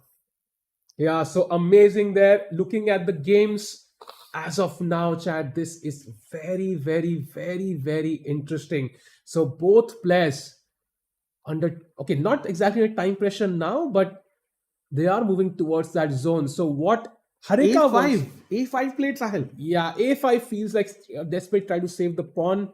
I'm guessing there are multiple moves. I personally like knight d5, just keeping the knight in the center. That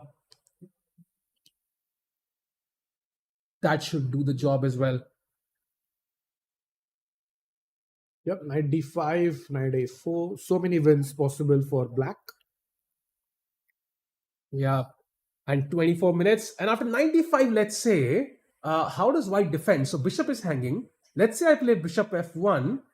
There's a crazy move here, by the way. And Chad, if you're up for it, this is again puzzle rush time, to be honest, because you can try to find the best move for black. You just have to break through. So how does black break through? The main defender is the f2 pawn, and I want to tempt it forward. So I'm going to tempt it forward with knight to e3, attacking the bishop. And if you were, careless enough to take queen e3 check, king h1, and now queen f3 check, king g2, queen f2, king h1, and I'm going to do it all with checks. So right now, a5 played. It's an invitation for the knight to come into the game. Let's go d5 and let's go e3.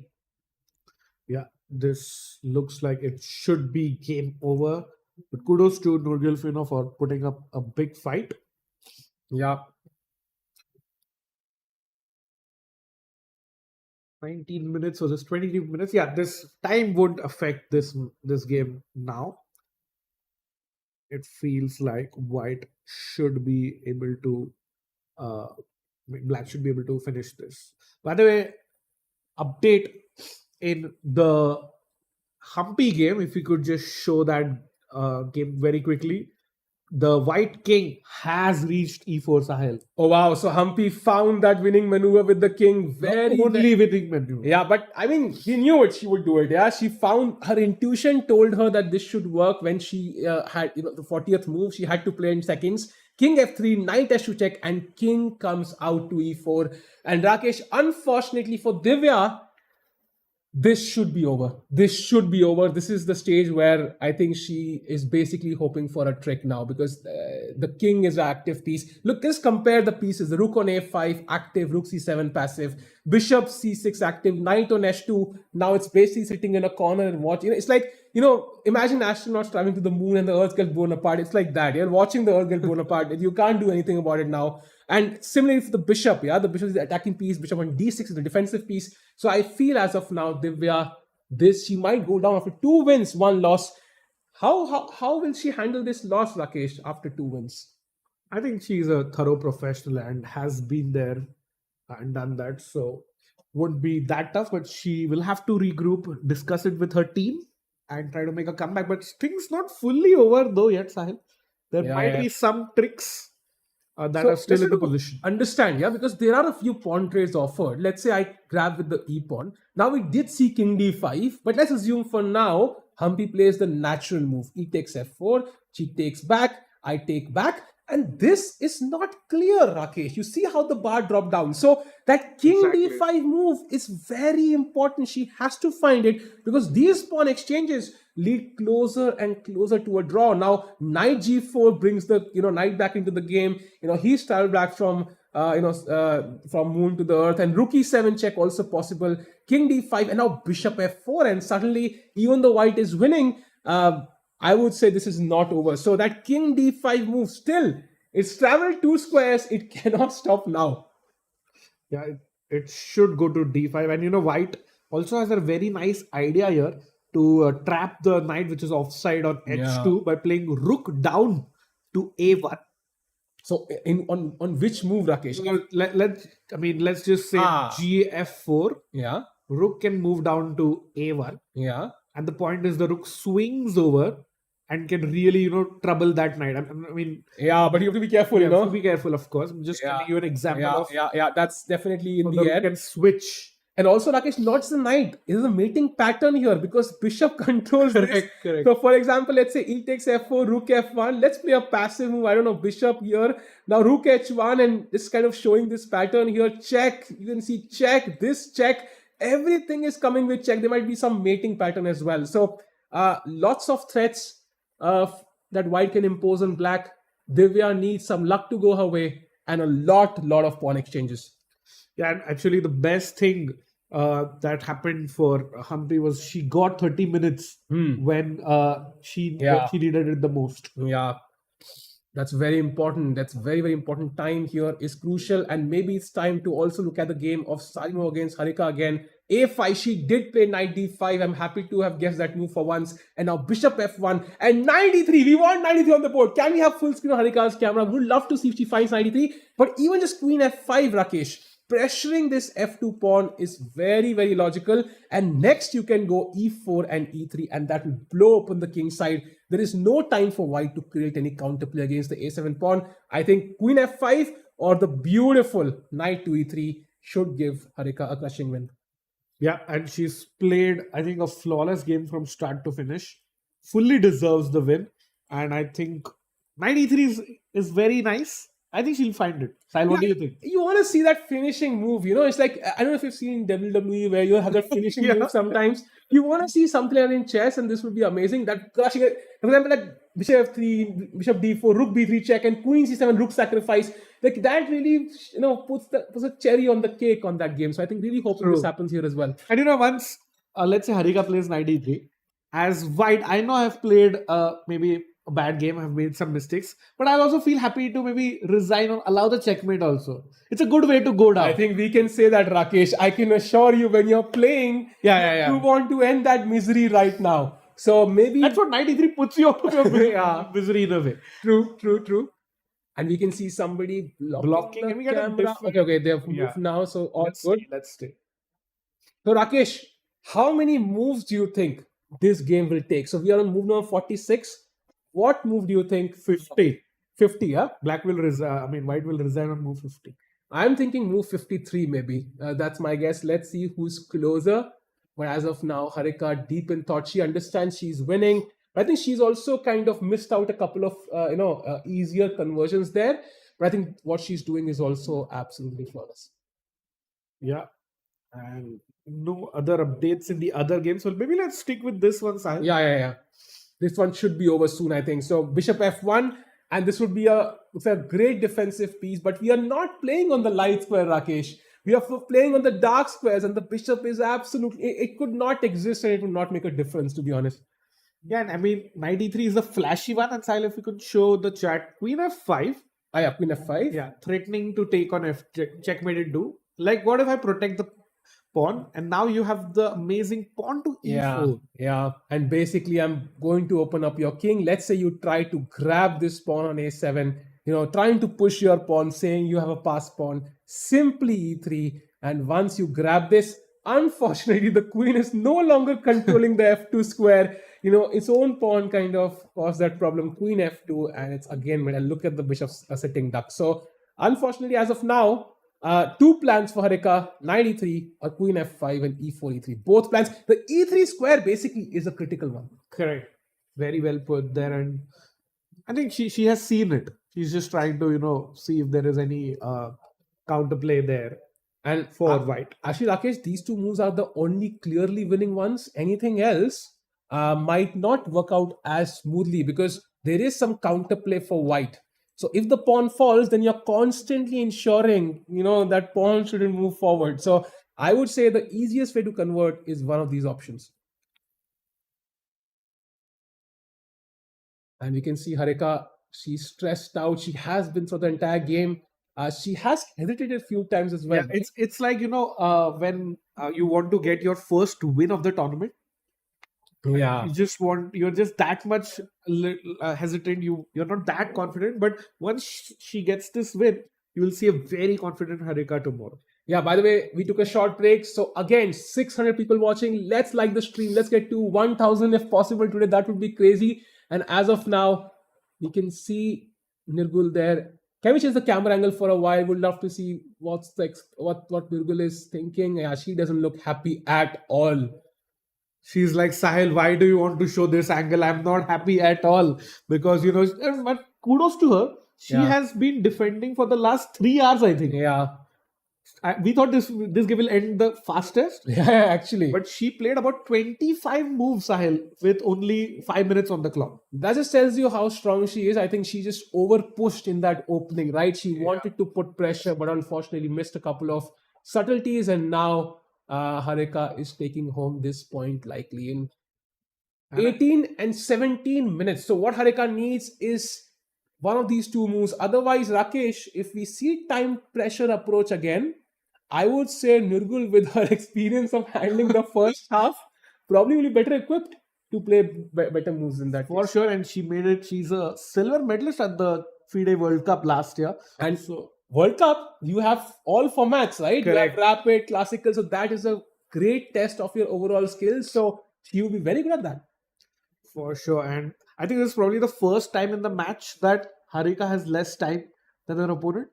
But what a time to have this when you are in a completely winning position. Yeah. So looking amazing. Maybe it's time to have one look at the Humpy game where the king has walked up to d5. Wow. Humpy giving zero chances to her opponent here. King d5 on the board. And this just ensures a smooth victory for Humpy. Can we have the cameras quickly? And Divya Deshmukh will not be happy today. But Humpy gets a much needed victory. And it will be very helpful. I just want to show to the chat a very, very important point that, the king is Divya captured a pawn, but the king went ahead. Now, if white wants to capture the bishop on d6. Yeah. So as a noob, what if I capture the pawns thinking, if you capture my bishop, I don't care, I'm going to promote the pawn. Yeah, so you want to capture this pawn. A co-commentator once said that, triple pawns are not great. Maybe a couple of hours back. And if you take this bishop, you try to promote, but white has that rook there, as a safety guard. Also, as the bishop, no, if you capture the bishop, I capture your other bishop. So Yeah, I think maybe even this is actually okay because this should be okay. But I think in any situation, the I rook have always. rook a1 to stop this. And now I think, even if I sacrifice this, I think I'm going to basically push these pawns. This is the passed pawn. This should be winning. So knight f3 is not possible anyways because the bishop is hanging. And yeah, that's the whole point, that king or piece activity is Yeah. more important than material. And a prime example, Divya has played bishop back, bishop to f8. Oh, bishop f8, that is the best move in the position. But now you can even just take back. You can even play bishop e5. The move, the bishop, we talked about this. Once this bishop comes into the game, it will be difficult. And for example, bishop e5, where do you even move the rook? If you move it back, there's rook a7 check and the game is over. Yeah, Sahil, you had mentioned the power of this bishop about a couple of hours ago, but finally it gets its due and Humpy recaptures the pawn onto f4. And Sahil, that idea might come in handy again of the rook on the left side of the board, swinging itself to the right side of the board by rook coming down to the last square and then swinging across, which is almost a checkmate for the black king now. Yeah, that is always a pattern, but I think there might be a faster result. So, for example, bishop e5, rook f7. I can already imagine king e6 or bishop e8 or something happening just to dislodge this rook from the seventh rank that is. And once this moves, rook a7 is basically resigns. So when rook a7 falls, I think Divya will resign. So maybe Humpy's entire effort is focusing towards this. Yeah, and looks like Humpy is has a very very winning position, and that might be the fastest game to finish now, because looks like Harika has played knight f6, which was the third best move in the position. Ooh, it shows a question mark. I'm not shocked though, but knight f6 does look like a human move, Rakesh. But this does allow some counterplay. And now, if you can have the cams for Harika, I think she's probably missed the winning move there a few times. You know, the thing is, as long as she converts, she'll be happy. But Correct. if she misses a win here, especially when she had when a6 completely winning a piece on the spot, she will not be able to handle this easily. So I'm hoping she converts this one. Like, it's so hard to imagine you had a winning, crushing move and then you missed that win, yeah? Yeah, it's very difficult to win a winning position in chess, and that's what we are seeing a prime example of. But I fully agree, Sahil. It's like however you get the win, like in a legal, moral way, you are happy. Yeah. Even a scrappy win will do, because that gives you so much confidence going into the second half of the tournament. Yeah, and also, by the way, Mr. Reddy saying it's too early to think about result, and he said this 15 minutes back and he was correct. So knight f6, the game is still on. And Zuzina will be world champion one day, says Mr. Kingwin. Well, that is definitely a possibility. She's still fighting and is leading the event. And Vaishali says Divya can only win if Humpy makes a mistake. So chat, giving us some words of wisdom there. Absolutely true. Very, very true. And chat also rooting their favorite players there. I feel knight f6 has really elongated the win for. Yeah, and I think now maybe the plan is knight g4. I think that's the basic premise. So what can I as white do to not allow pressure on f2? So for example, h3 is a move I'm considering. But now queen d4. So how do I, maybe queen c5? Queen c5, yeah. Is this enough? I'm not entirely sure. What if knight e4 now, queen d4, pawn takes, and I do get f2 anyways? And is this endgame like clearly winning, or does white have some potential counterplay?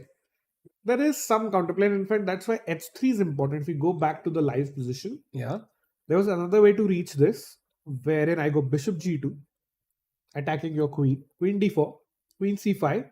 Now black has a nice tactic with rook d1 check. Ooh, I love this. And then you can't take, because the queen hangs and the bishop has to go back. Yeah, that is interesting. And queen c5. But this also seems like a different version of the same endgame. Knight e4, threatening knight d2, winning the bishop. So maybe this is cleaner after all. So let's see what happens. Multiple options still for Harika. That is good news. And she has gotten up. She looks confident though on the camera. Yeah, because the thing is, I think she missed that couple of, conversions, and now she still feels she's in control, and she absolutely is. But Nirgul is surviving for now. Yeah. surviving for the last 3 hours now. Absolutely. And maybe it's time to switch to the Humpy game once, check what's happening there. Some updates there, Sahil. Yeah, bishop f8, pawn takes pawn, pawn takes pawn, and pawn takes pawn. So Humpy got her king to d5, Rakesh. Yeah. But Divya just exchanged 2 pawns. And Very important. Very important. And as of now, the bishops look like absolute monsters. But if Divya can somehow exchange a bishop for a knight and not lose the a7 pawn in the process with like king d6, I think there is some remote hope of some rook bishop versus rook, or rook knight versus rook. And that endgame, I mean, she would love to have that endgame right now. True, and basically, let's just highlight the f4 and the pawns on the right side of the board, Sahil. So, you know, what's Divya's ideal scenario is to just trade these 2 pawns on the right side and sacrifice one of her pieces, ideally her knight, for that pawn on the left side of the board. Yeah. So, if once that happens, then suddenly there are those scenarios which you were mentioning, Sahil, and that gives Black great chances to defend. I agree. So, such an important next 5 moves, I would say, Rakesh, especially because we are again for the second time headed towards time pressure, 14 minutes each. It does feel like White's moves are more natural, but I think for now it's pretty obvious my knight is not playing in the game. I have to bring it back. So knight g4, maybe knight h6 and then knight f5 or whatever the maneuver will be, but knight g4 feels like an automatic move here for now. Yeah, for sure. And you know that you're also threatening a knight e3 check after that. So I have to be worried about that and just maybe play bishop in the center. And also bishop e5. It controls bishop e5. And that would be a big mistake because now, guess what? Who got the first pass pawn, Rakesh? It's Black. And the game is dead equal actually with the opposite color bishops. So knight g4, very practical move. And she does not find it. She plays rook f7. That is a slight, or I would say a more than a slight mistake. Attacks the f4 pawn, but White can forget about everything. Simply play bishop d4 and grab the a7 pawn. And that, I think, could be the end of the game. Yeah, that's game over now, Sahil. Just bishop d4. The whole point, maybe. Let's show the chat what happens if Divya captures the pawn. Yeah, f4 pawn. You capture the pawn on the left side of the board, giving a check. If king comes ahead, it's a pin and wins. And the rook is gone. And let's say you say, I'm still in the game, king goes back. Now you ignore everything and just say past pawns should be pushed. Yeah, b6 directly should be winning. There are better ways to... In fact, bishop d7, bishop e6 is again that's a dating pattern that is literally made on the board. So I would say rook f7, that's a mistake, but very hard to defend this position, honestly. She's trying to simply grab a pawn and hope for the best. And Humpy now can find bishop d4. This pawn is not as relevant. Just focus on that treasure on a7. And Conan in the chat is saying, Zoo, Harika and Humpy, please win. And that might actually be a scenario, Sahil. Very, very likely, actually. And 3 games remaining so far. So, Rakesh, let's say you suffer a heartbreaking loss, just like Vaishali suffered yesterday. We had the same discussion now, Divya and other players as well. What's the first thing you do on the day of the game? So do you like go back and prepare, or do you just go relax, go for a walk, watch a movie? Like, what's the better approach? There are plenty of different approaches. You can maybe listen to some songs, talk to a friend, but I just go and eat a pizza. I mean, any comfort food. Yeah, nobody can say anything against pizza though, you know, that's for sure.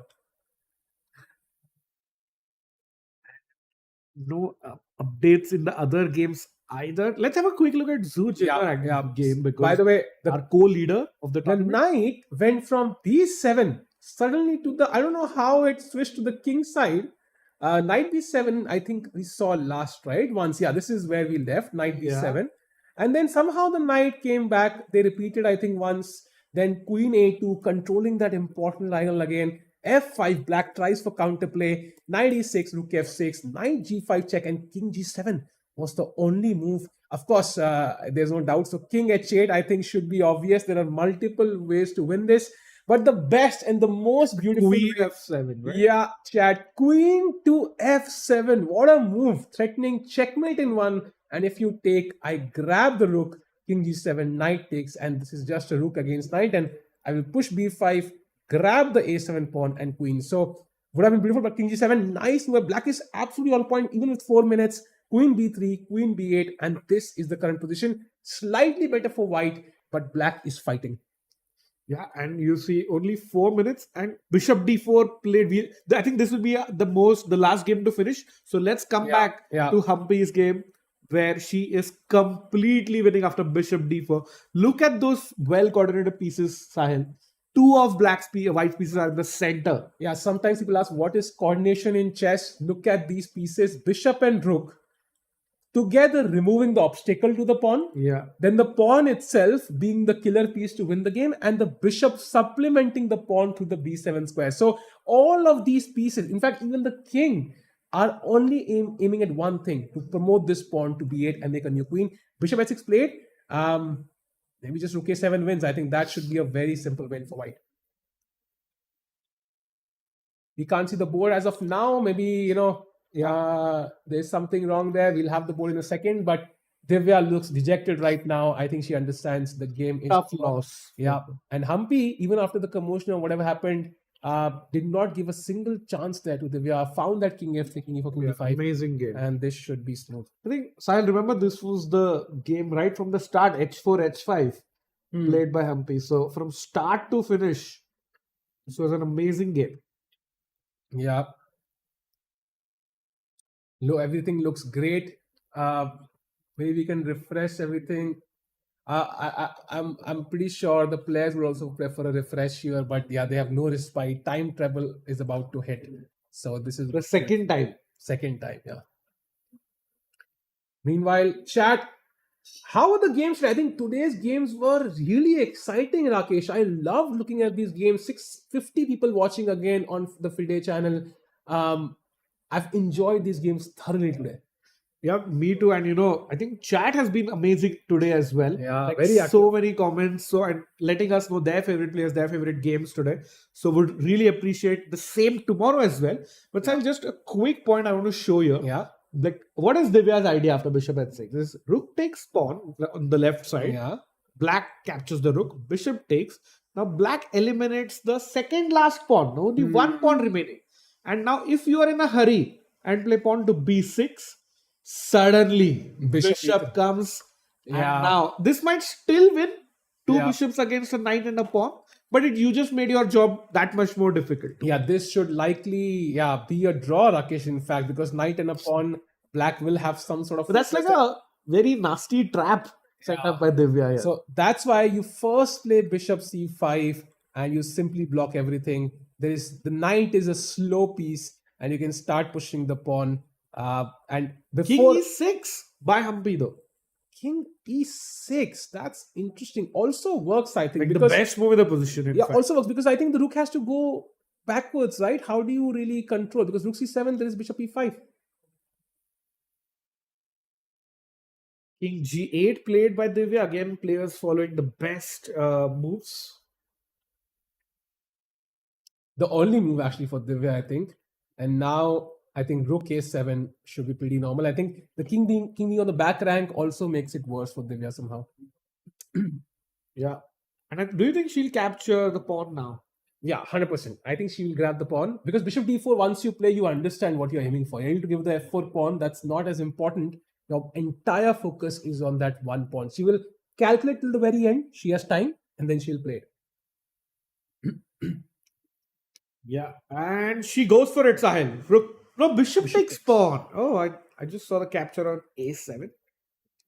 Okay, so this is another idea. So she just wants to keep the rooks on the board just in case there are some, draws end games there. I think she wants to maintain that mating attack.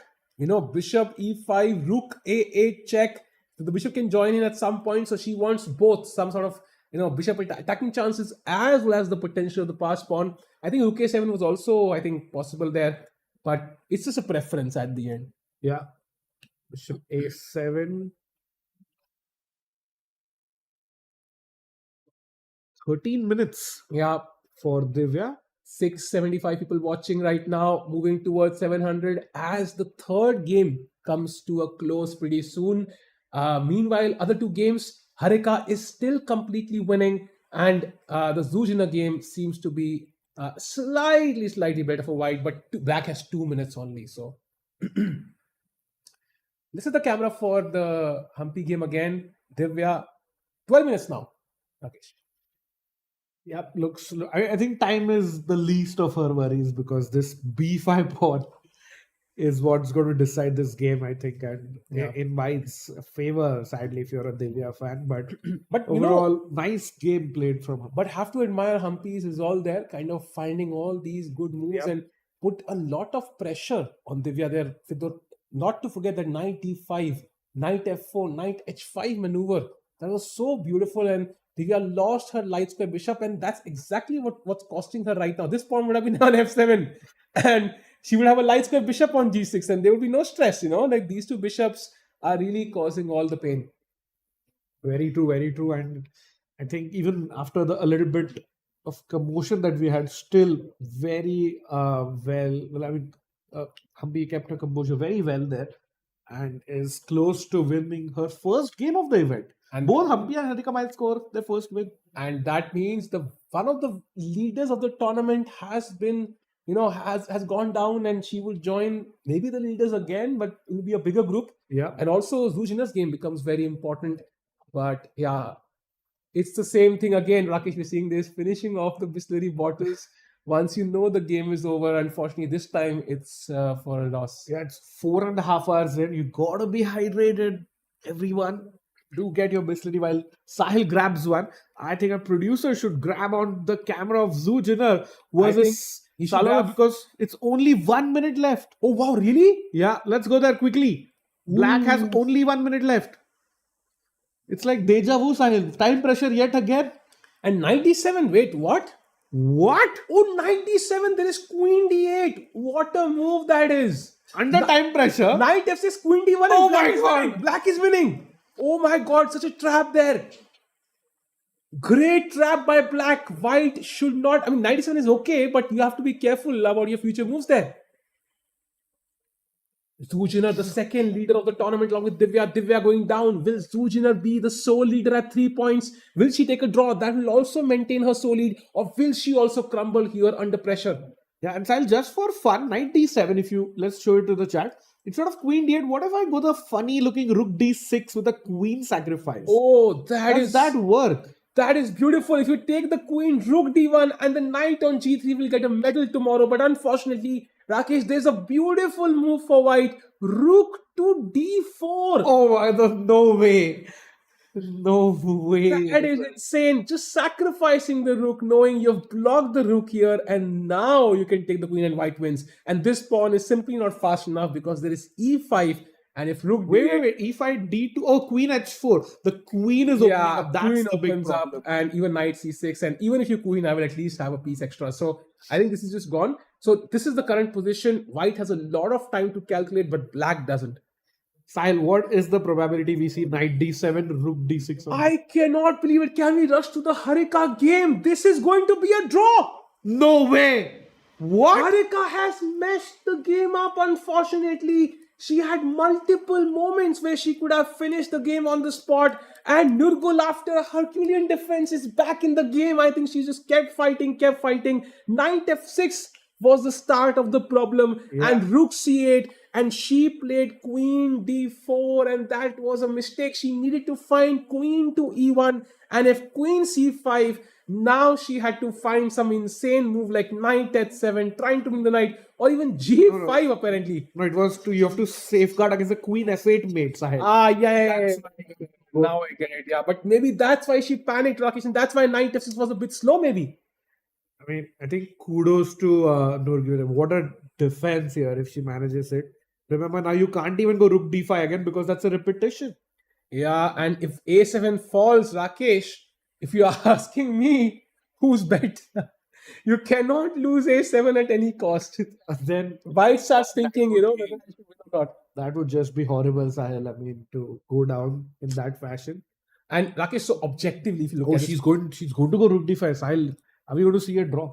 No, by the way, objectively, is this position, winning for black? Not I at don't all. think so. Not I think at this all. is better for black with the extra pawn. But you have to kind of push these pawns. E4, F5, bring the king to the center, maneuver the knight to an active square, keep the A7 pawn defended, and gradually do something. This is a long game for Harika now. She can still win this, but if she plays rook d5, it will be repetition likely.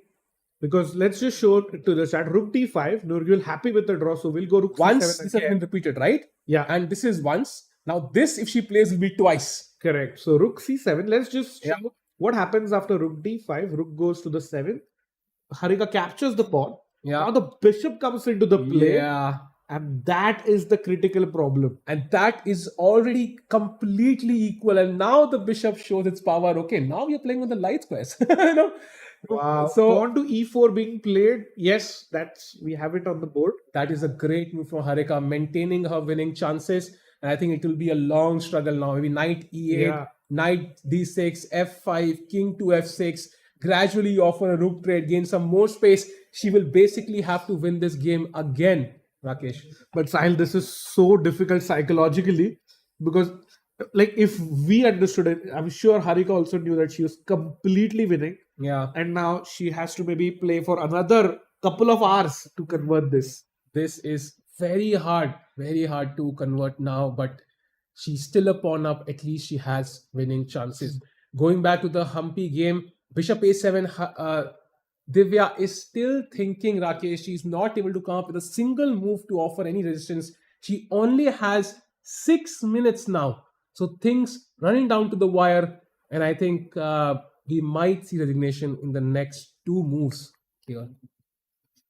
Oh, wow, what about a turnaround, Sahil, in that game, in Salimova's game? Yeah.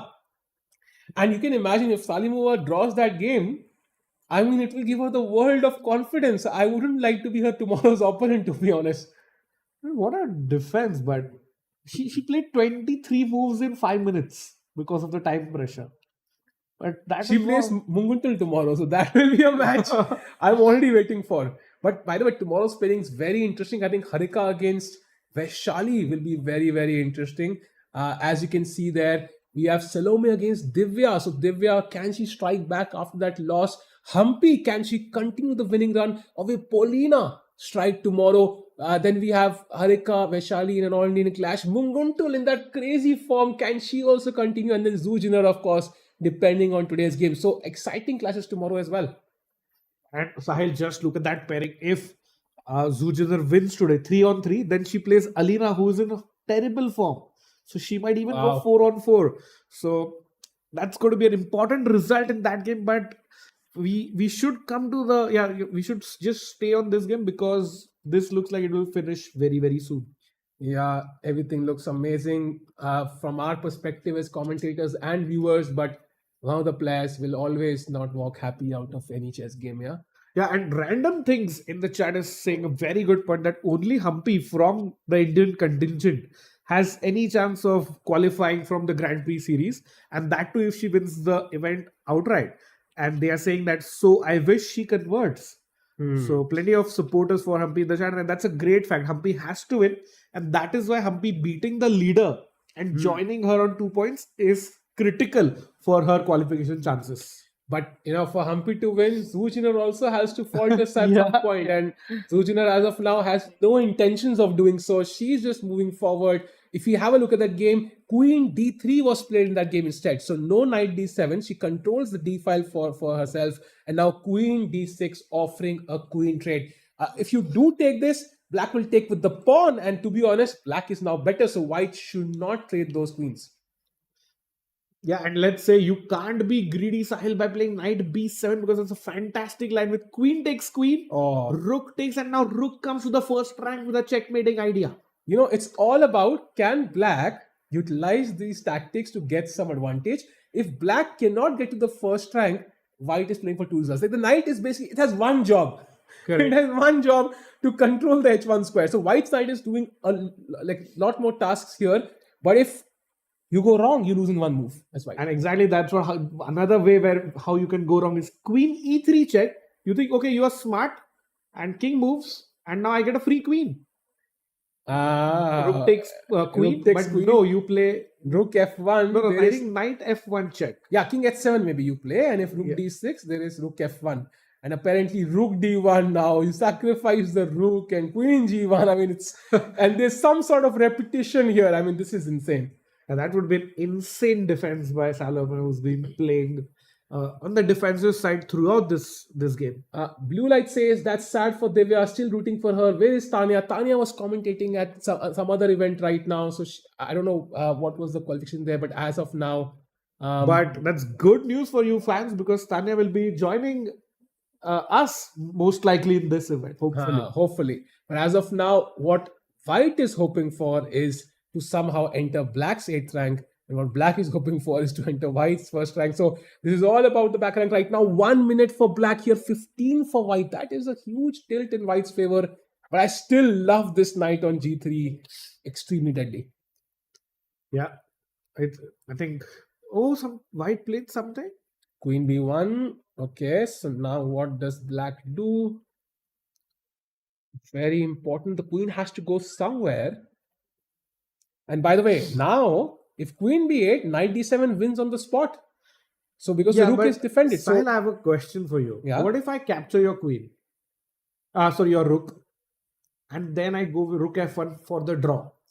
but unfortunately now takes King G1, Knight somewhere. I think my pawns are further advanced, Rakesh, and White should be better here. The Knight also looks a bit trapped if you're asking me. Yeah, but it's funny because the material is Yeah. completely equal, Yeah, Sahil. yeah. And maybe Salome is thinking that. What if this variation happens? What percentage would you give? No, I don't think so. Because even if you don't understand how bad it is, you understand it's bad. And you would not like to go into that position with seconds on the clock. When you still have this tactic, Black knows if White goes wrong, I could win in one move. That's huge incentive to keep the Queen, Rook and Knight all on the board. So then I think that leaves with, what do you play as Black? If Queen B8, Knight D7 is lost. I think Queen C7 is the only move. But then here. you think Rook D7 is coming in and that pawn. But then your trump card of the Rook coming to the first rank is then again available. If White comes in with Rook D7, Black can simply drop back to the 8th rank. And if you dare capture E7, what happened? Yeah, no. Let's just zoom in full screen because 15 seconds.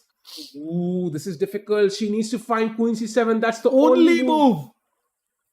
Wow, what a player. She finds it. So Queen E7 on the board. Now Rook D7 does not do much because Queen B8 or Queen C8. And if you grab this pawn, Rook F1 and your Queen is lost.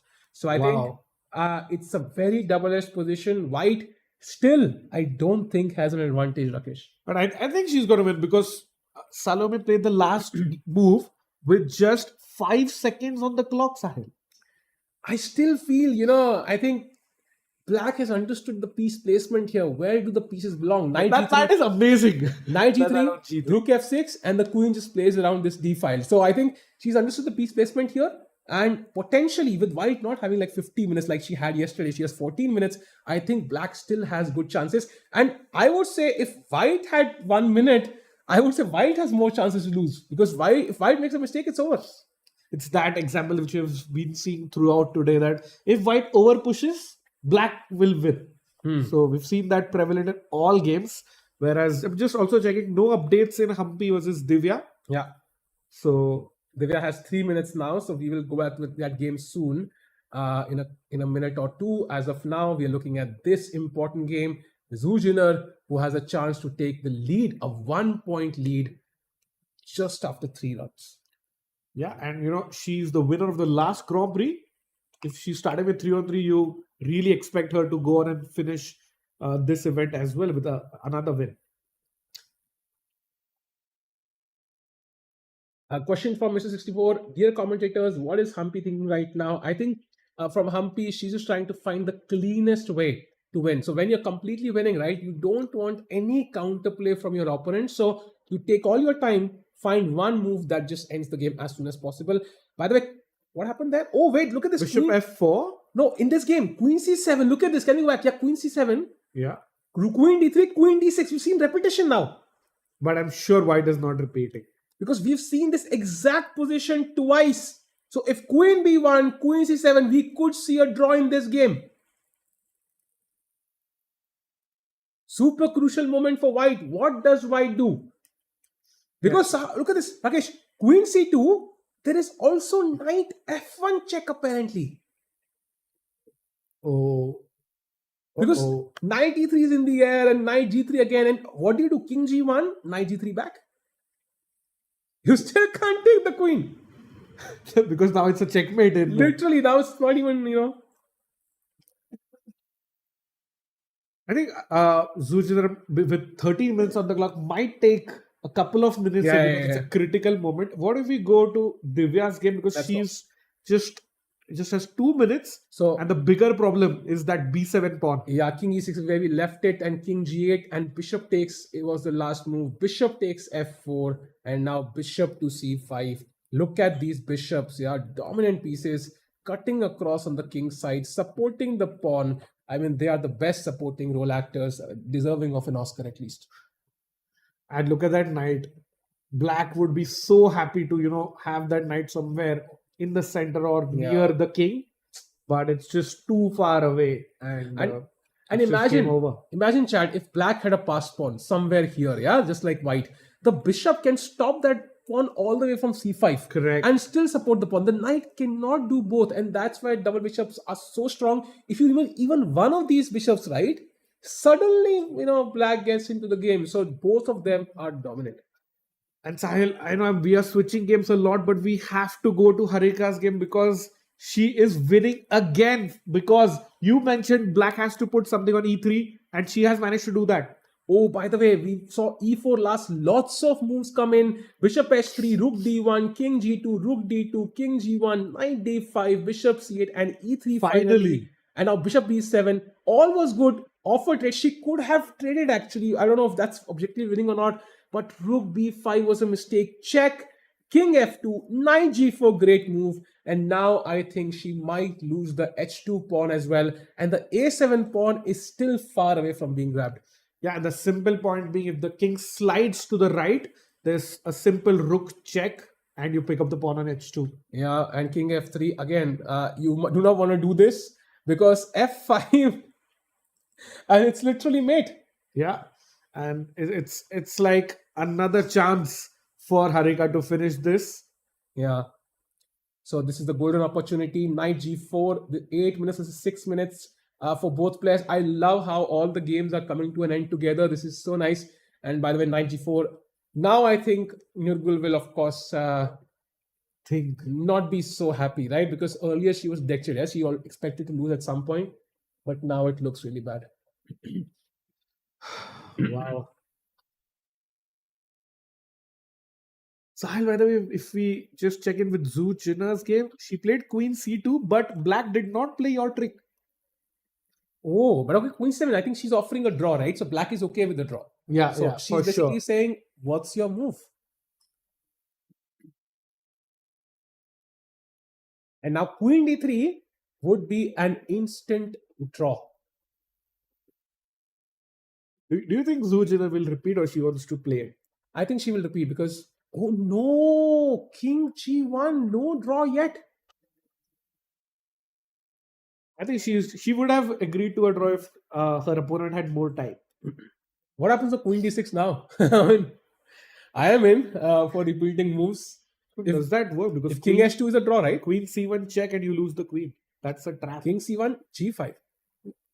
Just capture the rook and your knight e2 check. I take this. Oh my God. And you're winning. It's a draw. Knight d7. Knight d7. Oh, knight d2 is losing actually. Knight d7 you'll have to play.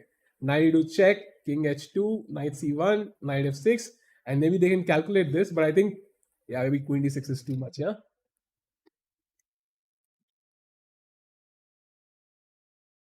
I think she's basically playing on the clock. If black had more time, I think white would have likely taken the draw. It's more about the clock here. Practical play. She's played something on the case. G5. G5, avoiding any checks. So smart. Great move by black, I think. With only 20 seconds ahead. 20 seconds. Smooth chess, no issues, avoiding any counterplay whatsoever. Wow. A5? 5 doesn't change the position much. I think black can also wait. it just feels so risky, this rook f1, rook h1 checkmate idea. I mean, the knight on g3 could be on vacation right now. It doesn't have to move for the rest of the game. It has one job, just to occupy its spot. For sure, for sure. Mr. asking, why are the commentators ignoring chat? We're not ignoring you guys. There's a 15-minute delay. That's why when we see your comments, you'll have to wait 15 minutes for a reply. And look at the beautiful queen sacrifice on d8. It's a brilliancy, by the way. If you are daring enough to take the queen, you will lose your king. It's mate in 2. So do not do that. So queen d8, great move. I think now maybe the rook has to move somewhere. Maybe not immediately, but also I think black's threat is, if you don't do anything, I'm going to play queen f8 and threaten rook f1 check again. That's a great point. And then white has to be even. Oh, queen b1. It's a mistake, apparently. Wait, what? Black is better. No way, chat. Oh, she has to find queen to g8 and pawn to g4. Okay, that is really... That's tough with only 20 seconds. Not going to happen. Black has only 20 seconds, chat. That will never happen, actually. I think the idea is if you play queen f8 here, trying to mate, I think knight d7 wins. That's the trap from white. Yeah. I don't think black will fall into that one at all. 2 seconds! She had just 2 seconds. And she makes a mistake. Can we zoom in and show the clock somehow, if possible? No, I think it's understandable at the end. Queen g8 would have been impossible. Yeah, queen g8 was no way. She was playing that. Full pressure on both the players as we have... Yeah, Sahil, there you see 32 seconds for white. For black, I mean, wow. 2 seconds. And Sahil, we have IB in the chat who's saying go Nurgyul also. So we have fans from Bulgaria as well. And she put a mammoth defense, but sadly is now losing. I think all these players have so many fans. And yeah, looking at these two games, as of now, still 30 seconds.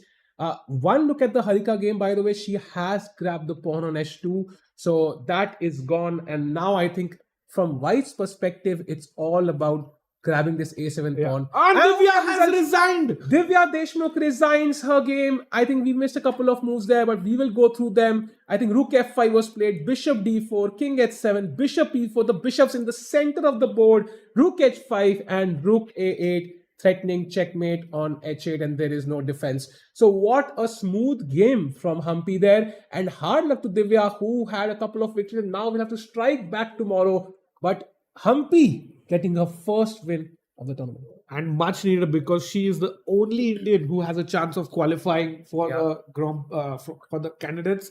And smooth game, great opening preparation, h4, h5 in the English opening, and flawless game from start to finish. And Humpy is in the second spot now with Divya and Shuvalova. And by the way, not to forget, 3 results so far, 2 results and 1 draw, 2 wins for one side and 1 draw. And let's head off to the other 2 remaining games. One look at the Harika game, something has changed. By the way, bishop c8 played and rook g2. So Harika basically is going to chomp on all the black pawns on the king side. And white is essentially saying, this is all I have. This is all I have. I'm going to go all in for it, but I think it might not be enough. Yeah, and white is like banking on the fact that you are going to get that a7 pawn no matter what. So, and then try to use that pawn to get your knight, or just putting white is going all in on that ace a5 passed pawn. Yeah. The thing is, I think even if I have a rook at some point, let's say just to show a random variation, bishop, rook b7 played, by the way. Ooh, that's not a good move, because you have knight e5 and knight c6, but I don't think black is going to play that, because rook. I can pick up the a5 pawn. She plays that. She can pick up the a5 pawn that's now. The whole point. It's the safest way to victory. Yeah. So knight e5 check, and the king, if it approaches d4, then knight c6 check, loses the a5 pawn. King c4, d4 are not possible, that means. And king e4, I think, anyway, maybe knight c4, knight c6. And if you go a6, Rakesh, how are we tackling this? Can I go just rook to the side?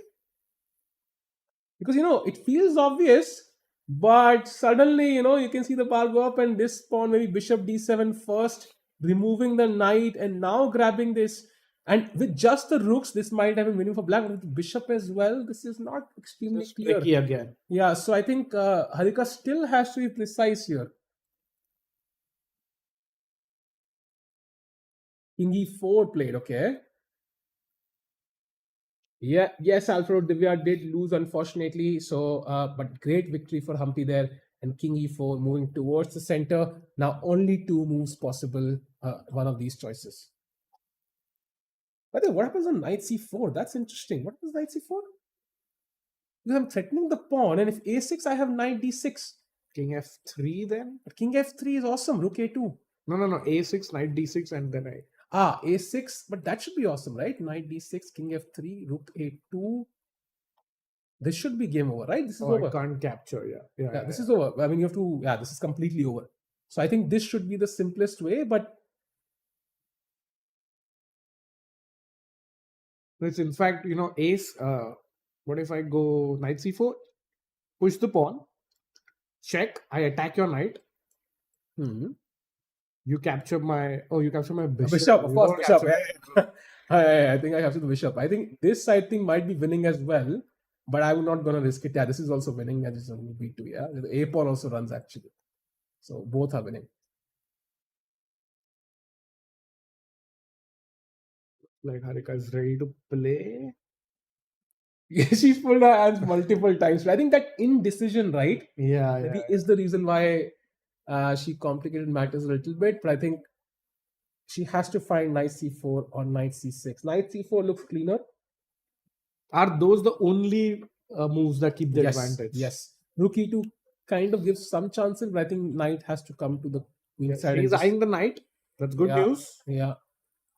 Knight c4. Nice move. This should take home the point for her. Attacking the pawn. If the a5 pawn falls, literally you could lose the knight and still not lose this game. Yeah. So I think this is a very smooth game forward.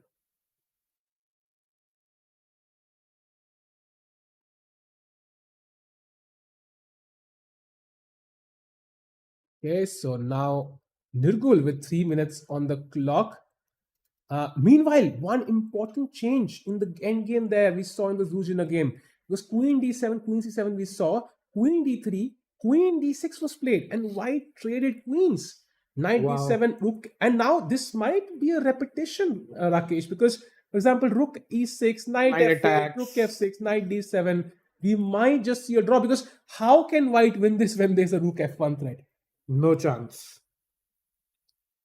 I could literally play rook f7. I mean, okay, there's a check actually. So, oh wow, by the way, this rook d6 and this is also equal. So that means it's a draw, yeah? White is not winning this, I think. Yeah. And just if you go couple of moves back side, queen d6. Yeah. And I thought, wait, haven't we seen this position and isn't this a draw? But then I remembered the pawn was added on g5 from g6. Yeah. That was not a threefold repetition there. Subtle difference there, which is enough to change the 3 seconds. Oh, she just managed to play against Sahil. That was so close. If she had played comfortably, like our opponent would accept a draw like way back. But she played on 2 seconds now. Rook d6 is a check. And still it's equal. That's the power of this knight. Both the players don't know that.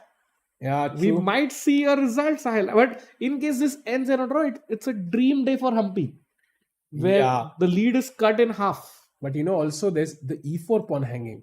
So does white want rook d6 check by Zuzhina, Salome writing, and kudos to her. She has played the longest game in all 3 rounds so far. Yeah. Rook comes back to d1, and now we will see rook takes e4, I think, defending the pawn on e5 as well. And yeah, most likely a drawing coming in this game. Yeah, this should be a draw. No updates in the Harika game right now. So, by the way, Nirgul has 1 minute. So that's also maybe that will finish first. So let's start off with that game, I think. And as now knight c4, 1 minute and 20 seconds remaining for white. You can see her, very happy rocking in her chair, and just shows now she knows she's 100% winning, Sahil. Yeah. Usually there's no It's 100%. like a confidence dance, right? Yeah, Like, but there's no 100% usually, Rakesh. Just like you can't reach the 100% speed of light, just like, in this position, you never be sure. now I think she's sure. Come on. There's going to be a trade for sure, and Yeah. she can win that. Okay, so white. What will white do as the last try? Will it be king f3? Will it be, I don't know, rook a7? But rook a7 can't be that move. Important moment. 30 seconds now. 35. She's about to play a move. Moving the rook c7. Ooh, So allowing the That- trade. Knight d6 check. Maybe she wants to attack the rook with king f3. Yeah, but now rook a2, Rakesh, and somehow I think if I win the a5 pawn, I'm going to win the game. So you somehow have to avoid that. So what if I go forward here? Knight c8, Capture. rook c8, rook g3. Rooks, yeah, there is no way. We have rook g5 check also to capture. Yeah, pawn. then there is absolutely no way. Yeah, you can't really. Okay, 3, rook c6. Yeah, this is Now just it's just too too slow. little too slow. I mean, just to kind of show a sample variation, you've not even grabbed the pawn and I'm queening. So this is just gone. I think she found the right plan here. Knight d6 should take the point home. Knight d6. Yeah, upcoming. She can also take the pawn on a5, by the way. That's also a possibility. But I think Now then bishop to e6 and maybe rook f2 then, and you kind of hold on. But yeah, I think this is check simple. on the board. Because rook endgames are most common. They are the most researched by players, and you kind of understand what's the evaluation. So that's why people feel comfortable going to the game. Just both as losing as a winning side. Yeah, true. And rook is attacked. Rook has to go behind the pawn. Yeah. There you go. Wow. No. It was a DGT. Yeah. Happens sometimes. Rook to a2 now, and the a pawn will be lost. I think we might see resignation soon from Nirgal. Would love to see a different camera angle if there is one where we can see both the side on. Yeah, this is okay. But a hard fought game from Nirgal, I think. I mean, kudos. What a fight. And bishop to e6. Yeah. Attacking the rook. But unfortunately, the knight is actually, I can just take rook d7 and just, I think, rook a6 or rook e5, both kind of do the job. And the best technique would be just throw in one check with rook a3. Yeah, also possible. So you push the king back and then you capture. Yeah. And Harika going for the pawn immediately. You're completely fine, totally winning. I think we'll see resignation after rook d7 played. Now rook a6 and white resigns. Rook a6 should be winning. In fact, rook e5 should be winning. Yeah, it's also winning, I think. But I think rook a6 is pretty smooth.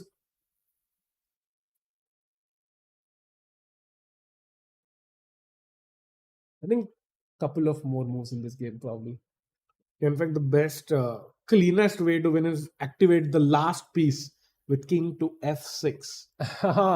Yeah, remember Nice. Humpy brought the king very nicely in her game, Nice. and that's the best way. Nice. Yeah, that's quite clean. Bishop goes back somewhere. Oh, where does the Where, bishop go where, back? There is no exactly. square actually. Bishop b3, rook a3. No. Rook check it. So you just go king e5. King e5. Knight on Knight d6 is amazing. It's protecting everything. Bishop f7, knight f7, rook f7, and check. No, you don't want to play this, I think. No, I mean 2 pawns up. Yeah. Harika, by the way, 5 minutes on the clock. So this is I think the final critical decision she'll make in the game. True. Now, just having a look on the other game, looks like Zhu Jiner has made something out of that drawish endgame. And Salome had just 12 seconds. And White has some chances, Sahil, in this game. Yeah, because the knight is not on g3. That's my problem. I think we should. yeah. I mean, Petition. 92 check. Why? I mean, I can't imagine White winning that. Of course, White can try to grab a few pawns with the knight and try to get a passed pawn. But usually, I think rook takes e4 would have been smoother, maybe. But she still is threatening to grab some pawns. Rook check. But it's like, you are playing on seconds. again 38 seconds. And King F6 played by Harika, though, which we were discussing. Yeah. I think our team will let us know if there is a resignation incoming on that board. And yeah, there is There it is. resignation. So Nurgul, after a very very long struggle, one which almost turned the tables, Rakesh. I think even though she lost, I think she will go back and look at the game and say, you know what, I did fight. She'll be proud of herself today. Yeah, she there are some really good elements there in the game, and she fought really well. And Harika maybe might not be as happy, when she goes back and checks, that she missed out a few wins. But overall, her first victory in the event, 1.5 out of 3, and a good day for Harika there as well. Yeah, and it's a good day for her at the office, and good day for chat as well, because we are hearing she might be joining us. Wow, in the so broadcast. Rakesh will have his questions ready. Meanwhile, good to kind of go to the final game quickly and check out what's happening there. White has some chances, though.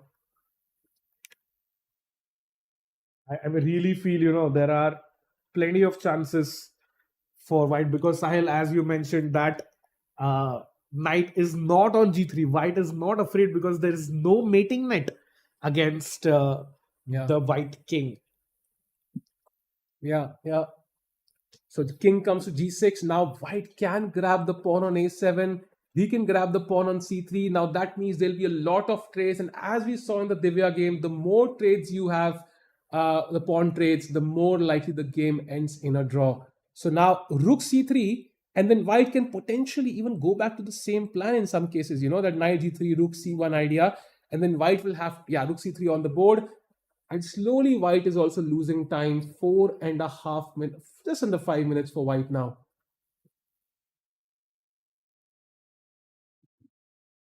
Black has been playing under time pressure for a long time here. 69 moves so far, and it doesn't seem like the game will end in the next few moves at least. But a lot of repetition is possible. White has to be careful. The rook is far away from the first rank. That is a potential problem. Pressure, 4 minutes, against 58 seconds. Still finding a way to win this game, but most likely a draw. And that means she will still have sole lead even after drawing this game, because the other leader lost. The standings will be quite close after round number 3 here. Ooh, she almost played, but she stopped herself from moving. There's a pass pawn on A5, but there's simply no time to push it. Rook comes out to D7, trying to come to the first rank in emergency cases. But now I think Rook C1 could be a very nice move, cutting the first rank. Because Knight G3, I think, Knight G3 also kind of works. I was thinking maybe there's a way to escape here. But maybe Rook C1 is the smoother way, because you don't allow the king to come out at all.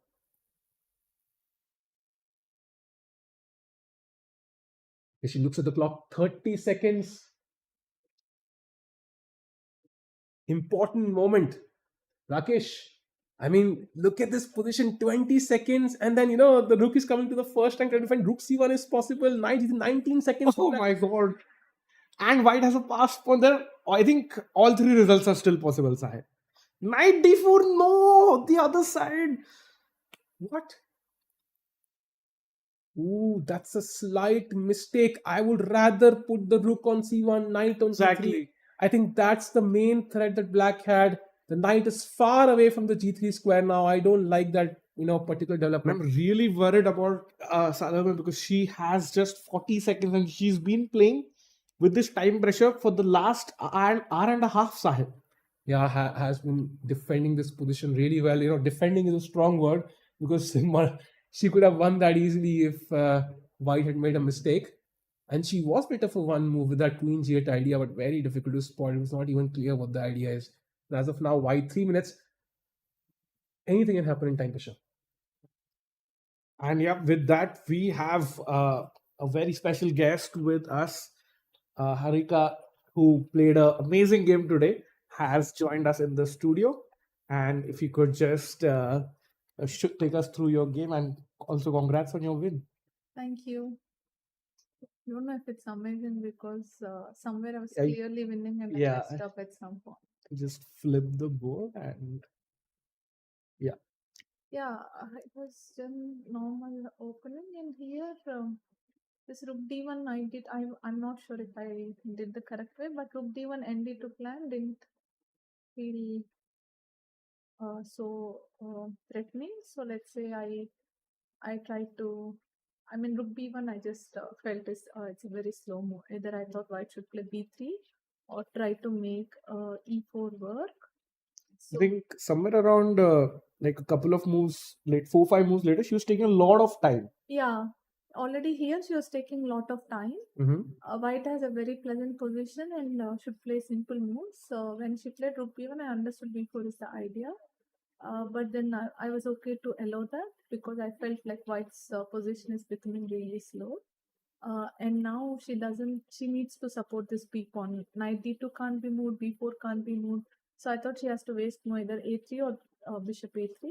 And after that, I thought c5 is logical because anything else, maybe rook c1 is coming. Yeah, definitely looks like black has equalized and you were happy with the opening stage. Yeah, definitely. I think here the problem for her, queen a4, I felt is okay. Maybe here I think the problem for white is if they take queen c4, I think queen e5. Yeah. Maybe this is the reason she was taking a lot of time. I'm not sure. So rook c1, I mean it's just a pawn. Like I took the pawn and I tried to keep the pieces as much as I can. I hear she's already into severe time trouble in the haste to win like quickly. I kind of started like kind of missing moves. I think. Yeah, here I think something should be knight c6 and knight d4 should be very Yeah, strong. this is completely Yeah, winning. suddenly after getting winning position, she started resisting and playing fast and You're very well played on her, but especially after being lost for so many moves. And I think she played 23 moves in 6 minutes. yeah, in like time. yeah, I mean yeah, maybe in many ways to win, but Yeah, I think everything was great. If you go a few moves ahead, great play. And here was the critical mistake by your side because when she took on d4, it's just advisable to take yeah, with the yeah, pawn. initial idea. But then suddenly I thought maybe rook d4 makes it even more easier for me to play rather than with all these threats I have to.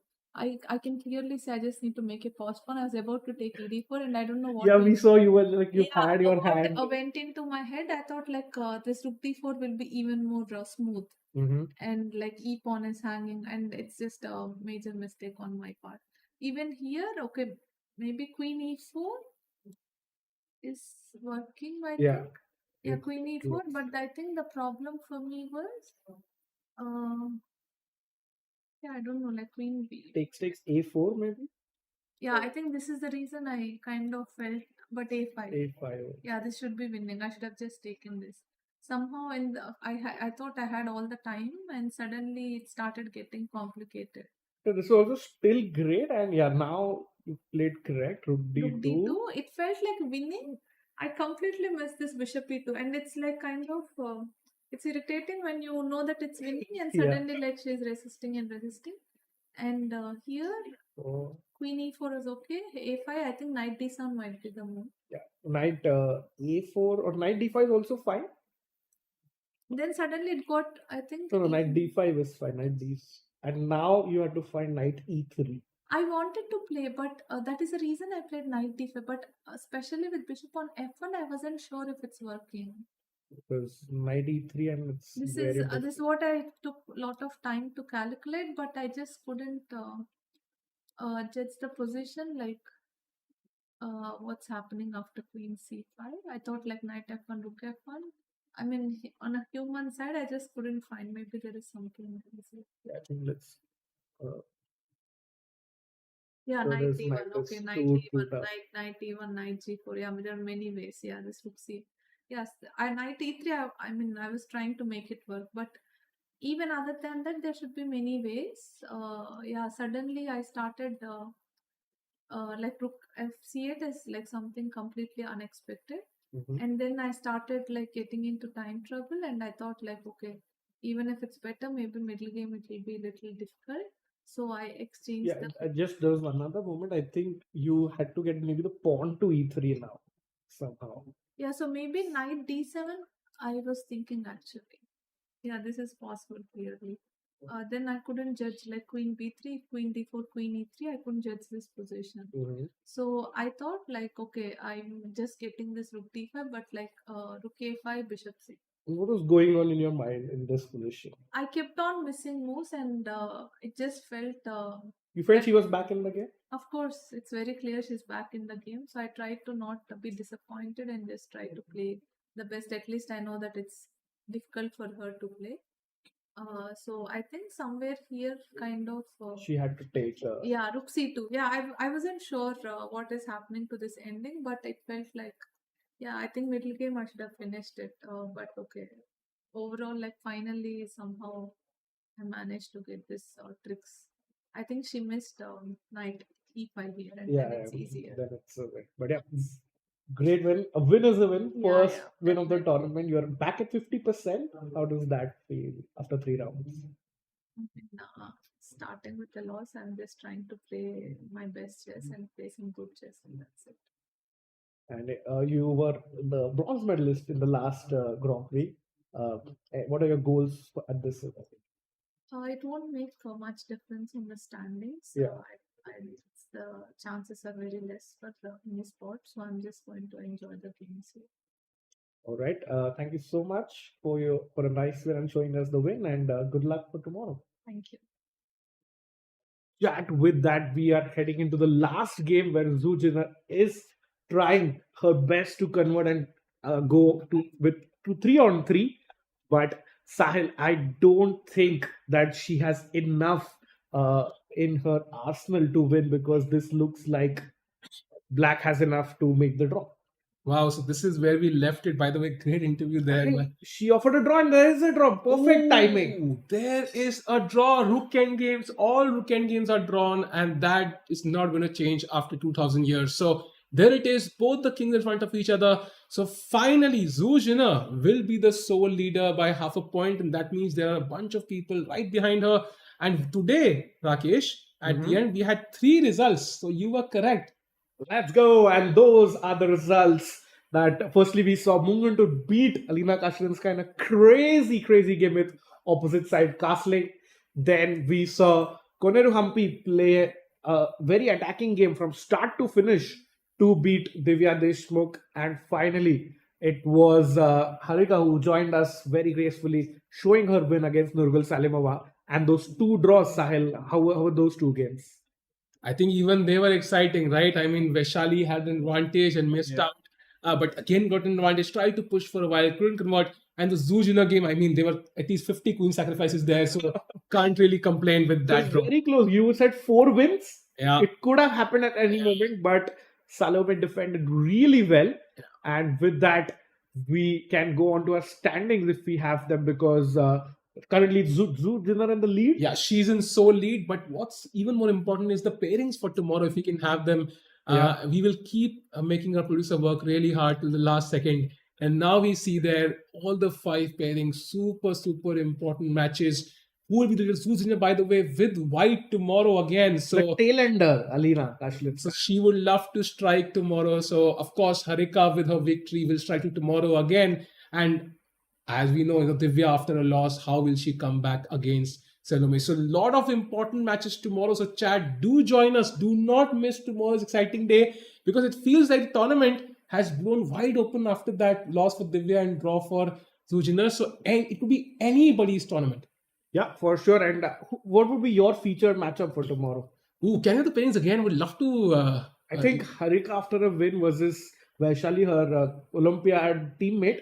That's an exciting match for sure. I think I'm finding it very difficult, because every game seems important. Divya after a loss, then of course Humpy after a win, then Harika Vaishali, the All-Indian clash, and Munguntul, I mean, after such crushing games, fighting Salimova, who had a tipsy-turvy game today, and then Zhu Jina, of course. So I want to decide that tomorrow, Rakesh, once we have a look at the openings. Yeah, I think we have time until 3 p.m. IST tomorrow, Sahil, to figure out that. And what an exciting day. If you had to describe today's day in one word, Sahil, what would that be? Mind-blowing. I think it was just stunning to watch these games and see the up and downs, and literally every game was so instructive. There were so many things to learn, not only the chess, also psychological element of it. As Harika mentioned, I saw in d4. It's so obvious, Yeah. but somehow I convinced myself to not do it, and that's we can relate to it for sure.